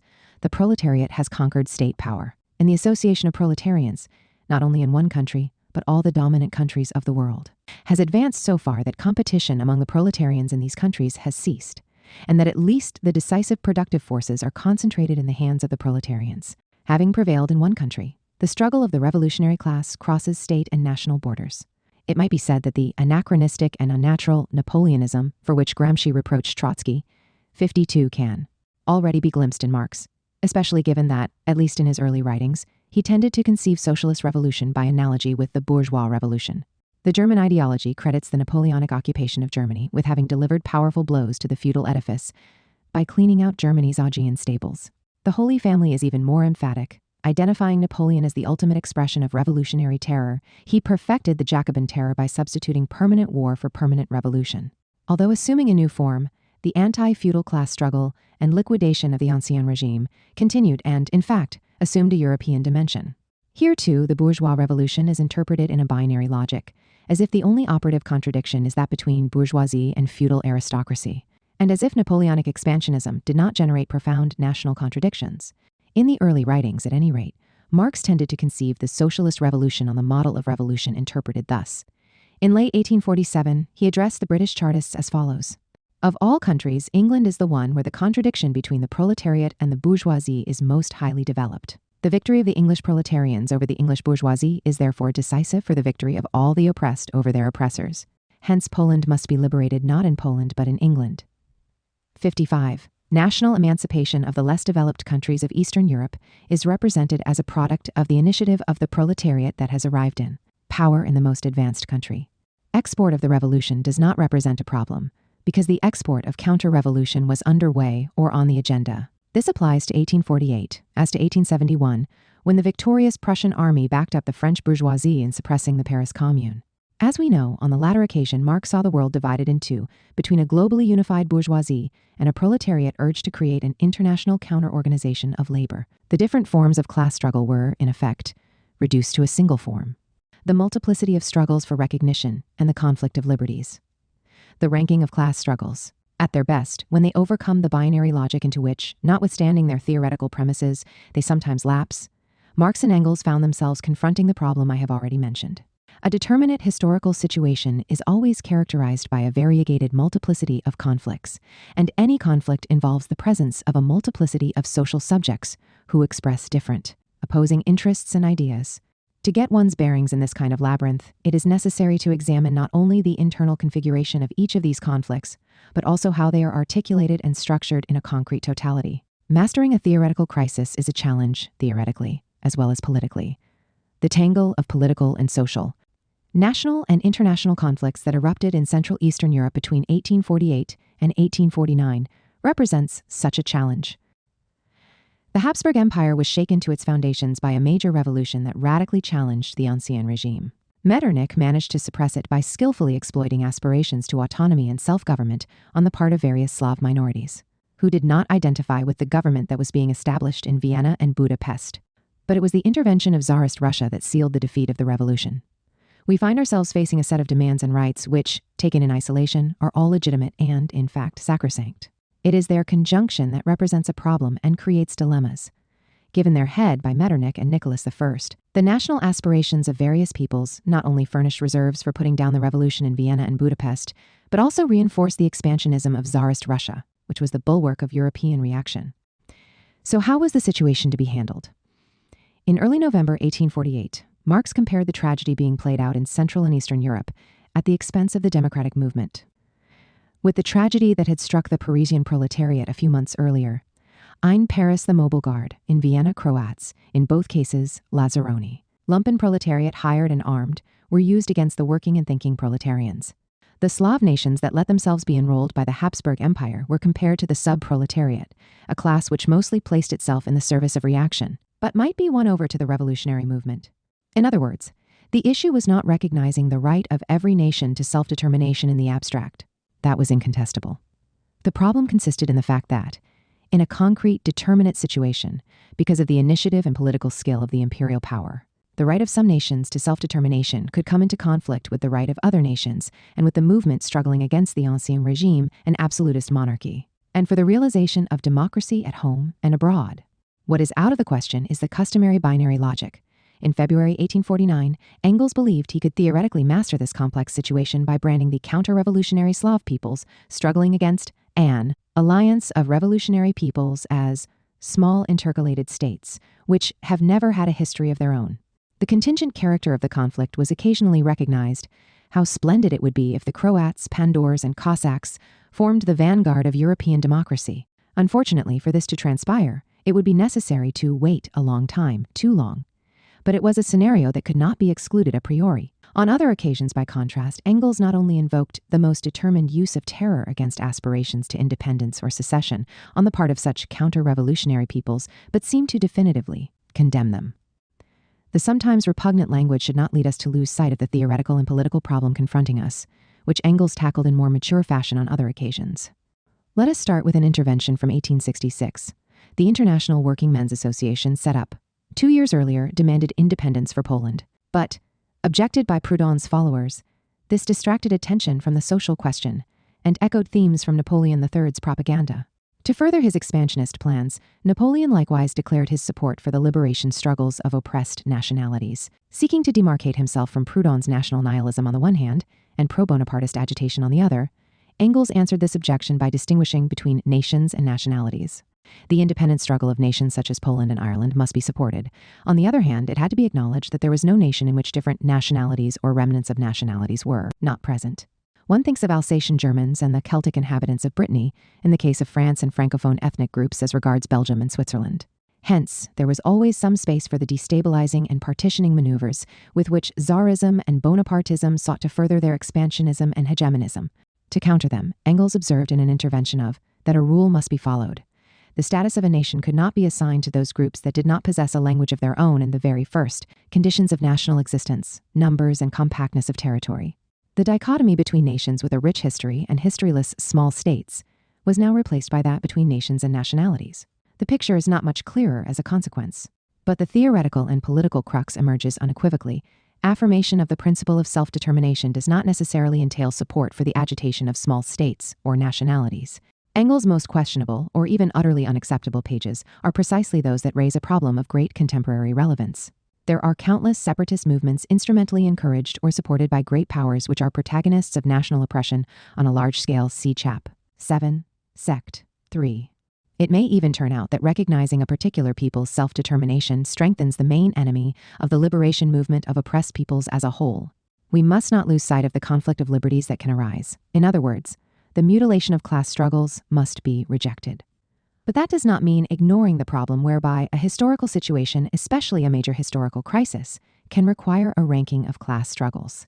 Engels' error was that he sometimes resorted to formulations that involve a slippage or convey the impression of slipping from history into nature. The underlying inspiration is in little doubt. In 1848, to confirm the decisive role of history, Engels compared Provence and Poland. With its culture and beautiful language, the former long played a vanguard role, but it ended up suffering the total obliteration of its nationality and complete assimilation into France. Historically and socially, there was even an inversion. Provence became the focal point of opposition to the progressive classes in the whole of France, and the backbone of the French counter-revolution. The fate of Poland seemed to be the converse. For a very long time, it was the embodiment of the Ancien Regime and the oppression of an overwhelming mass of serfs by a small aristocracy. Now, however, developing the struggle against national oppression and undertaking a democratic agrarian revolution, in which at least part of the nobility generously participated. Poland might be the revolutionary vanguard of the Slav peoples, all the more so in that it represented the quintessential antagonist of that bulwark of reaction, Tsarist Russia. 5. Russia itself was not frozen in time. In 1875, Engels referred optimistically to the social agitation spreading in that immense country. The mass of the Russian people, the peasants, have gone on for centuries, from generation to generation, living their dull, unimaginative lives in a sort of ahistorical torpor, geschichtslos Versumpfung, and the only changes that occurred to interrupt this desolate condition were isolated and fruitless uprisings and new waves of repression, carried out by nobility and government. The Russian government itself put an end to this ahistorical existence, Geschichtslosigkeit, in 1861 with the abolition of serfdom, which could not be delayed any longer, and the redemption of the corvée. The very conditions themselves, therefore, which the Russian peasant is now obliged to face, force him into the movement. Having endured so long, the ahistorical existence of the peasant masses and the great majority of the Russian population not only came to an end, but was on the point of turning into its opposite. In the preface to the second Russian edition of the Communist Manifesto, Marx and Engels expressed the hope that revolution in Russia might represent the signal for a proletarian revolution in the West. This great country could play a vanguard role because active in it, observed Engels in a letter of April 23, 1885 to Vera Zasulich, was a party which frankly and unreservedly accepts the great economic and historical theories evolved by Marx. The bulwark of reaction was on the point of being transformed into a bulwark of revolution. The country long characterized by an ahistorical existence was to adopt an expression of Marx's in the process of becoming a locomotive of history. The ranking of class struggles, dictated in specific circumstances by an especially tangled skein of contradictions and conflicts of liberties, has nothing to do with a naturalistic ranking of nations. The emancipation of slaves and despotic government. The conflict of liberties was also brought out by the American Civil War. At the time of its outbreak, Marx invoked the arguments of the pro-Southerners on both sides of the Atlantic. Even if justice is on the side of the North, does it not remain a vain endeavor to want to subjugate 8 million Anglo-Saxons by force? 10. And again, the Southern states have the same right to secede from the North as the United States had to separate from England. Here we have a fine example of binary logic. The focus is exclusively on the clash between the two sections of the white community, completely ignoring both the fate of African Americans and the foreign policy of the contending parties. Let us now attend to Marx's response. James Buchanan, the Southerner who occupied the post of President of the USA before Lincoln, pursued a policy whose emblem was the export or armed spreading of slavery in Mexico, Central and South America. Indeed, in these years, the avowed aim of Washington was the armed spreading of slavery abroad. And that is not all. Buchanan was determined to annex Cuba, possibly buying it from the Spanish or resorting to force of arms, but in any event, without consulting the local population. As regards the European supporters of the slaveholding Confederacy, it's truly marvelous how the Times, which backed all the anti-Irish coercion bills with such intense enthusiasm, is now lamenting that liberty will be lost should the North tyrannize over the South. In other words, even if we ignore the fate of African Americans, Lincoln's American and European enemies were unable to raise the banner of self-government and self-determination with any credibility. Those enemies advanced a final argument. The government of the Union has permitted no man to open his mouth for 3 months. The war has many opponents in the North, but they dare not speak. No less than 200 newspapers have been suppressed or destroyed by the mob. Once again, we see the binary logic at work. With all other aspects of the conflict ignored and repressed, the political regimes in the South and North are contrasted. The latter seems more illiberal, inasmuch as it was engaged in neutralizing those who propagandized for capitulation to the secessionists, or at least for a compromise with them. In response, Marx noted that, long before the outbreak of the war, a climate of insane violence against abolitionists was prevalent, so that for 30 years, a leader like Wendell Phillips had not only to face the insults and threats of paid rowdies, but also to risk his life. Hence, even if the focus was exclusively on the white community, the secessionists could not be regarded as the champions of liberty. Obviously, the neglect of the fate of blacks and the slavery inflicted on them is glaring and arbitrary.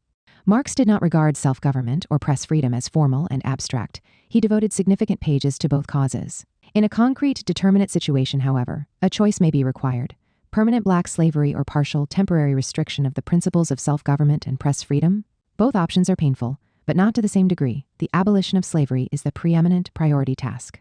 Hence, the decisive support for Lincoln, who suspended habeas corpus and introduced conscription, repressing resistance and revolts against this measure and regimenting the adult male population with an iron fist.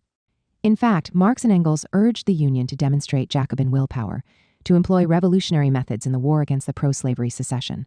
The condemnation of hesitancy was unequivocal. What cowardice on the part of the government and Congress! They shrink from conscription, from everything that is urgently necessary. Unfortunately, the party that is weary of war is growing, thereby hampering resolution of an issue as colossal as this. Signs of moral prostration are daily more in evidence, and the inability to win grows daily greater. Where is the party whose victory and avènement would be synonymous with prosecuting the war outrance and with every available means? 18 overall, wrote Engels to Marx on November 15, 1862. The Union did not seem to wish to confront the great historical dilemma facing it. 19. Subsequently, judgment of Lincoln became more balanced, as he displayed unanticipated energy and, not coincidentally, was accused by opponents inclined to compromise with the South of employing Jacobin methods, imposing military government and military commissions, and interpreting the word law as the will of the president, and habeas corpus as the power of the president to imprison whom he pleases as long as he pleases. In the concrete conflict of liberties that had emerged, it was Lincoln who embodied the cause of freedom, not his opponents. Marx was not the first to query the binary interpretation of social conflict and to raise the problem of the conflict of liberties. In the late 18th century, Adam Smith had observed that slavery could more readily be abolished under a despotic government than a free government, whose representative bodies were exclusively reserved for white property owners. There, the condition of black slaves was desperate. Every law is made by their masters, who will never pass anything prejudicial to themselves. Hence, the freedom of the free was the cause of the great oppression of the slaves, and as they are the most numerous part of mankind, no human person will wish for liberty in a country where this institution is established. Hegel had argued in similar fashion as regards serfdom. To abolish it, the private rights of the feudal lords must be despotically violated, and the liberty of the barons, which entailed the absolute serfdom of the nation and prevented the emancipation of the serfs, struck down. This is also the line of thinking in which to situate the argument of the Communist Manifesto when it demands despotic inroads on the rights of property, so as to put an end to the employer's despotism over the wage slave. To be precise, it is not a question of choosing between freedom and despotism, as some of Smith's formulations would seem to have it, but of understanding the conflict of liberties. In the situation described by the great economist, the struggle for freedom took the form of a merciless struggle against slave owners, and the free representative bodies monopolized by them. 3. The conflict of liberties in the colonies. The condition of African Americans leads us to the more general theme of colonial peoples and peoples of colonial origin. The category that supplies this section with its title, Conflict of Liberties, enables us to get our bearings in Marx and Engels' development and oscillations on this subject. From the outset, Marx and Engels drew attention to the tragedy of countries invested by colonial expansion, reference to the insurgent Negroes of Haiti in the German ideology, or the highlighting by the poverty-off philosophy of the fact that British capitalism sacrificed the Indian people en masse on the altar of welfare or social. Peace for the metropolis is not so important. More significant is another consideration. The key categories of the analysis of capitalism developed by the two thinkers involve reference to the colonial question. The masked camouflage slavery detected and denounced in the metropolis is explicitly contrasted with the undisguised slavery imposed in the New World C. Chap. 2, Secs. 1 and 3. Even when the discourse is more elliptical, it is clear that, in addition to the slavery of antiquity, wage slavery refers directly to black colonial slavery. Colonial expansion was far from being the triumphal march of civilization and progress fantasized by the culture of the time. The pages devoted by Marx in the 1850s to the conquest of Asia are illuminating.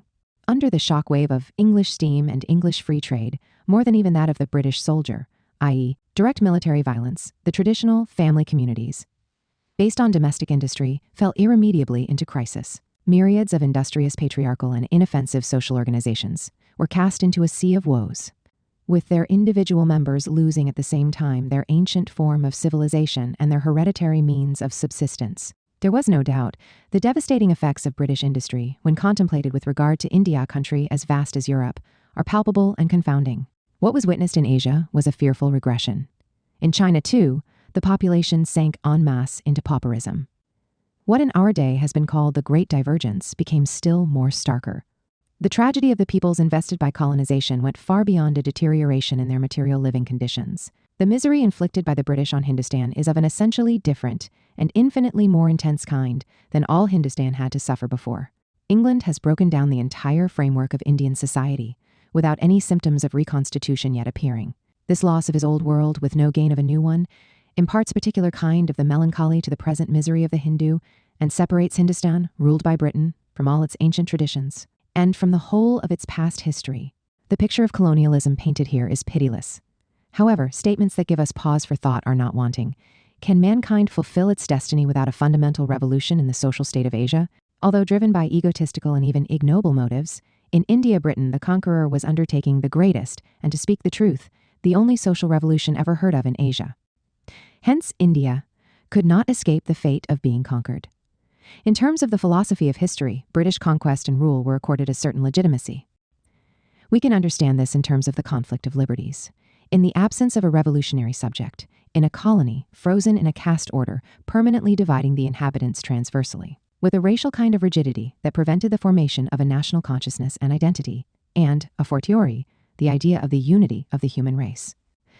The only spur to alteration of an intolerable situation seemed to hail from without. While it crushed the principle of self-government and entailed grievous social and human costs, colonial rule objectively challenged the caste order and introduced the first elements of social mobility, laying the foundations for subsequent, more radical changes. In effect, the legitimation of Britain's role is partial and problematic, the bourgeois period of history, fostering materially as well as spiritually the world market and universal intercourse, founded upon the mutual dependency of mankind and the development of the productive powers of man, created the conditions for a great social revolution set to yield a new world. If colonial rule was the negation of caste society from without, it had its justification in terms of the philosophy of history only inasmuch as it ceded the negation of the negation, with the supersession of the bourgeois period of history and colonial rule. What remains clear is Marx's preference for a different resolution of the conflict of liberties, a proletarian revolution in Britain, or the development of a national liberation movement in India. 31. Significantly very different accents are to be heard in an article devoted to the other great Asian country published in the New York Daily Tribune on June 5, 1857. In this instance, the celebration of the national war waged by China against the piratical policy of the British government was clear and unconditional. To avert the mortal danger threatening old China, its people were fighting with fanaticism without respecting the rules. However, instead of moralizing on the horrible atrocities of the Chinese as the chivalrous English press does, we had better recognize that this is a war pro aris et focus, a popular war for the maintenance of Chinese nationality. The British attempt to subjugate China was illegitimate. China could avoid the fate of being conquered, which, according to the analysis developed 4 years earlier, seemed inevitable for India. In China, the weight of a caste order was absent, and this made possible the development of a formidable resistance and national liberation movement. In the interim, a war of insurrection had broken out in India too. The sepoys had stained themselves with horrible crimes, but Britain had responded with even worse crimes. Torture formed an organic institution of British financial policy. The violations of women, the spittings of children, the roastings of whole villages were mere wanton sports, recorded by British officers themselves, who arrogated power of life and death to themselves and wielded it unsparingly. 33. By now, Marx had reached a general conclusion. The colonial power was indeed the more advanced country. But although it persisted, the conflict of liberties, when thought out anew or in the light of the new situation, no longer redounded to the benefit of Britain. The latter should be forced by the general pressure of the civilized world to abandon the compulsory opium cultivation in India and the armed opium propaganda to China. 34. The immediately ensuing years saw the development of the crisis that issued in the American Civil War. Marx's research yielded results that threw new light on the history of colonialism. In its time, in the Neue Rheinische Zeitung Marx edited, an article by Engels had appeared on February 15, 1849, which interpreted the war recently launched by the USA against Mexico as follows. Thanks to the bravery of the American volunteers, splendid California has been taken away from the lazy Mexicans who could not do anything with it. Exploiting the new gigantic conquests, the energetic Yankees gave new impetus to the production and circulation of wealth, to world trade, to the spread of civilization. Objections of a moral or legal kind were peremptorily silenced by the article's author. Certainly what had defeated Mexico was an act of aggression, but it represented a fact of world historic significance. 35. This was a crudely binary interpretation. It confined itself to comparing the different levels of development of the economy and the representative regime in Mexico and the USA, and concluded by celebrating the latter's war as synonymous with the export of civilization and anti-feudal revolution. What was ignored was the fact that slavery had been abolished in the vanquished country, but not the victorious one. Intoxicated by its military triumph, the latter hoisted the flag manifestly colonialist in character of the manifest destiny, the providential mission, impelling the USA to dominate or control the whole American continent. The studies undertaken by Marx on the eve of the American Civil War and during it revealed further details. The USA had reintroduced slavery into the Texas wrested from Mexico, and the southern states of the USA aspired to build a kind of colonial slave empire in Central America. Published shortly after the end of the Civil War, Volume 1 of Capital painted a memorable picture of the horrors of the West's primitive accumulation and colonial expansion. It was an implicit, renewed appeal to the labor parties to reject the temptations of imperial socialism once and for all. 4. Internationalism and its forms. Once the binary interpretation of conflict has been superseded, what of internationalism? Its significance is immediately apparent if we start from the hypothesis of an international counter-organization of labor, confronting a cosmopolitan conspiracy of capital. If instead, we take account of the multiplicity of forms of class struggle, and in particular of the national question, then the picture becomes complicated. It is much more difficult to foster internationalist solidarity within a front whose subjects are very different from one another. Sometimes a single social class, the proletariat. At others, a whole people struggling against the exploitation of one nation by another. How then should we interpret the slogan, "Workers of all countries unite," with which the Communist Manifesto ends? Is it intended to evoke a binary type of conflict and a battlefront that uniformly divides all countries in two, so that universally, and more or less exclusively, the same social classes, proletariat and bourgeoisie, are ranged against one another? This watchword also concludes the inaugural address of the International Working Men's Association, which explicitly calls upon the workers of Britain and the most advanced industrial countries to support the national liberation struggle of countries like Ireland and Poland. Not only this, the inaugural address solemnly states, "It was not the wisdom of the ruling classes, but the heroic resistance to their criminal folly by the working classes of England that saved the west of Europe from plunging headlong into an infamous crusade for the perpetuation and propagation of slavery on the other side of the Atlantic." Proletarian internationalism can manifest itself in support for national liberation movements, which sometimes witness the participation of such a broad front as to include even the nobility, the case of Poland, and in a bourgeois government, that of Lincoln, engaged in repressing a pro-slavery secession by force of arms. On the other hand, drying up a key source of the material wealth and moral power of the dominant classes in Britain, the Irish national struggle and the national emancipation of Ireland were a crucial internationalist contribution to the social emancipation of the British working class. Like the class struggle, internationalism can take different forms on different occasions. An internationalism that ignored this diversity would be ingenuous or dangerous. On the eve of the 1848 revolution, Engels mocked Louis Blanc, who, forgetful of Napoleon's empire and its colonial and semi-colonial practices, liked to point to his people as the very embodiment of cosmopolitanism. The democrats of other nations will not be satisfied in the assertion, on the part of the French, that they are cosmopolites by the mere fact that they are French, an assertion which amounts to the demand urged upon all others to become Frenchmen. Not coincidentally, Blanc would later be branded an imperial democrat posing as a revolutionary. 39. When it avoids the national question and the genuinely internationalist task of support for oppressed nations, putative cosmopolitanism or internationalism turns into an uncritical, fanatical chauvinism. This was also Marx's view, having mocked the moronic cynicism exhibited by Proudhon over Poland's ambition to shake off the yoke of the Russian Empire. He dismissed as Proudhonized Stirnerianism the thesis that any nationality and even nations are prejudices sur outdated prejudices. The source is a letter to Engels of June 20th, 1866, which continues thus: "The English laughed heartily when I began my speech with the observation that our friend Lafargue and others who had abolished nationalities has addressed us in French, i.e., in a language which 9/10 of the audience did not understand.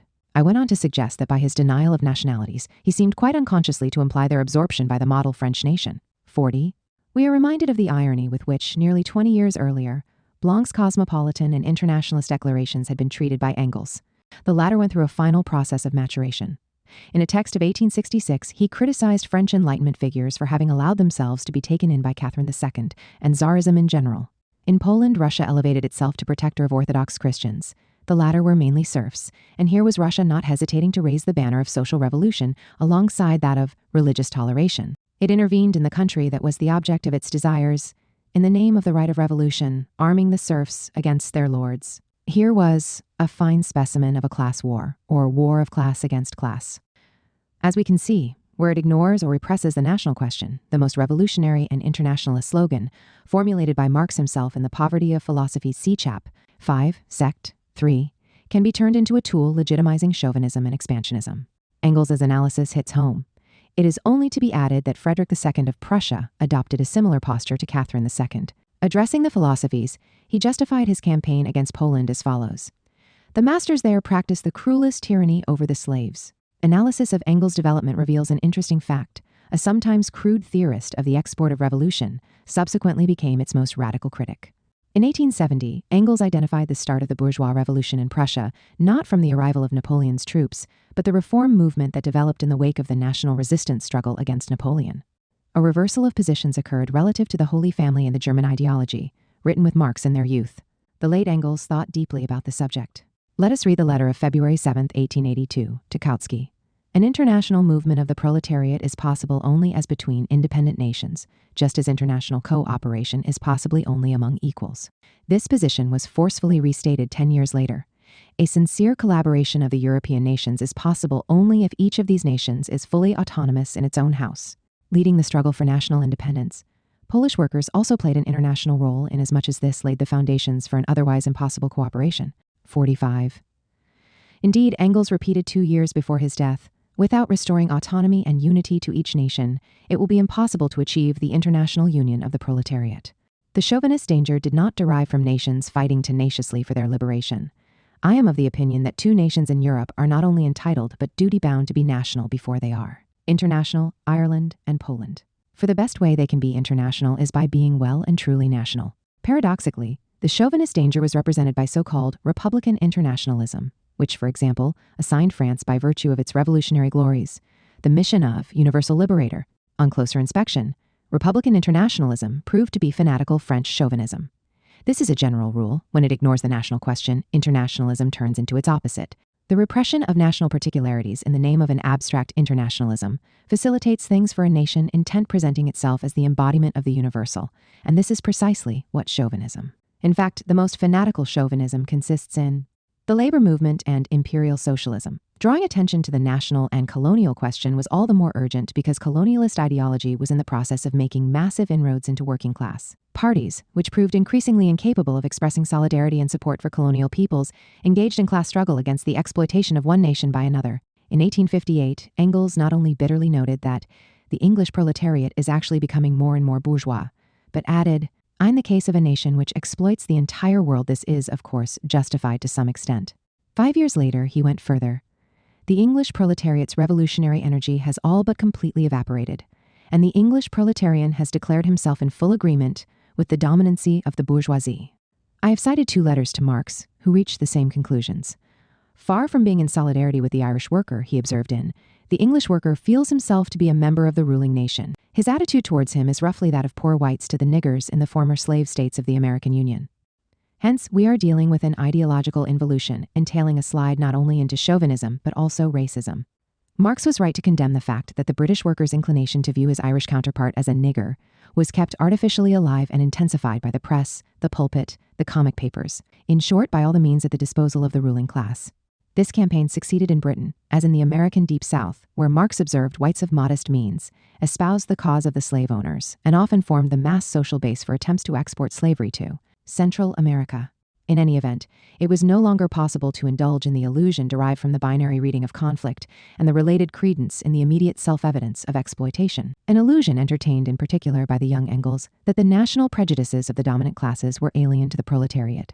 Very different from such early hopes was the picture that Engels himself drew in a letter of September 12, 1882, to Kautsky. The London government and dominant classes were inclined to co-opt the overseas white settlers. The countries occupied by European settlers such as Canada, the Cape, Australia, will all become independent. This would not apply to territories inhabited by natives who would continue to be oppressed and exploited. Unfortunately, this policy met with support from British workers, who cheerfully go snacks in England's monopoly of the world market and colonies and did not intend to challenge colonialism. Peoples of color could expect aid only from a proletariat capable of resisting the lures of colonial expansion. What position should be concretely adopted?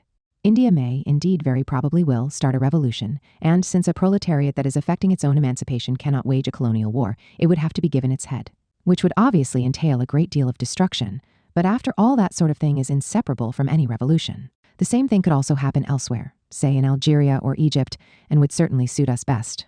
Compared with the West, the colonies or ex-colonies were at a more backward level of development, were semi-civilized.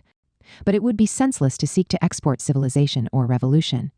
A victorious proletariat cannot forcibly confer any boon whatever on another country without undermining its own victory in the process. Which does not, of course, in any way preclude defensive wars of various kinds. This warning did not succeed in blocking the spread of imperial socialism in the ranks of the working class. It was to the challenge represented by this serious mutilation of the class struggle that Lenin sought to respond. The Southeast Passage. Lenin as a critic of mutilation of the class struggle. 5 years after Engels' death, writing in the Sozialistische Mannschaft, Bernstein noted with satisfaction, if, in the United States, Canada, South America, and some parts of Australia, etc., several million men find themselves living next to hundreds of thousands from other times, the credit is due to the colonizing advance of European civilization. And if, in England and elsewhere, many nutritious and flavorsome tropical products have become staple items of popular consumption, and if the great American and Australian ranges and fields supply cheap meat and bread to millions of European workers, we must thank the colonial enterprise. Without the colonial expansion of our economy, the poverty that still exists in Europe today, which we are trying to eradicate, would be much worse, and we would have much less hope of eliminating it. Even when counterbalanced by the crimes of colonialism, the benefits derived from colonies always weigh much more heavily in the scales. Let us focus on the final assertion. It coincided with the consummation of the effacement of Native Americans in the USA and the Aborigines in Australia and New Zealand. These were the years when in South Africa, in the words of Ludwig Gumplowicz, theorist and apologist for racial struggle, the Christian Bowen regarded and treated the jungle men and Hottentots not like humans, but as entities geschöpf, when it was legitimate to exterminate like wild game in the forest. But, for Bernstein, colonialism's crimes counted for less than the benefits that could be obtained thanks to it, while Lassalle resolved the class struggle by pursuing a rudimentary welfare state without political democracy. First the British laborists, and then Bernstein resolved it by pursuing political democracy that sought to extract more or less significant social reforms, but which legitimized colonial expansion and, in fact, benefited from it. Imperial socialism was manifestly also progressing in the most prestigious and authoritative socialist party of the time. This is the historical contest to be borne in mind if we wish to understand what is to be done. Text by Lenin that appeared 2 years after Bernstein's article. 2 years lad also passed since the Great Powers expedition to put down the Boxer Rebellion and China colonialist violence.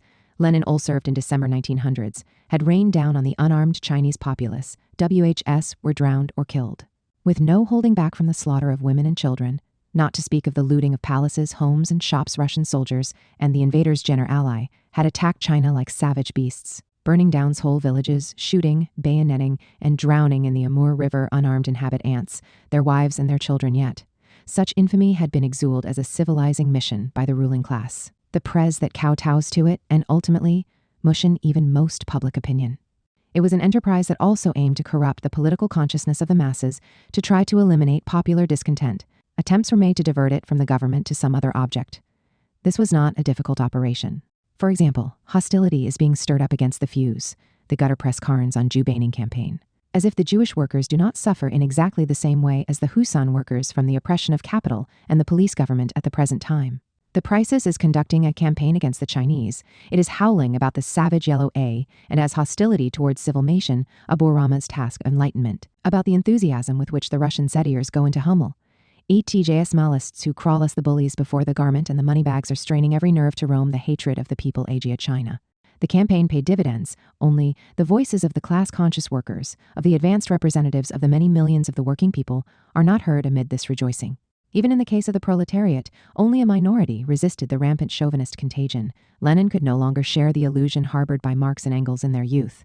In their view, the process impelling the proletariat to manifest a revolutionary consciousness, and to make a revolution destined to emancipate the whole of humanity, as well as a specific class, was inexorable. The bourgeois revolution had concluded with co-option and fusion between the old ruling class and the new one, so that relations of exploitation and domination remained largely intact. For the social bloc in power in the first half of the 19th century, by contrast, it was not possible to co-opt the proletariat, which was irreducibly antithetical to the bourgeoisie. The emancipation of the proletariat would therefore be the emancipation of humanity as a whole and the configuration of the proletariat as a conscious revolutionary subject represented by the crucial impending turning point in world history.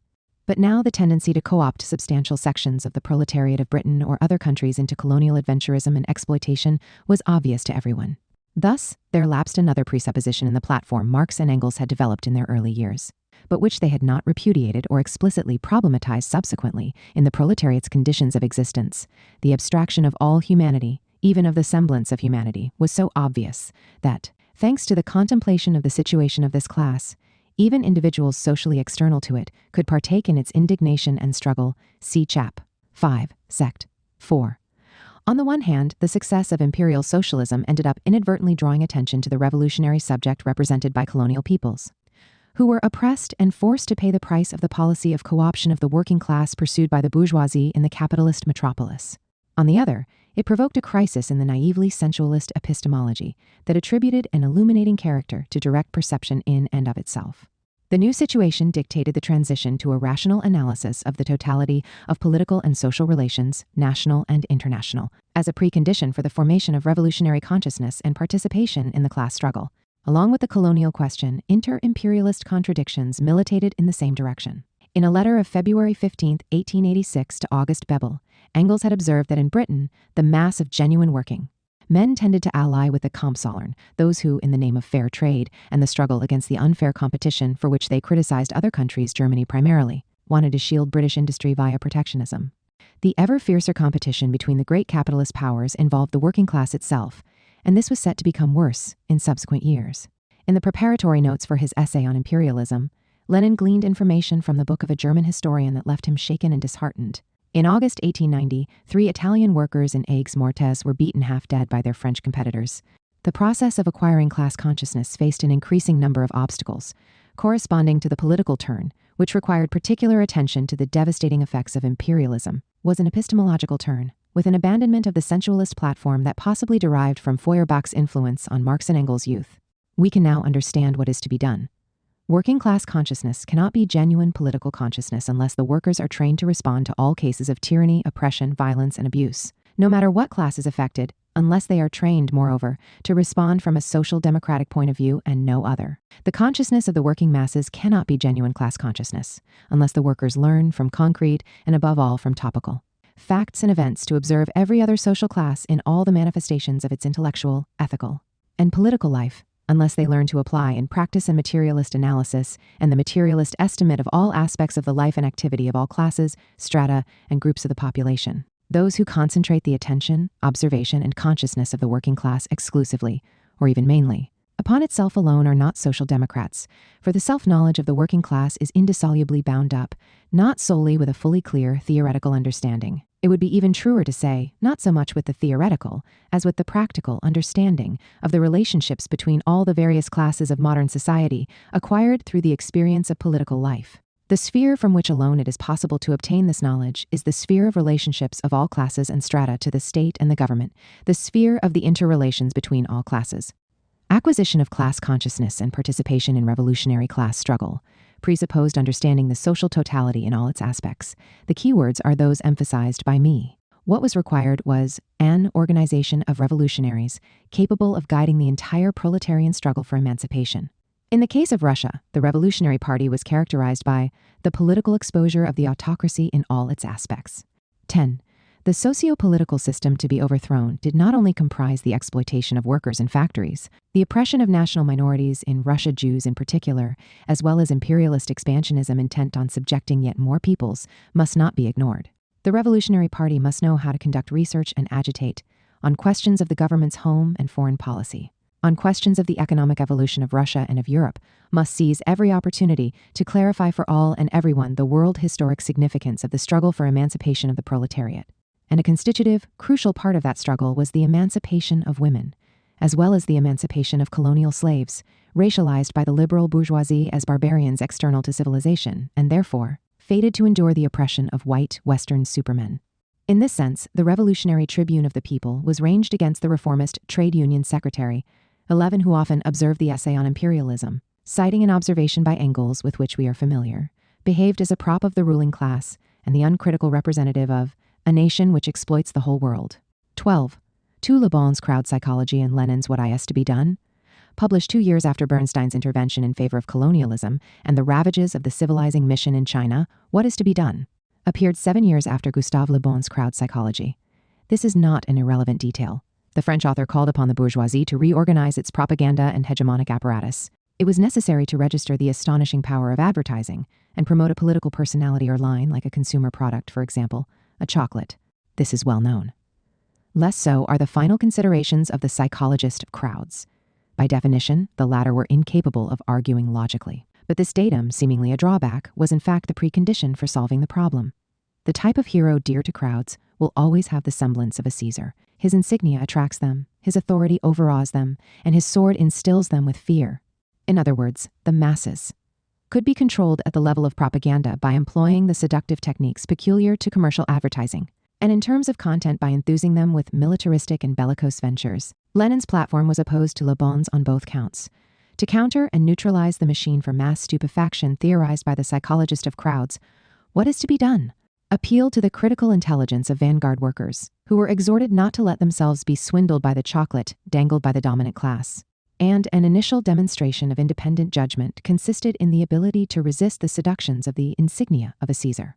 Colonial expeditions and the threat of war hanging over the capitalist metropolis itself must be contested. The European states that have flung themselves upon China are already beginning to quarrel over the division of the booty, and no one can say how this quarrel will end.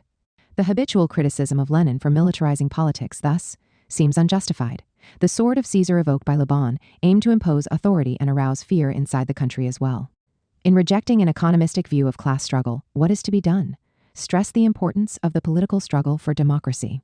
In The Theorist of Crowd Psychology, the theme, deeply rooted in the liberal tradition of the childish multitude, now summoned to loyally follow its Caesar in impending bellicose adventures, reached its apex. With his focus on colonial expeditions and the perils of war between the great powers, Lenin accused trade unionists, for whom the popular masses could be interested in nothing beyond economic demands, of treating workers with nursemaid concern. Undoubtedly, the Bolshevik Party also succeeded in winning power because it was the only socialist party equal to the state of emergency, which, having been peculiar to Tsarist Russia, was diffused on a European and even global scale with the outbreak of the First World War. We are unquestionably dealing with a party organized in such a way as to be able to pass, if necessary, from the weapon of criticism to criticism by weapons, in the young Marx's formulation. Those who seek to write off the Leninist party as a machine exclusively committed to organizing violence would do well to reflect on the unwitting affidavit for it by an author with impeccable credentials. Ernst Nolte, the patriarch of historical revisionism, describes as follows how the crack troops of Laver G. Kornilov, author in September 1917 of an attempted pro-Tsarist coup d'etat supported by the liberal West, were confronted by the Bolsheviks. They opposed an army of agitators to the supreme commander's advancing troops to convince them that, in obeying their officers, they were acting against their true interests, prolonging the war and paving the way for the restoration of Tsarism. And so, in the March on Petrograd and already in various parts of the country, the troops yielded to the persuasive force of arguments that simply expressed their own deepest desires and anxieties, of which they were not fully conscious. None of the officers present will have been able to forget how their soldiers slipped away from them not under grenade fire but under a hail of words. We have seen what is to be done. Contrast the trade union leader, lacking genuine class consciousness, with the tribune of the people, protagonist of the revolutionary class struggle. Focusing exclusively on the concrete reality of wage increases or better working conditions, the former closes his eyes to the oppression of colonial peoples. In fact, not infrequently winds up sharing the chauvinist arrogance of the bourgeoisie in the capitalist metropolis.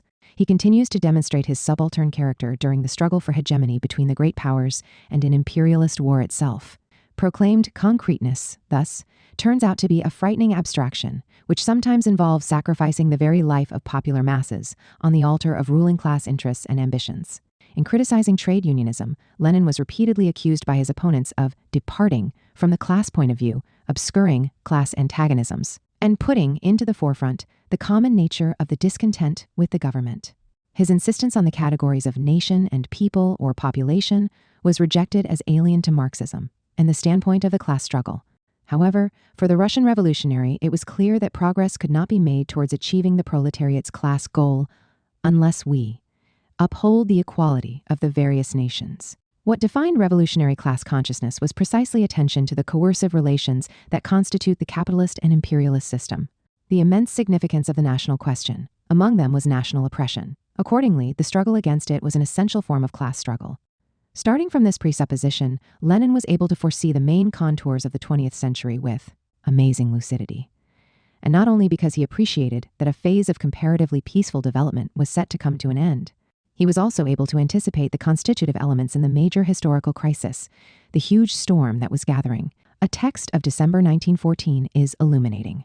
An unprecedented global war was raging, and Lenin, appealing for the transformation of imperialist war into a revolution or revolutionary civil war, expressed his utter contempt for the patriotic rhetoric also used by many socialists to justify the ongoing carnage. But this did not prevent him from stressing the immense significance of the national question in the century that was in its early stages. 21. Even before the war, and then during it, Lenin identified the epicenters of the impending global clash over the national question with precision: Eastern Europe and Asia on the one hand, and the semi-colonies and colonies on the other. As regards the first epicenter, one thinks of the dissolution of the Tsarist Empire, Hitler's attempt to build German Indies in the East, and finally, the disappearance of the Soviet Union. As to the second, national liberation movements in China, India, Vietnam, and so forth come to mind. Obviously, the two epicenters did not coincide with the crisis zone in its entirety. In October 1916, when Wilhelm II's army was at the gates of Paris, Lenin, on the one hand, reiterated the imperialist character of the world war underway, and on the other, drew attention to a possible reversal. Should the conflict end in victories like Napoleon's and in the subjugation of a number of viable national states, then a great national war in Europe would be possible. The victory that materialized on much of the European continent between 1939 and 1945, the victory of a Napoleonic kind won by Hitler, prompted a great national war in France itself. Finally, Lenin drew attention to the national oppression which, even in peacetime, could occur in the capitalist metropolis itself, as proof of the immense significance of the national question. He referred to the brutal oppressors of Negroes in the North American Democratic Republic. During the 20th century, white supremacy was to be the target of fierce struggles in the USA, South Africa, and so on, as well as at a global level. In the round, a revolutionary exit from the impending major historical crisis was inconceivable without taking account of the national question. In July 1916, Lenin mocked those who went in search of the class struggle and revolution in the pure state. To imagine that social revolution is conceivable without revolts by small nations in the colonies and in Europe is to repudiate social revolution. Whoever expects a pure social revolution will never live to see it. Such a person pays lip service to revolution without understanding what revolution is. Naturally, not all national movements played a progressive role and merited support from the Revolutionary Party and Tribune of the People. In broaching this problem, Lenin had recourse to two theoretical models. In the early months of 1914, stressing the salience of the national question in a debate with Rosa Luxemburg, he added, Marx had no doubt as to the subordinate position of the national question as compared with the labor question, but his theory is as far from ignoring national movements as heaven is from earth. National demands were prominent, but the politically conscious proletariat subordinates them to the class struggle. This formulation is not altogether satisfying. It seems to be based on a clear distinction between national question and labor question, between national struggle and class struggle. Here we are far removed from the viewpoint of Marx, for whom in a colony like Ireland, the social question could take the form of the national question, and the class struggle take the form, at least initially, of national struggle. On the other hand, we've seen Marx compare the role played by the Croats in to that of the lumpen proletariat C. Chap. 6. Sect. 1. Like peoples in a subaltern position, subaltern classes can play a reactionary role. The problem of distinguishing between movements is general in kind. Lenin's second formulation is more mature. Having recalled Marx and Engels' support for the Irish and Poles, but not the Czechs and South Slavs and Croats at the time, serving as Russian outposts in Europe. He continued as follows in July 1916. The several demands of democracy, including self-determination, are not an absolute, but only a small part of the general democratic, now general socialist world movement. In individual concrete cases, the part may contradict the whole. If so, it must be rejected. It is possible that the Republican movement in one country may be merely an instrument of the clerical or financial monarchist. Intrigues of other countries, if so, we must not support this particular concrete movement, but it would be ridiculous to delete the demand for a republic from the program of international social democracy on these grounds. Contrasted here are not national question and labor question, but the small part and the whole. Insofar as they were instrumentalized and controlled by Tsarism, the national aspirations of the Czechs and Croats lacked legitimacy exclusively with reference to the national question. They were a small part that came into contradiction with the national liberation movement as a whole, whose main enemy was Tsarist Russia. Whether the whole is represented, in Lenin's terminology, by the bourgeois democratic movement or the world socialist movement, the problem of subordination of the small part to it cannot be avoided. And, naturally, the solution to the problem is not unequivocal and without its contradictions. This does not only apply to the revolutionary wave of 1848-9. We have seen Adam Smith invoking despotic government against slave owners. The representative bodies hegemonized by them were a small part that came into contradiction with the whole, and the same might be said of the self-government of the slave-holding South abolished by Lincoln and the Union Army. Lenin stressed that small nation movements could be manipulated by Bonapartism and Tsarism, or we might add imperialism, for their own benefit. 28. The history of the 20th century amply demonstrates the point. Colombia hesitated to concede or cede to the USAA strip of land for a canal intended to link the Atlantic and the Pacific, consecrating the imperial ascendancy of the North American Republic. But the latter did not allow itself to be fettered by formal law. A new country was created out of nothing. Having achieved independence, Panama promptly agreed to all of Washington's requests.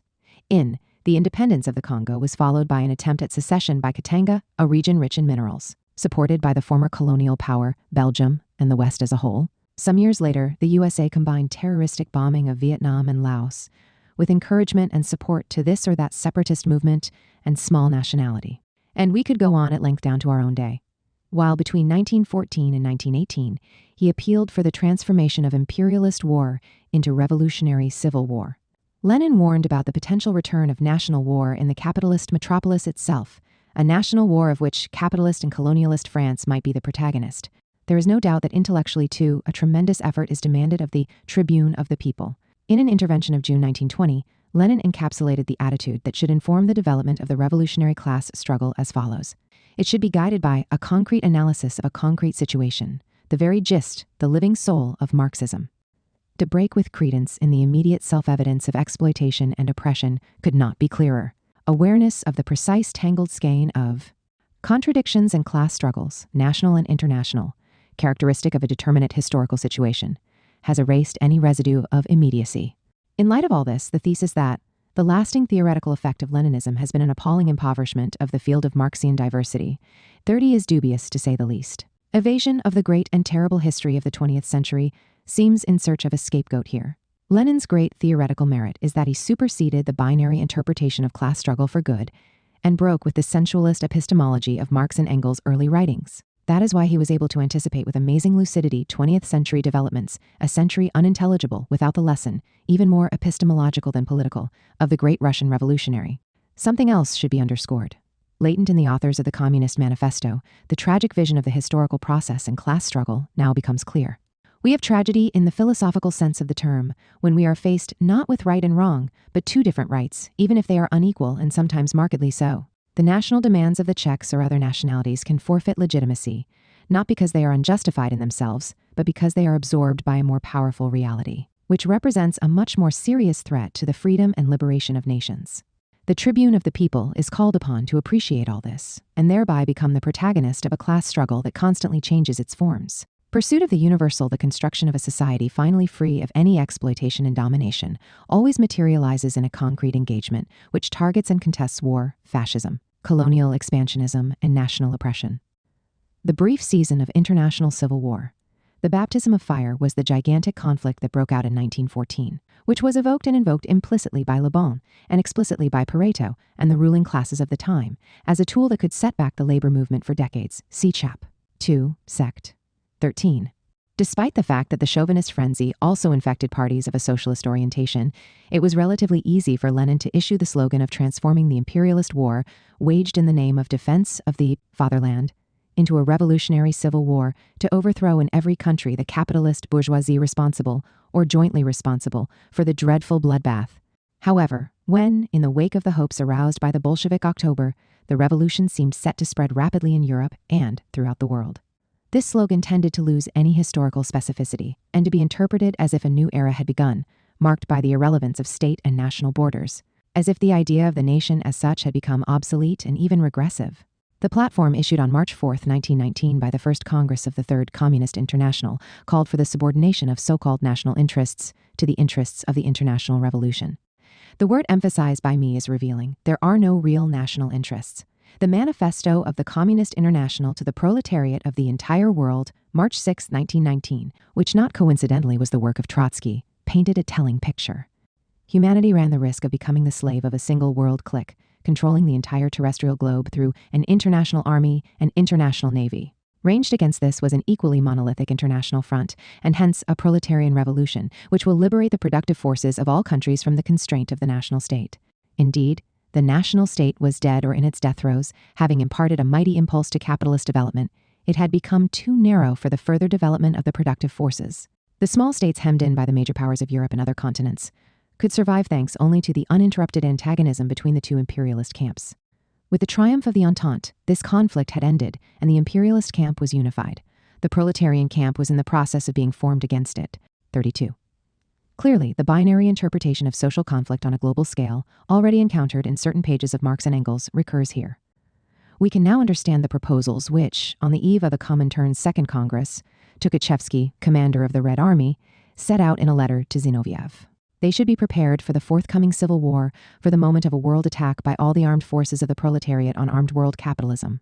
Given the inevitability of world civil war in the near future, a general staff must be created, and its composition and duties extend far beyond the Russian national framework. In the wake of this proposal, the Italian maximalist Giacinto Minotti Cerati imminently foresaw the day when the proletarian Red Army will consist not only of Russian proletarians but of proletarians of the whole world. Repummery. The ultimate objective, one of the resolutions passed by the Congress reads, "The Communist International proclaims the cause of Soviet Russia as its own cause. The international proletariat will not sheath the sword until Soviet Russia becomes a link in a federation of Soviet republics of the whole world." 34. At the time, all eyes were on the war with Poland. According to Zinoviev, in the Congress Hall hung a great map on which was marked every day the movement of our armies, and the delegates every morning stood with breathless interest before this map. They had the impression that they were witnessing promising developments in the global civil war, a trial of strength between opposed classes that knew no state and national boundaries. But they were very soon made aware of the persistence and power of such borders. The Red Army was advancing on Warsaw, in a war that was certainly provoked by the reactionary government of Józef Pilsudski, but which was in the process of being transformed on the Soviet side from a war of national defense into a revolutionary war to overthrow capitalism in Poland. The advance was blocked and, in fact, turned into a headlong retreat, thanks in part to the active engagement of Polish workers, who experienced the strong pull of patriotic appeals. It is true that defeated at Warsaw, the revolution had been victorious a year earlier in Budapest. But it is worth examining what happened in Hungary. In March 1919, Bela Kun arrived in power on the back of a broad national consensus, including the bourgeoisie, which regarded the communists as the only force capable of preserving the country's territorial integrity, threatened by the maneuvers of the Entente. The latter was committed to creating a cordon sanitaire around Soviet Russia, while also giving free rein to the annexationist aims of Czechoslovakia and Romania. It has rightly been observed that this bloodless revolution was a product of wounded national pride. On the eve of Bela Kun's arrival in power, Alexander Garbai, a Socialist Party leader, declared, "In Paris they are bent on an imperialist peace. From the West we can expect nothing but a dictated peace. The Entente has driven us into adopting a new course which will secure for us from the East what the West has denied us." Bela Kun himself saw a national phase of the Hungarian Revolution preceding social revolution proper. 38. In other words, the defeats and victories of the world revolution invoked by the Communist International cannot be understood in the absence of the role played by the national question in each instance. In fact, on closer inspection, the national question had registered its presence in the October Revolution itself, which broke out amid the struggle against chauvinism and patriotic rhetoric, amid the transformation of imperialist war into a revolutionary civil war. Between February and October 1917, Stalin presented proletarian revolution as the vehicle required not only to build a new social order, but also to reassert the national independence of Russia. The Entente sought to force it to fight on at any cost and bleed itself dry, with a view to turning it into a colony of Britain, America, and France. Russia was being treated as if it were Central Africa. The Mensheviks, bowing to imperialist diktat, supported the gradual bartering away of Russia to foreign capitalists, were leading the country to ruin and hence revealed themselves to be the real betrayers of the nation. Ranged against this, proletarian revolution would not only lead to the emancipation of the popular classes, but also pave the way for the real emancipation of Russia. Subsequently, the counter-revolution, unleashed by the whites supported or egged on by the Entente, was defeated thanks to the Bolsheviks' appeal. Karl Radek distinguished himself in this respect to the Russian people to engage in a national struggle of liberation against foreign invasion and imperialist powers' intent on turning Russia into a colony of the West. This was the basis on which Alexei Brusilov gave his support to the new revolutionary government. The brilliant general of noble origin, one of the few to have proved his mettle during the First World War, justified his choice as follows: "My sense of duty to the nation has often obliged me to disobey my natural social inclinations." 41. First making and then defending the October Revolution, the Bolsheviks shielded the Russian nation from the disintegration and balkanization that loomed as a result of defeat in war and destruction of the Ancien regime. All this did not escape Gramsci, who on June 7, 1919 paid tribute to Lenin as the greatest statesman in contemporary Europe, and to the Bolsheviks as an aristocracy of statesmen which no other nation possesses. They were to be credited with putting an end to the bottomless abyss of poverty, barbarism, anarchy, and disintegration created by a long and disastrous war, saving the nation, the immense Russian people, and had thereby succeeded in soldering communist doctrine to the collective consciousness of the Russian people, placing themselves in a relationship of discontinuity, but also continuity. With the history of Russia, the Bolsheviks expressed class awareness, but were at the same time capable of winning to the new state the loyal majority of Russian people, of building the state of the whole Russian people. Imperialism was not resigned to this, and was continuing its policy of aggression. However, the Russian people were standing up to it. They were armed for their Valmy. Inspired by class awareness, the Communist Party was in fact called upon to lead the struggle for national independence, in imitation of the Jacobins. 42. 5. Workers of all lands and oppressed peoples of the whole world, unite. This confirms that class struggle never, or virtually never, presents itself in the pure state. Let us return for a moment to the 19th century. If in Britain the bourgeoisie and aristocracy could consolidate their rule, thanks to the colonial subjugation of Ireland, where, as a result of the systematic expropriation of the island's inhabitants, the social question ended up taking the form of the national question. In the USA, as highlighted by the Neo-Rheinische Zeitung in, every clash between the classes was concealed by the outflow of the surplus proletariat population to the West, see Chap. 2, Sect. 1, that is, by the expropriation and deportation of the Redskins. Later, during the American Civil War, Marx observed, only by acquisition and the prospect of acquisition of new territories, as well as by filibustering expeditions, like that which saw William Walker conquer Nicaragua in the mid-19th century and reintroduce slavery, is it possible to square the interests of poor whites with those of the slaveholders, to give their restless thirst for action a harmless direction, and tame them with the prospect of one day becoming slaveholders themselves. In this second case, rather than via the expropriation and deportation of the natives, class struggle within the white community was diffused through the enslavement of African Americans and other supposedly barbaric populations in Central America. We have hitherto been dealing with processes that are in some sense spontaneous. But with the exacerbation of social conflict in Europe, we witness the emergence of theories explicitly demanding the annexation of land in the colonies to be assigned to the propertyless in the capitalist metropolis. In France, not coincidentally the country where the long revolutionary cycle had issued in the emergence of a socialist movement. Ernest Renan attacked the French Revolution for having prevented the development of colonies, thereby obstructing the only route by which modern states can escape the problems of socialism. This was a thesis repeated 3 years later, in the months immediately following the Paris Commune. Large-scale colonization is a political necessity of the first order. A nation that does not colonize is irrevocably condemned to socialism, to war between rich and poor. It was necessary to put inferior races to work for the benefit of the conquering race. It was clear the Europeans are a race of masters and soldiers. Reduce this noble race to work for life like Negroes and Chinese, and it will revolt. 44. A couple of decades later, Theodor Herzl recommended the colonization of Palestine and Zionism also as an antidote to the ascendant revolutionary movement in the capitalist metropolis.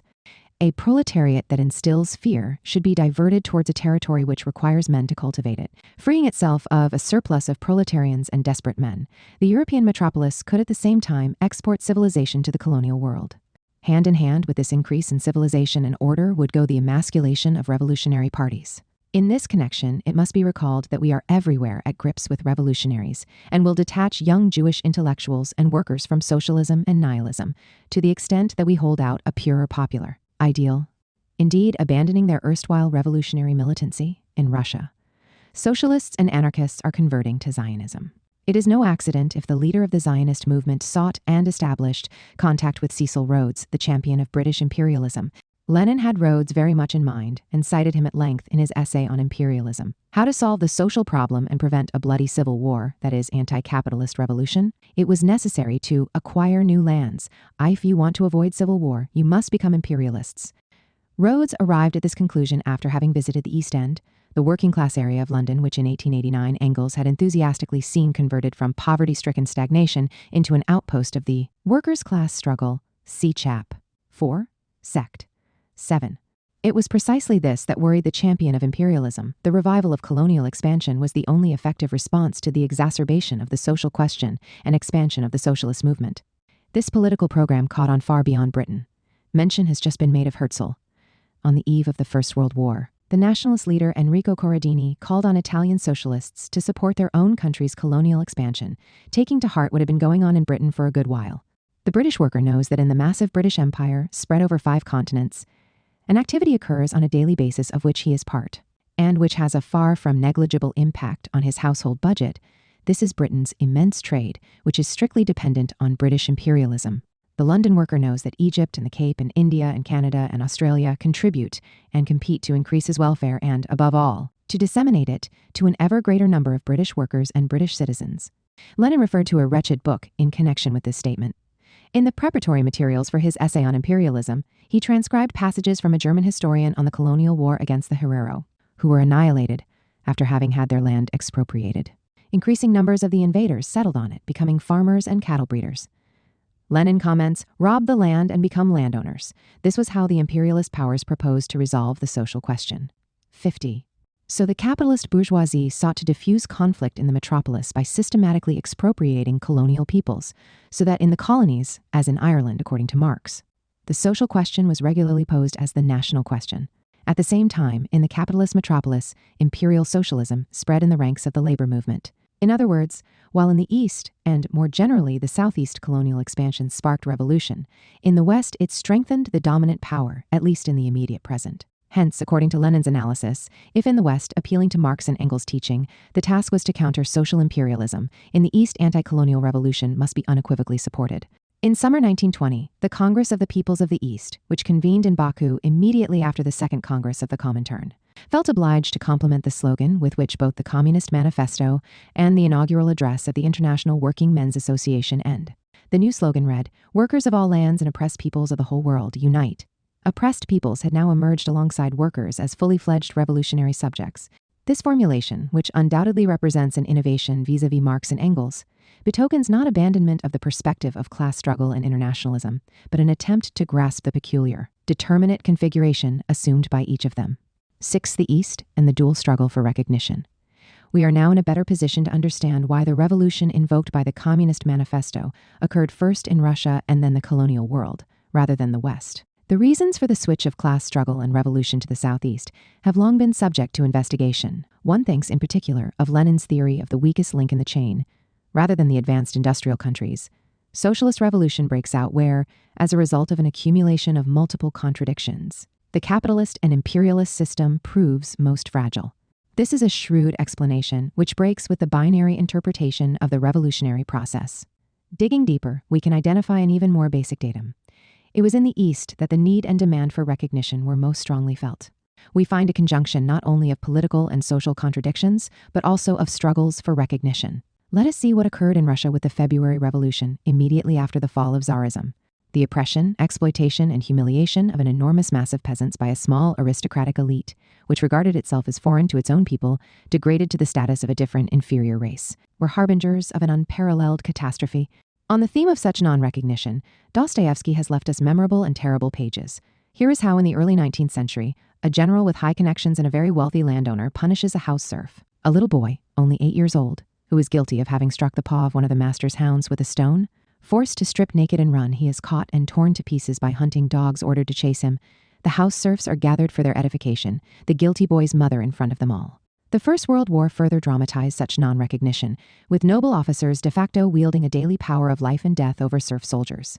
The fall of the Ancien Regime was the moment of revenge that had been dreamed of and desired for centuries. Prince Gilavov acknowledged this in a significant self-criticism. The revenge of the serfs was a settlement of accounts with those who had for centuries refused to treat the peasants as people rather than dogs. 52 or like game. as in the sequence of events described by Dostoevsky. Moreover, this was not a problem confined to the countryside. In 1895, Lenin encouraged agitation in Russian factories thus: tea workers must show that they consider themselves human beings just as much as the factory owners do, and that they have no intention of allowing themselves to be treated as dumb cattle. 53 eminent contemporary historians confirm the correctness of this formulation. In Tsarist Russia, workers demanded more respectful treatment by their employers. They wanted to be called by the polite UV rather than the familiar one Tai, which they associated with the old serf regime. They wanted to be treated as citizens. It was often this issue of respectful treatment rather than the bread and butter question of wages, which fueled workers' strikes and demonstrations. Another struggle for recognition was bound up with this one. The oppressed nations sought to shake off the yoke of autocracy and, in the case of Poland and Finland, constituted themselves as nation-states. But it was not only oppressed nations that mobilized and demanded recognition. We have seen the accusation leveled at the Entente by Stalin between February and October 1917, that it sought to force Russia to supply cannon fodder for the imperialist designs of London and Paris, and treated it like a colony of Central Africa. While it answered to a shrewd political calculation, this line of argument genuinely captured an aspect of what was happening. The crisis initiated with the catastrophe of the First World War and the disintegration of the Ancien regime endangered the independence of Russia, which had in the interim been expelled from the zone of authentic civilization. The problem of recognition was further aggravated by this. Without the dual struggle for recognition, we cannot understand the October Revolution and the form it took. Mass popular pressure to enjoy what they had hitherto been deprived of, self-esteem, participation, culture, took the most disparate forms. Even if Lenin had wanted to, it would have been difficult for him to prevent the workers taking control of their factories and people referring with increasing frequency to socialism, which was to be achieved by nationalizing industry and immediately and triumphantly extended to the whole world. The impression rapidly spread that what was being realized in the revolution was a great revolt of all slaves against all masters. 55. As well as in Russia, revolutions of a socialist and Marxist persuasion occurred in countries in colonial or semi-colonial conditions, in situations where class differences tended to take the form of caste differences, rendering the problem of recognition acute domestically as well. When, subsequently, the upper classes or castes made common cause or allied in a subaltern knoll with the colonial masters, the internal dimension interlaced with the international dimension, which became a more pertinent one. An essential role was played in the anti-colonialist movement as a whole by the demand for recognition. Lenin highlighted this. Among the Vanu definitions of imperialism he offered, one of the most significant characterizes it as the claim of a few chosen nations to base their own prosperity and primacy on despoliation and domination of the rest of the humanity. They regarded themselves as model nation and assigned themselves the exclusive privilege of forming a state regrettably. Humpins often forget that colonial peoples too are nations, thus discriminatory and often openly racist. Impulse manifested itself with particular clarity and virulence during Kolomel Wan. These were conflicts in which hundreds of thingsands of people belonging to the nations the Europeans were subjugating died, whereas 2 Europeans died, and so, Lem commented caustically, "Can you call them wars? Strictly speaking, they were not wars at all, and you could forget about them." Colonial wars were not regarded as wars for a very simple reason.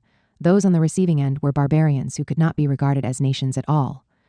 You couldn't very well call those Asians and Africans nations, and who, in the final analysis, were excluded from the human community. We can now understand the powerful impetus given to the anti-colonialist movement by the October Revolution. The inhabitants of Asia and Africa, hundreds of millions of people, rebelling against the yoke imposed by the capitalist metropolis, had recently reminded the world of their claim to human and mtislavishi assistance. We are dealing with a revolution that spread on a global scale, and for a long period of time it is interesting to see in the liberated zones of China, the soldiers of the Red Army responded to Edgar Snow. When he asked them about the reasons for their adhesion to the armed struggle undertaken by the Communist Party, first against local lords and then against the Japanese invaders, "The Red Army has taught me to read and write. Here one have learned to operate a radio and how to aim a rifle straight. The Red Army helps the poor. Here everybody is the same. It's not like the white districts, where poor people are slaves of the landlords in the Kuomintang, in the course of its struggle against the enemies impeding IR preventing recognition. The Communist Party promoted social mobility and facilitated the achievement of recognition both in its own ranks and in the army led by it. Mao and the identity between the national struggle and class struggle. The dual struggle for recognition had particular relevance in a country with an ancient civilization like China. From the Opium Wars onwards, it had been forced to endure one ignominy and humiliation after another, to the extent that in the late 19th century, in Shanghai, the French concession prominently displayed the sign, "No admittance for dogs in Chinese."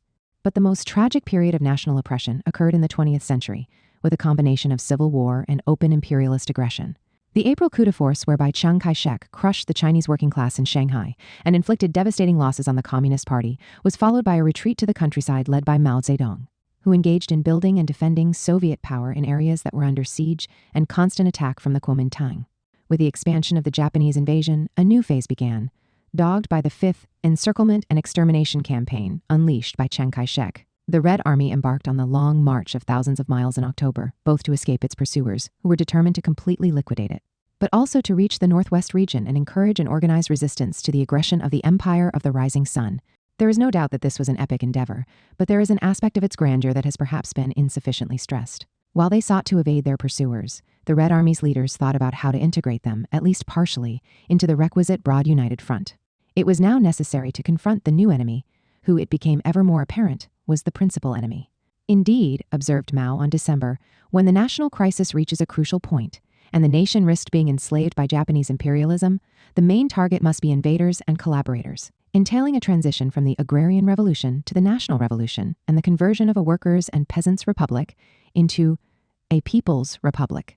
The government of the zone controlled by the Chinese Communist Party represented not only the workers and peasants but other sections of the people too, and the party itself expressed the interests of the whole nation. On the basis of this platform, the Communist Party supported or promoted the December 9th movement of 1935, whose slogan was, "Stop the Civil War, unite to resist foreign aggression."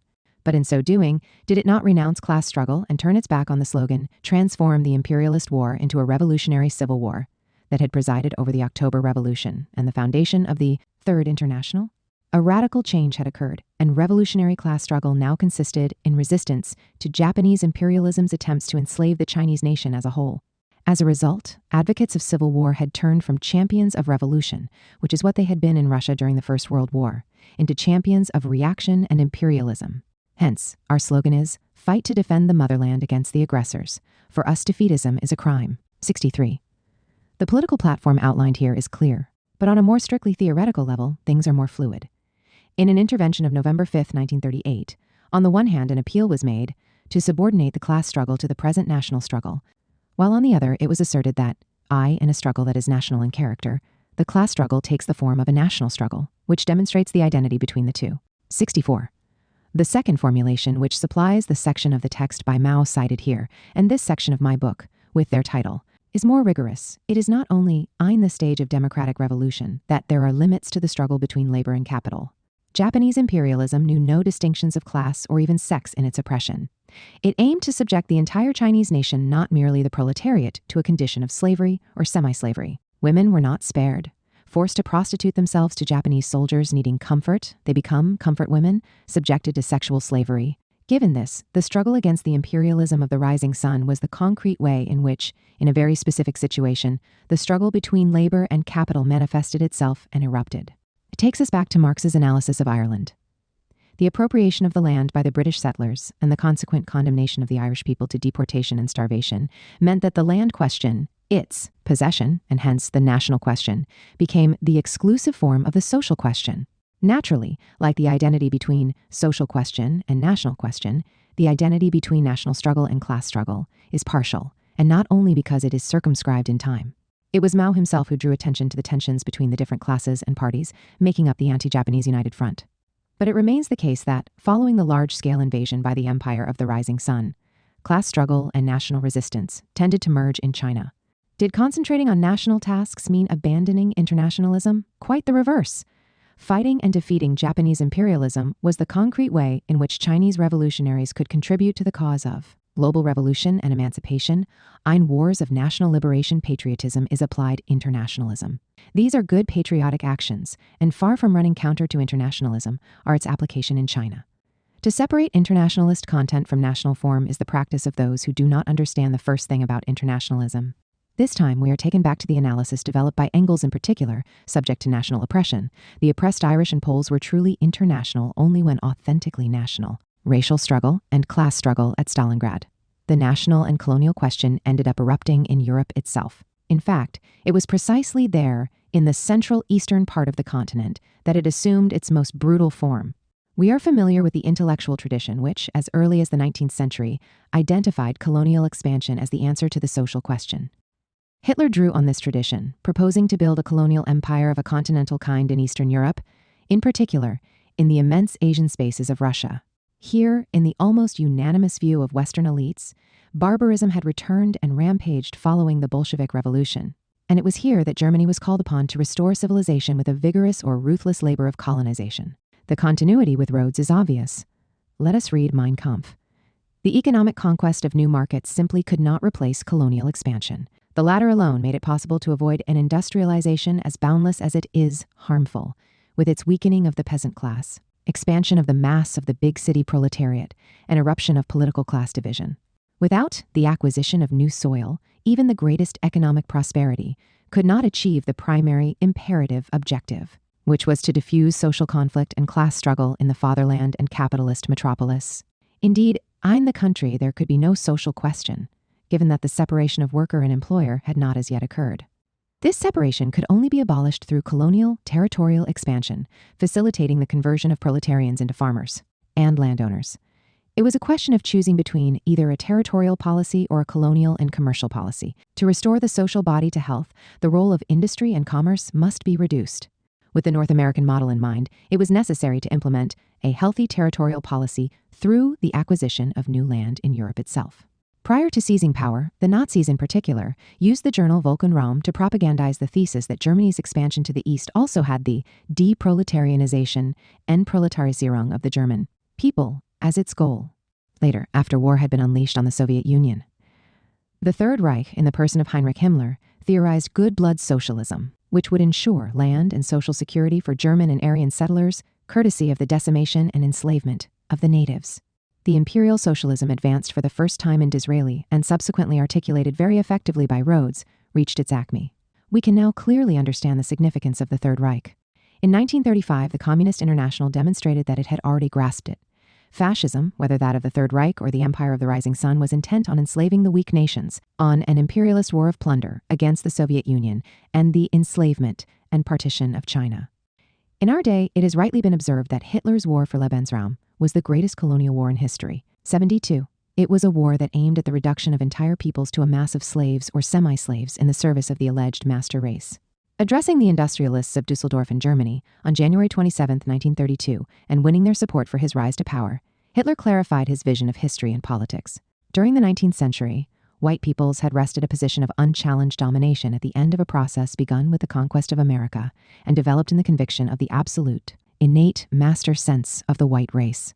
Challenging the colonial system and causing or aggravating the confusion of white European thinking, Bolshevism represented a deadly threat to civilization. To confront it, the conviction of the superiority, and hence the superior right of the white race, must be reasserted. The white race's position of domination of the rest of the world had to be defended. Clearly formulated here was a program of counter-revolution involving colonialism and slavery, to reassert the global domination of the white race. The lesson to be drawn from the history of the West's colonial expansion should be learnt. An utterly brutal lack of scruples should be unhesitatingly shown. The exercise of an extremely brutal master right, Herrenrecht, was required. 73. What was this? In substance, if not slavery? In July 1942, Hitler issued this order for the colonization of the Soviet Union and Eastern Europe. The Slavs must work for us. If we have no more need of them, let them die.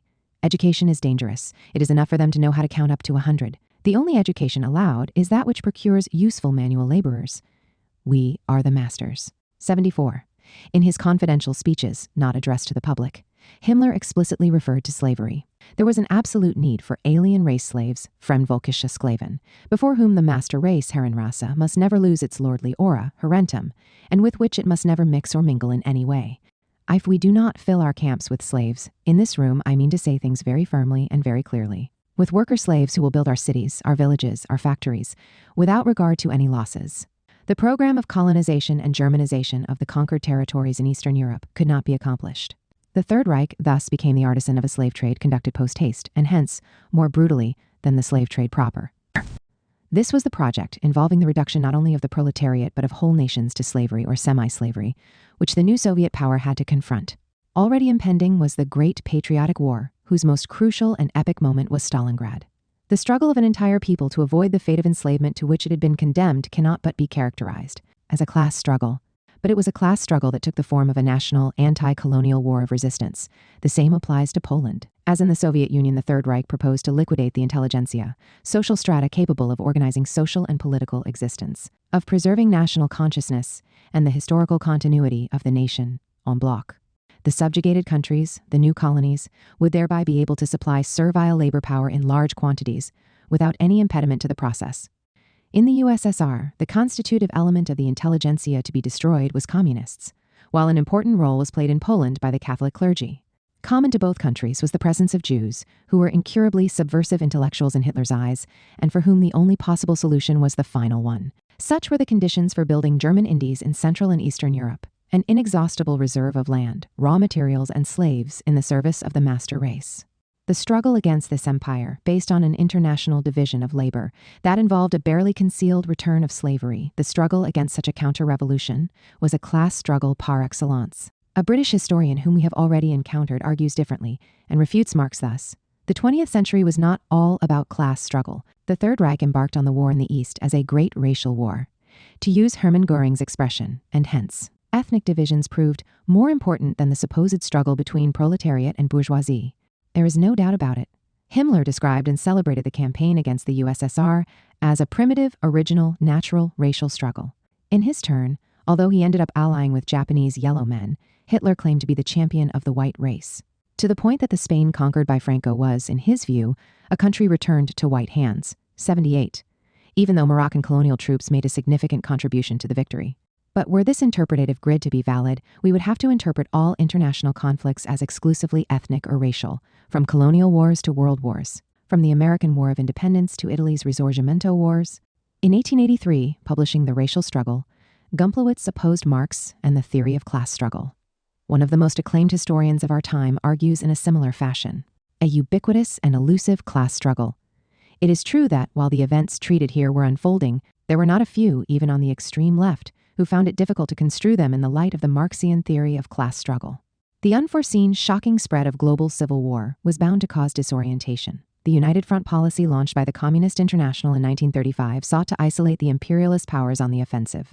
Having arrived late at their tryst with colonialism, Germany, Italy, and Japan aspired to catch up, resorting to an extra dose of brutality in subjugating and even enslaving peoples of ancient civilization. But the Popular Front policy, which did not appear to challenge capitalism as such, and not even imperialism as such, seemed like the strangulation of the class struggle to Trotsky.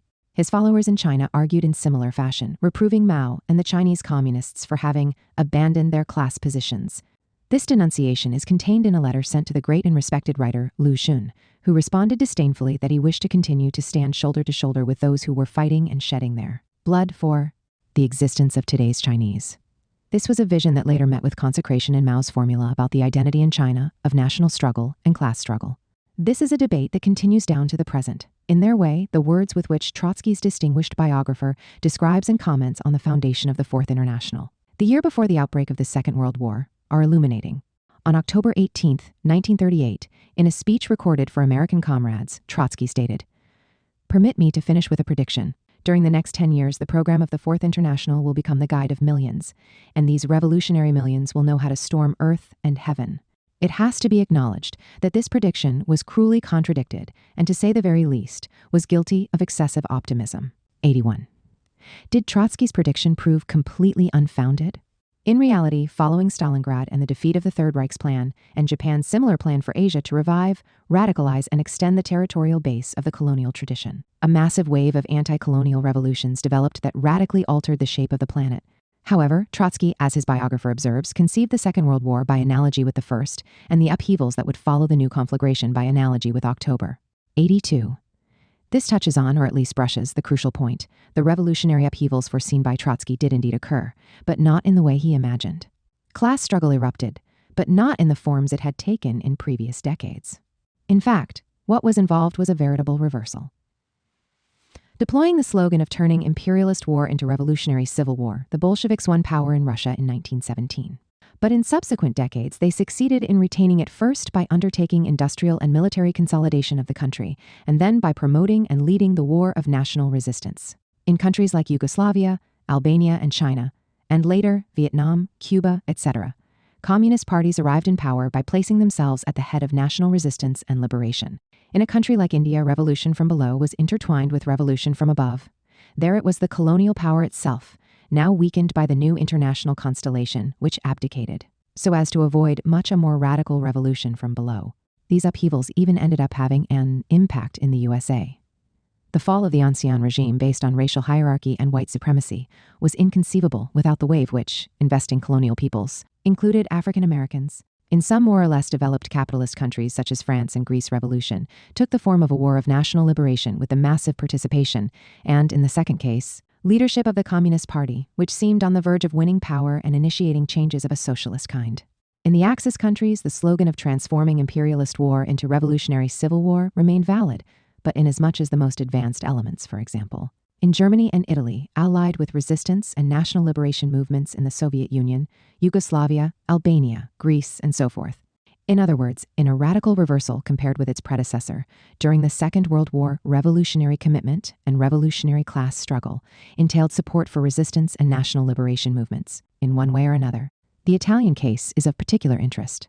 Having entered the war with explicitly imperialist slogans, conquest of a place in the sun, return of the empire to the fatal hills of Rome, etc., at the time of his fall, Mussolini left the country not only prostrate and defeated, but also largely controlled by an occupying army, which tended to treat the ex-ally as a colonial people.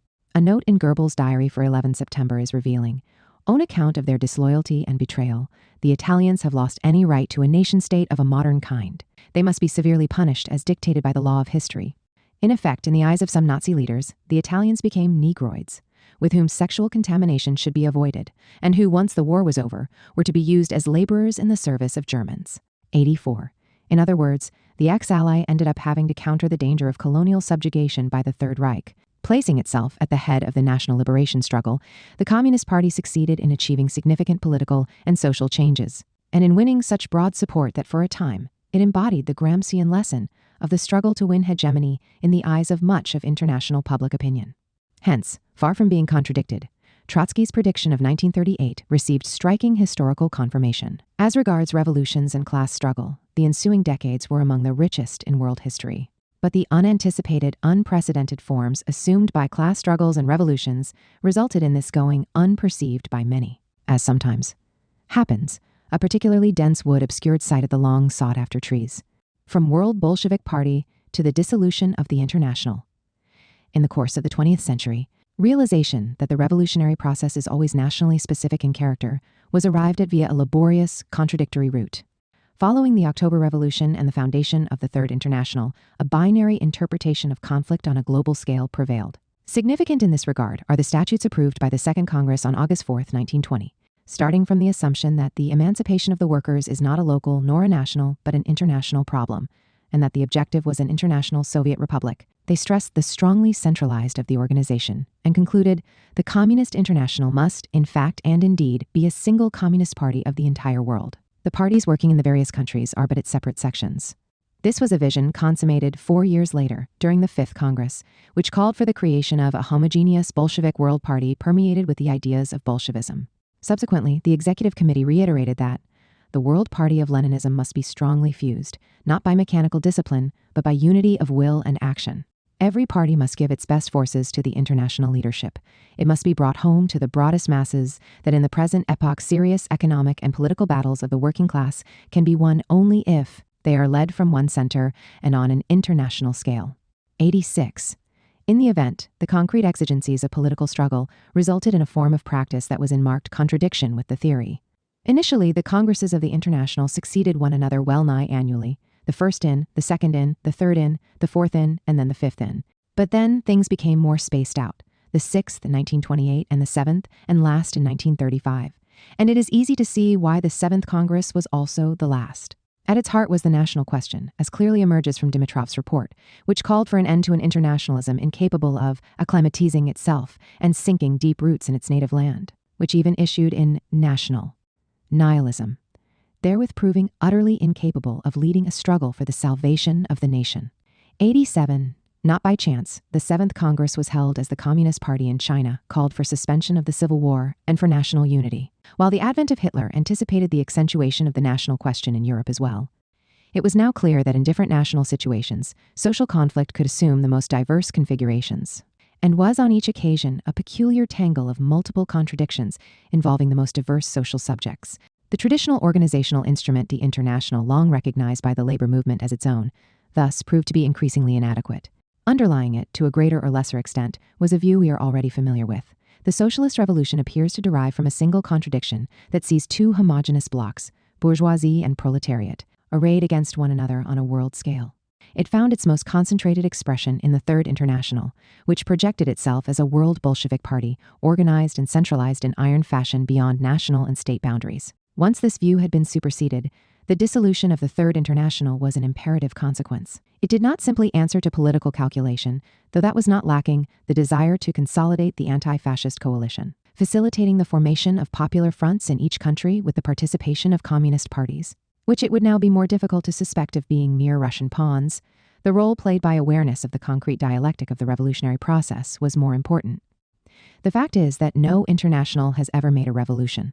This applies to the International Working Men's Association, founded in 1864. 6 years later, when the Franco-Prussian War was underway, it appealed to French workmen not to succumb to revolutionary illusions, to take account of the real balance of power, and above all, not allow themselves to be deluded by the national souvenirs of 1792-88. In the light of subsequent developments, the warning proved justified. However, the movement that resulted in the Paris Commune developed in accordance with an autonomous dialectic, starting from the conjunction of the bourgeoisie, proletariat contradiction, and the national crisis caused by revelation of Prussia's expansionist plans and the French bourgeoisie's inability to counter them.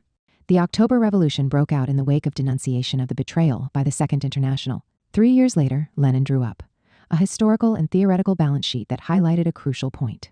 A revolutionary situation presupposes so many contradictions of such severity as to provoke a nationwide crisis affecting both the exploited and the exploiters. In other words, the Bolsheviks ultimately prevailed because they proved to be the sole political force capable of offering an answer to the economic, political, and social disintegration triggered by the war and the fall of the Ancien regime. Founded in 1919 with the explicit goal of spreading the Russian Revolution to the West, the Third International did not succeed in living up to its program.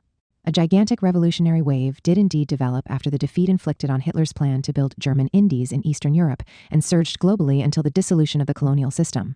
But it occurred only after the dissolution of the International decreed by Stalin in 1943, and was fueled by revolutions which, contrary to the expectations of 1919, saw social conflict and national conflict indissolubly fused. Finally, it scarcely needs saying that the Fourth International turned out to be nothing but a farcical replica of the tragedy of the Third. At this point, it is worth reflecting on a formulation by the mature Marx, according to which the exacerbation of the contradiction between the productive forces and the relations of production results not in a single revolution, but in an era of social revolution.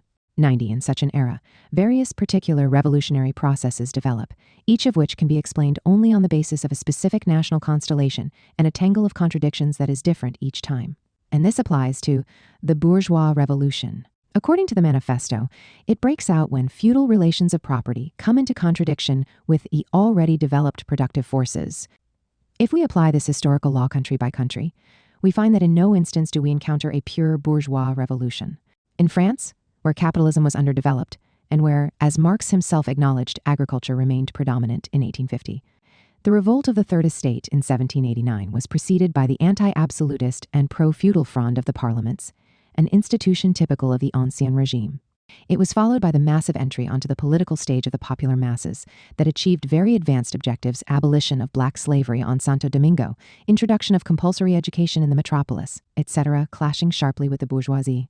In various countries, the overthrow of the Ancien regime took the form of a national revolution. One thinks of the Italian Risorgimento, or Germany, where, according to Engels' aforementioned analysis, the bourgeois revolution commenced that is, with the struggle against Napoleon's occupation, imposed by a county which had the French Revolution behind it. The bourgeois revolution in the two classical countries of the liberal tradition turns out to be no less impure. It is not clear why the anti-capitalist revolution should be characterized by greater purity. In conclusion, it might be said that the organizational model of the International proved inadequate because it frequently referred to a pure class struggle which very rarely existed, and was fueled by expectations of a pure socialist revolution that never has occurred and never will. This does not mean that there is no longer any need for internationalist solidarity between those who, in one way or another, suffer from a system based on exploitation, oppression, and the law of the strongest. Indeed, it remains to examine the forms that such solidarity might concretely take. Lenin in 1919, the class struggle is continuing. It has merely changed its forms. One Lenin, the Belgian worker, and the French Catholic. We have seen the revolution relocate in the course of the 20th century from west to southeast. What happened in countries which, identifying with the Communist Manifesto and the theory of class struggle, overthrew the old capitalist regime or set out on the road to socialism? In the early 1920s, a symptomatic episode occurred in Soviet Russia. The crisis remained grave. What was to be done? Among the sympathizers with the Bolshevik Revolution in Moscow at the time was a French doctor, Madeleine Pelletier, who got to know the city very well and was struck by workers' lack of commitment to work. This is an impression confirmed by the testimony of an eminent philosopher, Walter Benjamin.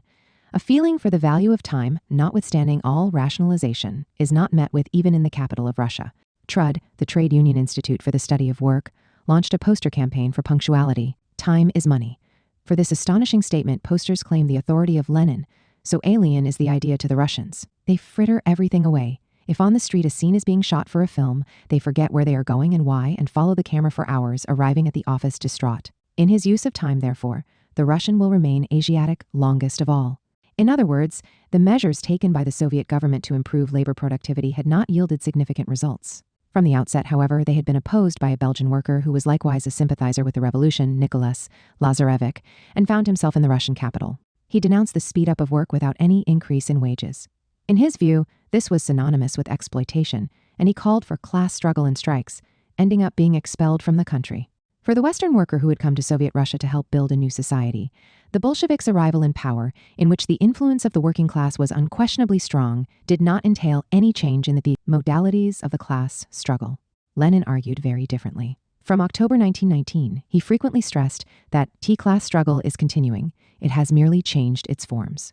For people should not lose sight of the essential difference between the class struggle of the proletariat in a capitalist state and the economic struggle of the proletariat in a state which does not recognize private ownership of the land and the majority of the large enterprises, and where political power is in the hands of the proletariat. Losurdo was not an isolated case.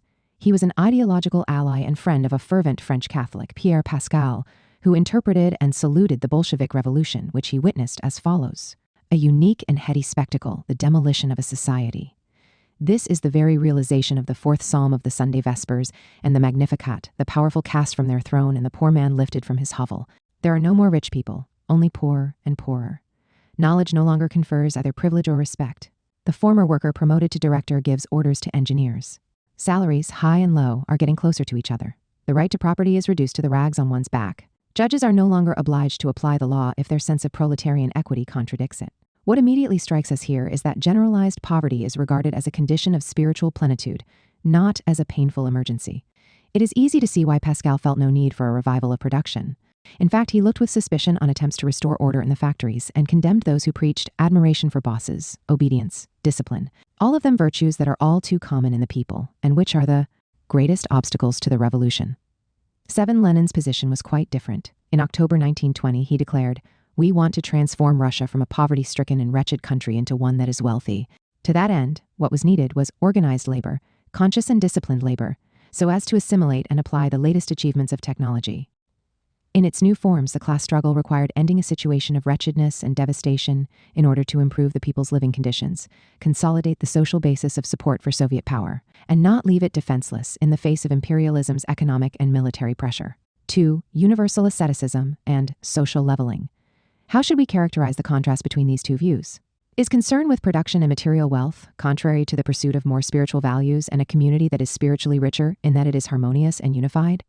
In the same intervention of October 1920, when he launched the appeal to transform Russia into a wealthy country, Lenin stressed the need to have done with a society so absorbed in its private egotisms that nobody cared a straw for the aged and the sick, or whether housework was the concern only of the women who, in consequence, were in a condition of oppression and servitude. The imperative of introducing spiritually richer intersubjective relations was also registered by the Soviet leader, who believed that the problem could not be solved without the development of the productive forces. Some 15 years later, drawing on his memory of his experience in government, Trotsky wrote, "The actual liberation of women is unrealizable on a basis of generalized want. The class struggle to restructure and revive the productive apparatus was also a struggle for women's liberation and to guarantee the right to life for the old and infirm. In the words of Capital, the less developed the productive forces and social wealth, the more imperious and constraining was the realm of necessity, and the more it impacted negatively on the life, including the spiritual life, of men and women." 11. Pascal's position was quite different.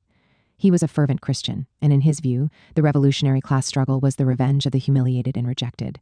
This was also the view of the Belgian worker, Lazarevic, and not a few supporters of or sympathizers with Bolshevism, who were far removed from Christianity, and yet found it difficult to identify with the measures with which the new government sought to reorganize and restart the industrial apparatus. We are therefore dealing with a contrast not between devotees and enemies of the fetish of wealth, not between those who are deaf and those who are attuned to spiritual values, and not even with a contrast between atheists and Christians. Pitted against one another, ultimately, were Marxists and populists, the latter inclined to condemn wealth and luxury as such, as the lifestyle peculiar to classes accustomed to extravagance and debauchery. For this reason, populists concentrate exclusively on the problem of the distribution of wealth, completely ignoring the objective key for Marx and Engels of the development of the productive forces. Revolutionary class struggle signifies the realization of equality leveling down and little consideration for the pursuit of well-being. In this form, populism can exercise a power of attraction far beyond Christian circles. According to the Communist Manifesto, no thing is easier than to give Christian asceticism a socialist tinge. Not by chance, the first movements of the proletariat are often characterized by demands stamped by universal asceticism and social leveling in its crudest form. 12. In reality, this phenomenon has a spatial and temporal dimension far beyond that indicated by Marx and Engels. The great popular revolutions and the mass movements of subaltern classes tend to generate a spontaneous, naive populism, which expects or celebrates the revenge of those occupying the bottom rung of the social hierarchy, the turn of the poor and the poor in spirit. In France in 1789, even before the assault on the Bastille, the meeting of Estates General and the agitation of the Third Estate awakened in the popular spirit the old millenarianism, the impatient expectation of the revenge of the poor and the happiness of the humble. The revolutionary mentality was to be very profoundly impregnated by it. As the Dauphine in Russia. In February 1917, we find Christian circles greeting the fall of Tsarism as the defeat of evil and sin, which had split the people into rich and poor. The new society would be reorganized on the basis of more Christian attitudes. It would be a universal spiritual community, overriding class or party differences. A community witnessing the disappearance or suppression of any manifestation of the previous depraved, debauched opulence. There would, inter alia, be no place for alcohol. Here we have social leveling in its crudest forms intersecting with forced universal asceticism. But the hopes reposed in the October Revolution by Pierre Pascal were not very different. The Bolsheviks were not immune from this view of the world or state of mind. The disaster wreaked by the First World War and then the Civil War involved a crisis of terrible proportions financially as well. In practice, money ceased to exist as a factor in the Soviet economy. Housing, transport, education, and meals at work were free, and wages were paid in kind, with everything at a very basic level, in the best case, a level of dignified poverty. Having elicited dismay and anguish, however, this situation ended up being transfigured. It was the desired disappearance of money, symbol of social polarization and debauched wealth. It was the end of the Ars Sacra fames, the advent of communism, albeit a war communism, with all the limits imposed by circumstances. 15. Trotsky critically recalled the ascetic tendencies of the epoch of the Civil War, widespread among communists. But it was a rank-and-file militant in the 1940s who more effectively described the spiritual climate that prevailed in the period immediately following the October Revolution. The climate which emerged from the horror aroused by the war, caused by imperialist competition to plunder colonies, conquer markets and raw materials. By the capitalist hunt for profits and super profits, we young communists had all grown up in the belief that money was done away with once and for all. If money was reappearing, wouldn't rich people reappear too? Weren't we on the slippery slope that led back to capitalism? 17. Given these assumptions, the advent of barter represented an advance, at least spiritually. This was a climate that did not immediately disappear with war communism. An extraordinary text by Lenin dated 6-7 November attests to the fact. When we are victorious on a world scale, I think we shall use gold for the purpose of building public lavatories in the streets of some of the largest cities of the world. This would be the most just and most educational way of utilizing gold for the benefit of those generations which have not forgotten how, for the sake of gold. 10 million men were killed and 30 million maimed in the Great War for Freedom, the War of 1914. 18. And how, for the sake of this same gold, they certainly intend to kill 20 million men and to maim 60 million in a coming war. But however just, useful, or humane it would be to utilize gold for this purpose, we must save the gold in the RSFSR, sell it at the highest price, buy goods with it at the lowest price. When you live among wolves, you must howl like a wolf.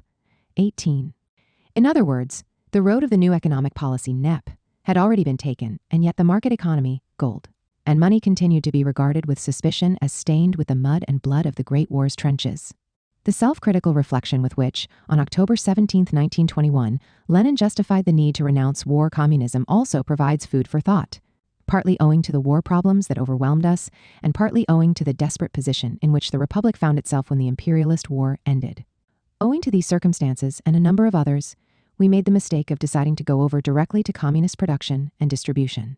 We thought that under the surplus food appropriation system, the peasants would provide us with the required quantity of grain, which we could distribute among the factories and thus achieve communist production and distribution. 19. I have emphasized the reiterated statement I propose to discuss here. On other occasions, Lenin had no hesitation in bluntly describing the real significance of the practice of appropriation or forced requisition of necessaries regarded as surpluses to meet the requirements of the army and sustain the workers, paid for with paper money of dubious value. This was a practice that met, and was bound to meet, with muffled, bitter, or violent resistance from the peasants. Given the extremely serious crisis in exchange between city and countryside, long predating the Bolshevik conquest of power, with a decrease in agricultural production and the hoarding of the limited food available, the survival of the urban population and soldiers certainly dictated radical measures, widely accepted by the various contending parties, even those inspired by liberal economic ideology. 21. But how are generalized, desperate poverty and requisitions directly or indirectly affected by force, communist? Personal self-interest and market calculation may well have disappeared. But is that enough to define a measure manifestly dictated by war, and which countries of a very different ideological and political persuasion tended to resort to as communist?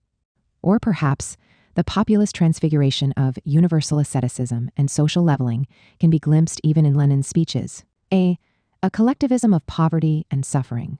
We are dealing with an international debate in which Gramsci participated. His intervention was contained in an article that greeted the very recent Bolshevik Revolution as the revolution against capital, against Marx's work construed in a positivist and determinist key, and hence invoked to delegitimize socialist revolution in any country not among the more advanced capitalist states. The article has become famous for this anti-dogmatic stance, but it also warrants fame in connection with the problem we are discussing. Here is how, in December 1917, Gramsci interpreted the turning point represented by Bolshevik victory in a country that was relatively backward and, what is more, exhausted by war. It will at first be a collectivism of poverty and suffering, but a bourgeois regime would have inherited the same conditions of poverty and suffering. Capitalism could do no more immediately than collectivism in Russia. In fact, today it would do a lot less, since it would be faced immediately by a discontented and turbulent proletariat. A proletariat no longer able to support on behalf of others the suffering and privation that economic dislocation would bring in its wake. The hardships that await them after the peace will be bearable only if the proletarians feel they have things under their own control and know that by their efforts they can reduce these hardships in the shortest possible time. 22. In this text, the war communism being imposed in Russia was legitimized tactically and delegitimized strategically, legitimized in the immediate present and delegitimized for the future. A collectivism of poverty and suffering was justified in the concrete conditions in which Russia found itself. Capitalism could not do any better. Far from being synonymous with spiritual plenitude and ethical rigor, however, the collectivism of poverty and suffering must be overcome in the shortest possible time. It is no cause for surprise if, as we shall see, Gramsci later justified the transition to the NEP, politically and theoretically. Yet it was precisely as synonymous with spiritual plenitude and ethical rigor that war communism, the collectivism of poverty and suffering, and socialized poverty, of which Gramsci and Trotsky respectively speak, was regarded by large sections of the communist movement in Russia and the West. The result was that the social leveling in its crudest forms and universal asceticism, against which the manifesto cautioned, were transfigured into expressions of proletarian class struggle. It should not be supposed that this kind of spiritual climate remained confined to Soviet Russia. On the contrary, it seemed to find an even emphatic expression among Western intellectuals and militants. In 1921, disappointed by the introduction of the NEP, Pascal did not renew his Communist Party card, although continuing to live in Moscow and work at the Marx and Engels Institute. In his turn, a French communist leader reconciled himself to the turn, but at the same time, writing in Le Humanite, added, the NEP brought with it something of the capitalist putrescence that had completely disappeared at the time of war communism. 23. Even figures far removed from the communist movement feared that the country born in the October Revolution was in the process of losing its idealistic charge. Thus, the great Austrian writer Joseph Roth, who visited the land of the Soviets between September 1926 and January 1927, denounced the Americanization underway. The America of soulless capitalism, the country where gold is king, is held in contempt. But the America of progress, the electric, iron, hygiene, and water mains, is admired. In short, tis is a modern, technologically advanced Russia with American ambitions. This is no longer Russia. A spiritual vacuum obtained there too. Having overcome his initial hesitations and fluctuations, Lenin began to harshly criticize the transfiguration of the collectivism of poverty and suffering. The economy based on barter, characteristic of so-called war communism, was now synonymous with backwardness, not only economically but also spiritually. Maintaining the lack of exchange between agriculture and industry, the absence of connection and interaction between them, meant depriving the enormous Russian countryside of the material line with the big cities. Large-scale industry, capitalism and culture, it meant eternalizing patriarchalism and semi- and downright barbarism in these territories. It was true that capitalism is a bane compared with socialism, but it was a boon compared with medievalism, small production, and the evils of bureaucracy, which spring from the dispersal of the small producers. By comparison with a pre-modern semi-feudal society, capitalism represented spiritual progress as well. Even if it was not made explicit, war communism, rather than being construed and criticized as an attempt, albeit rash, to construct a post-capitalist society, was presented as a regression to a pre-capitalist social state. Obviously, this relapse had primarily been caused by World War and Civil War, as Lenin was repeatedly at pains to make clear. However, it had undergone a transfiguration, and not only at the hands of those who saluted the October Revolution from a position of Christian pauperism. It was a process and an optical illusion, not very different from what had occurred in the West. There, the total mobilization of the population and economic resources, for the purposes of centralized conduct of the war, had prompted eminent intellectuals to celebrate the redemptive advent of war socialism, or state and nation socialism in Croce's words, which had supposedly answered the social question conclusively and done so in an orderly, organic fashion. 26. On closer inspection, this putatively new social regime was none other than the old capitalism, to which the regimentation and terroristic discipline of war had been added. Corresponding to the optical illusion of war communism in Russia was the optical illusion and ideological manipulation of war socialism, or state and nation socialism, in the West. Once the path of the NEP had been embarked on, Lenin proceeded to a settlement of accounts with populism. We must do everything possible to develop trade at all costs without being afraid of capitalism.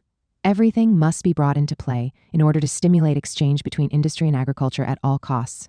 Just as war communism had very little to do with the construction of a post-capitalist society, so disdain for the market economy pertained to the old Russian semi-aristocratic, semi-mujik, and patriarchal mood, with their supreme contempt for trade, not to socialism and Marxism. 28. Nevertheless, assuming a variety of forms over time, populism in Soviet Russia took a long time to die. Bukharin criticized the bizarre conception of class struggle that involved deterring the development of the productive forces and viewing wealth, indeed prosperity as such, with suspicion. Consider the fact that the well-to-do upper stratum of the peasantry, along with the middle peasant, who is also striving to join the well-to-do, are both afraid at present to accumulate. A situation has been created in which the peasant is afraid to buy an iron roof and apprehensive that he will be declared a kulak. If he buys a machine, he makes certain that the communists are not watching. Advanced technology has become a conspiracy. 29. A line must be drawn under this. In general and on the whole, we must say to the entire peasantry, to all its different strata, enrich yourselves, accumulate, develop your farms. Only an idiot can say that the poor will always be with us. We must now implement a policy whose result will be the disappearance of the poor. As we can see, the exhortation to enrichment was addressed to the entire peasantry, but it was highly unlikely that everyone could attain prosperity at the same pace. Given the inequalities and contradictions which, at least for a time, would inevitably emerge from this process, only the idiots, or populists, referred to by the Soviet leader would have grounds to reaffirm the moral superiority of a social condition marked by an orderly, egalitarian distribution of poverty. Some years later, they continued to make their voices heard. If everyone becomes prosperous, and the poor cease to be with us, upon whom then are we Bolsheviks to rely in our work? The date was 1930, and this, according to Stalin, was the anguished argument of leftist blockheads who idealize the poor as the eternal bulwark of Bolshevism. 31. Once again, the influence of an ultimately religious tradition asserted itself. We are reminded of Hegel's critical remarks on the gospel commandment to aid the poor.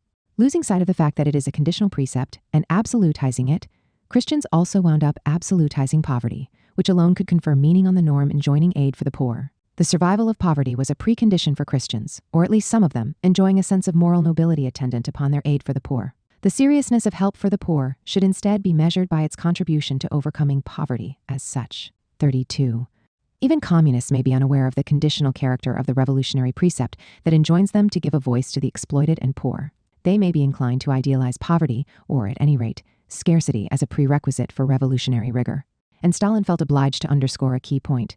It would be absurd to think that socialism can be built on the basis of poverty and privation, on the basis of reducing personal requirements and lowering the standard of living to the level of the poor. On the contrary, socialism can be built only on the basis of a vigorous growth of the productive forces of society and on the basis of the prosperity of the working people. In fact, a prosperous and cultured life for all members of society. 33 on this point, at any rate, he was in full agreement with Trotsky, who, invoking Marx, stressed even more emphatically the centrality of the task of increasing material wealth, on a basis of generalized want. The struggle for the means of subsistence threatens to resurrect all the old crap, and is partially resurrecting it at every step. The appearance of populism in various forms, on different occasions, is not a phenomenon confined to Soviet Russia. Take China. In and through unprecedented mass mobilization, the Great Leap Forward of, and the Cultural Revolution initiated in, were intended to accelerate the development of the economy enormously, so as to enable China to forge ahead and catch up with the industrially most advanced countries in record time. This perspective was at the antipodes of populism, but the latter ended up emerging. Above all, during the Great Leap Forward, the moral transfiguration of dignified, generalized poverty aimed to encourage the militaristic, egalitarian mobilization of the population, indeed of an army of labor called on to perform a miracle. Secondly, the failure of the extremely ambitious, in fact, amazing attempt to catch up with the West in record time was faced down by populist propagandizing of socialism as a collectivism of poverty and suffering, and hence by repression of that major Marxian theme, which has capitalist relations of production condemned by history, because they have become an obstacle to further development of the productive forces. Populism was to the fore during the international polemic conducted by the Chinese Communist Party in particular against the Soviet leader Khrushchev, who was allegedly guilty of pursuing goulash communism under the sign of material prosperity and the bourgeois way of life, while neglecting the tasks and ideals of revolutionary transformation of the world.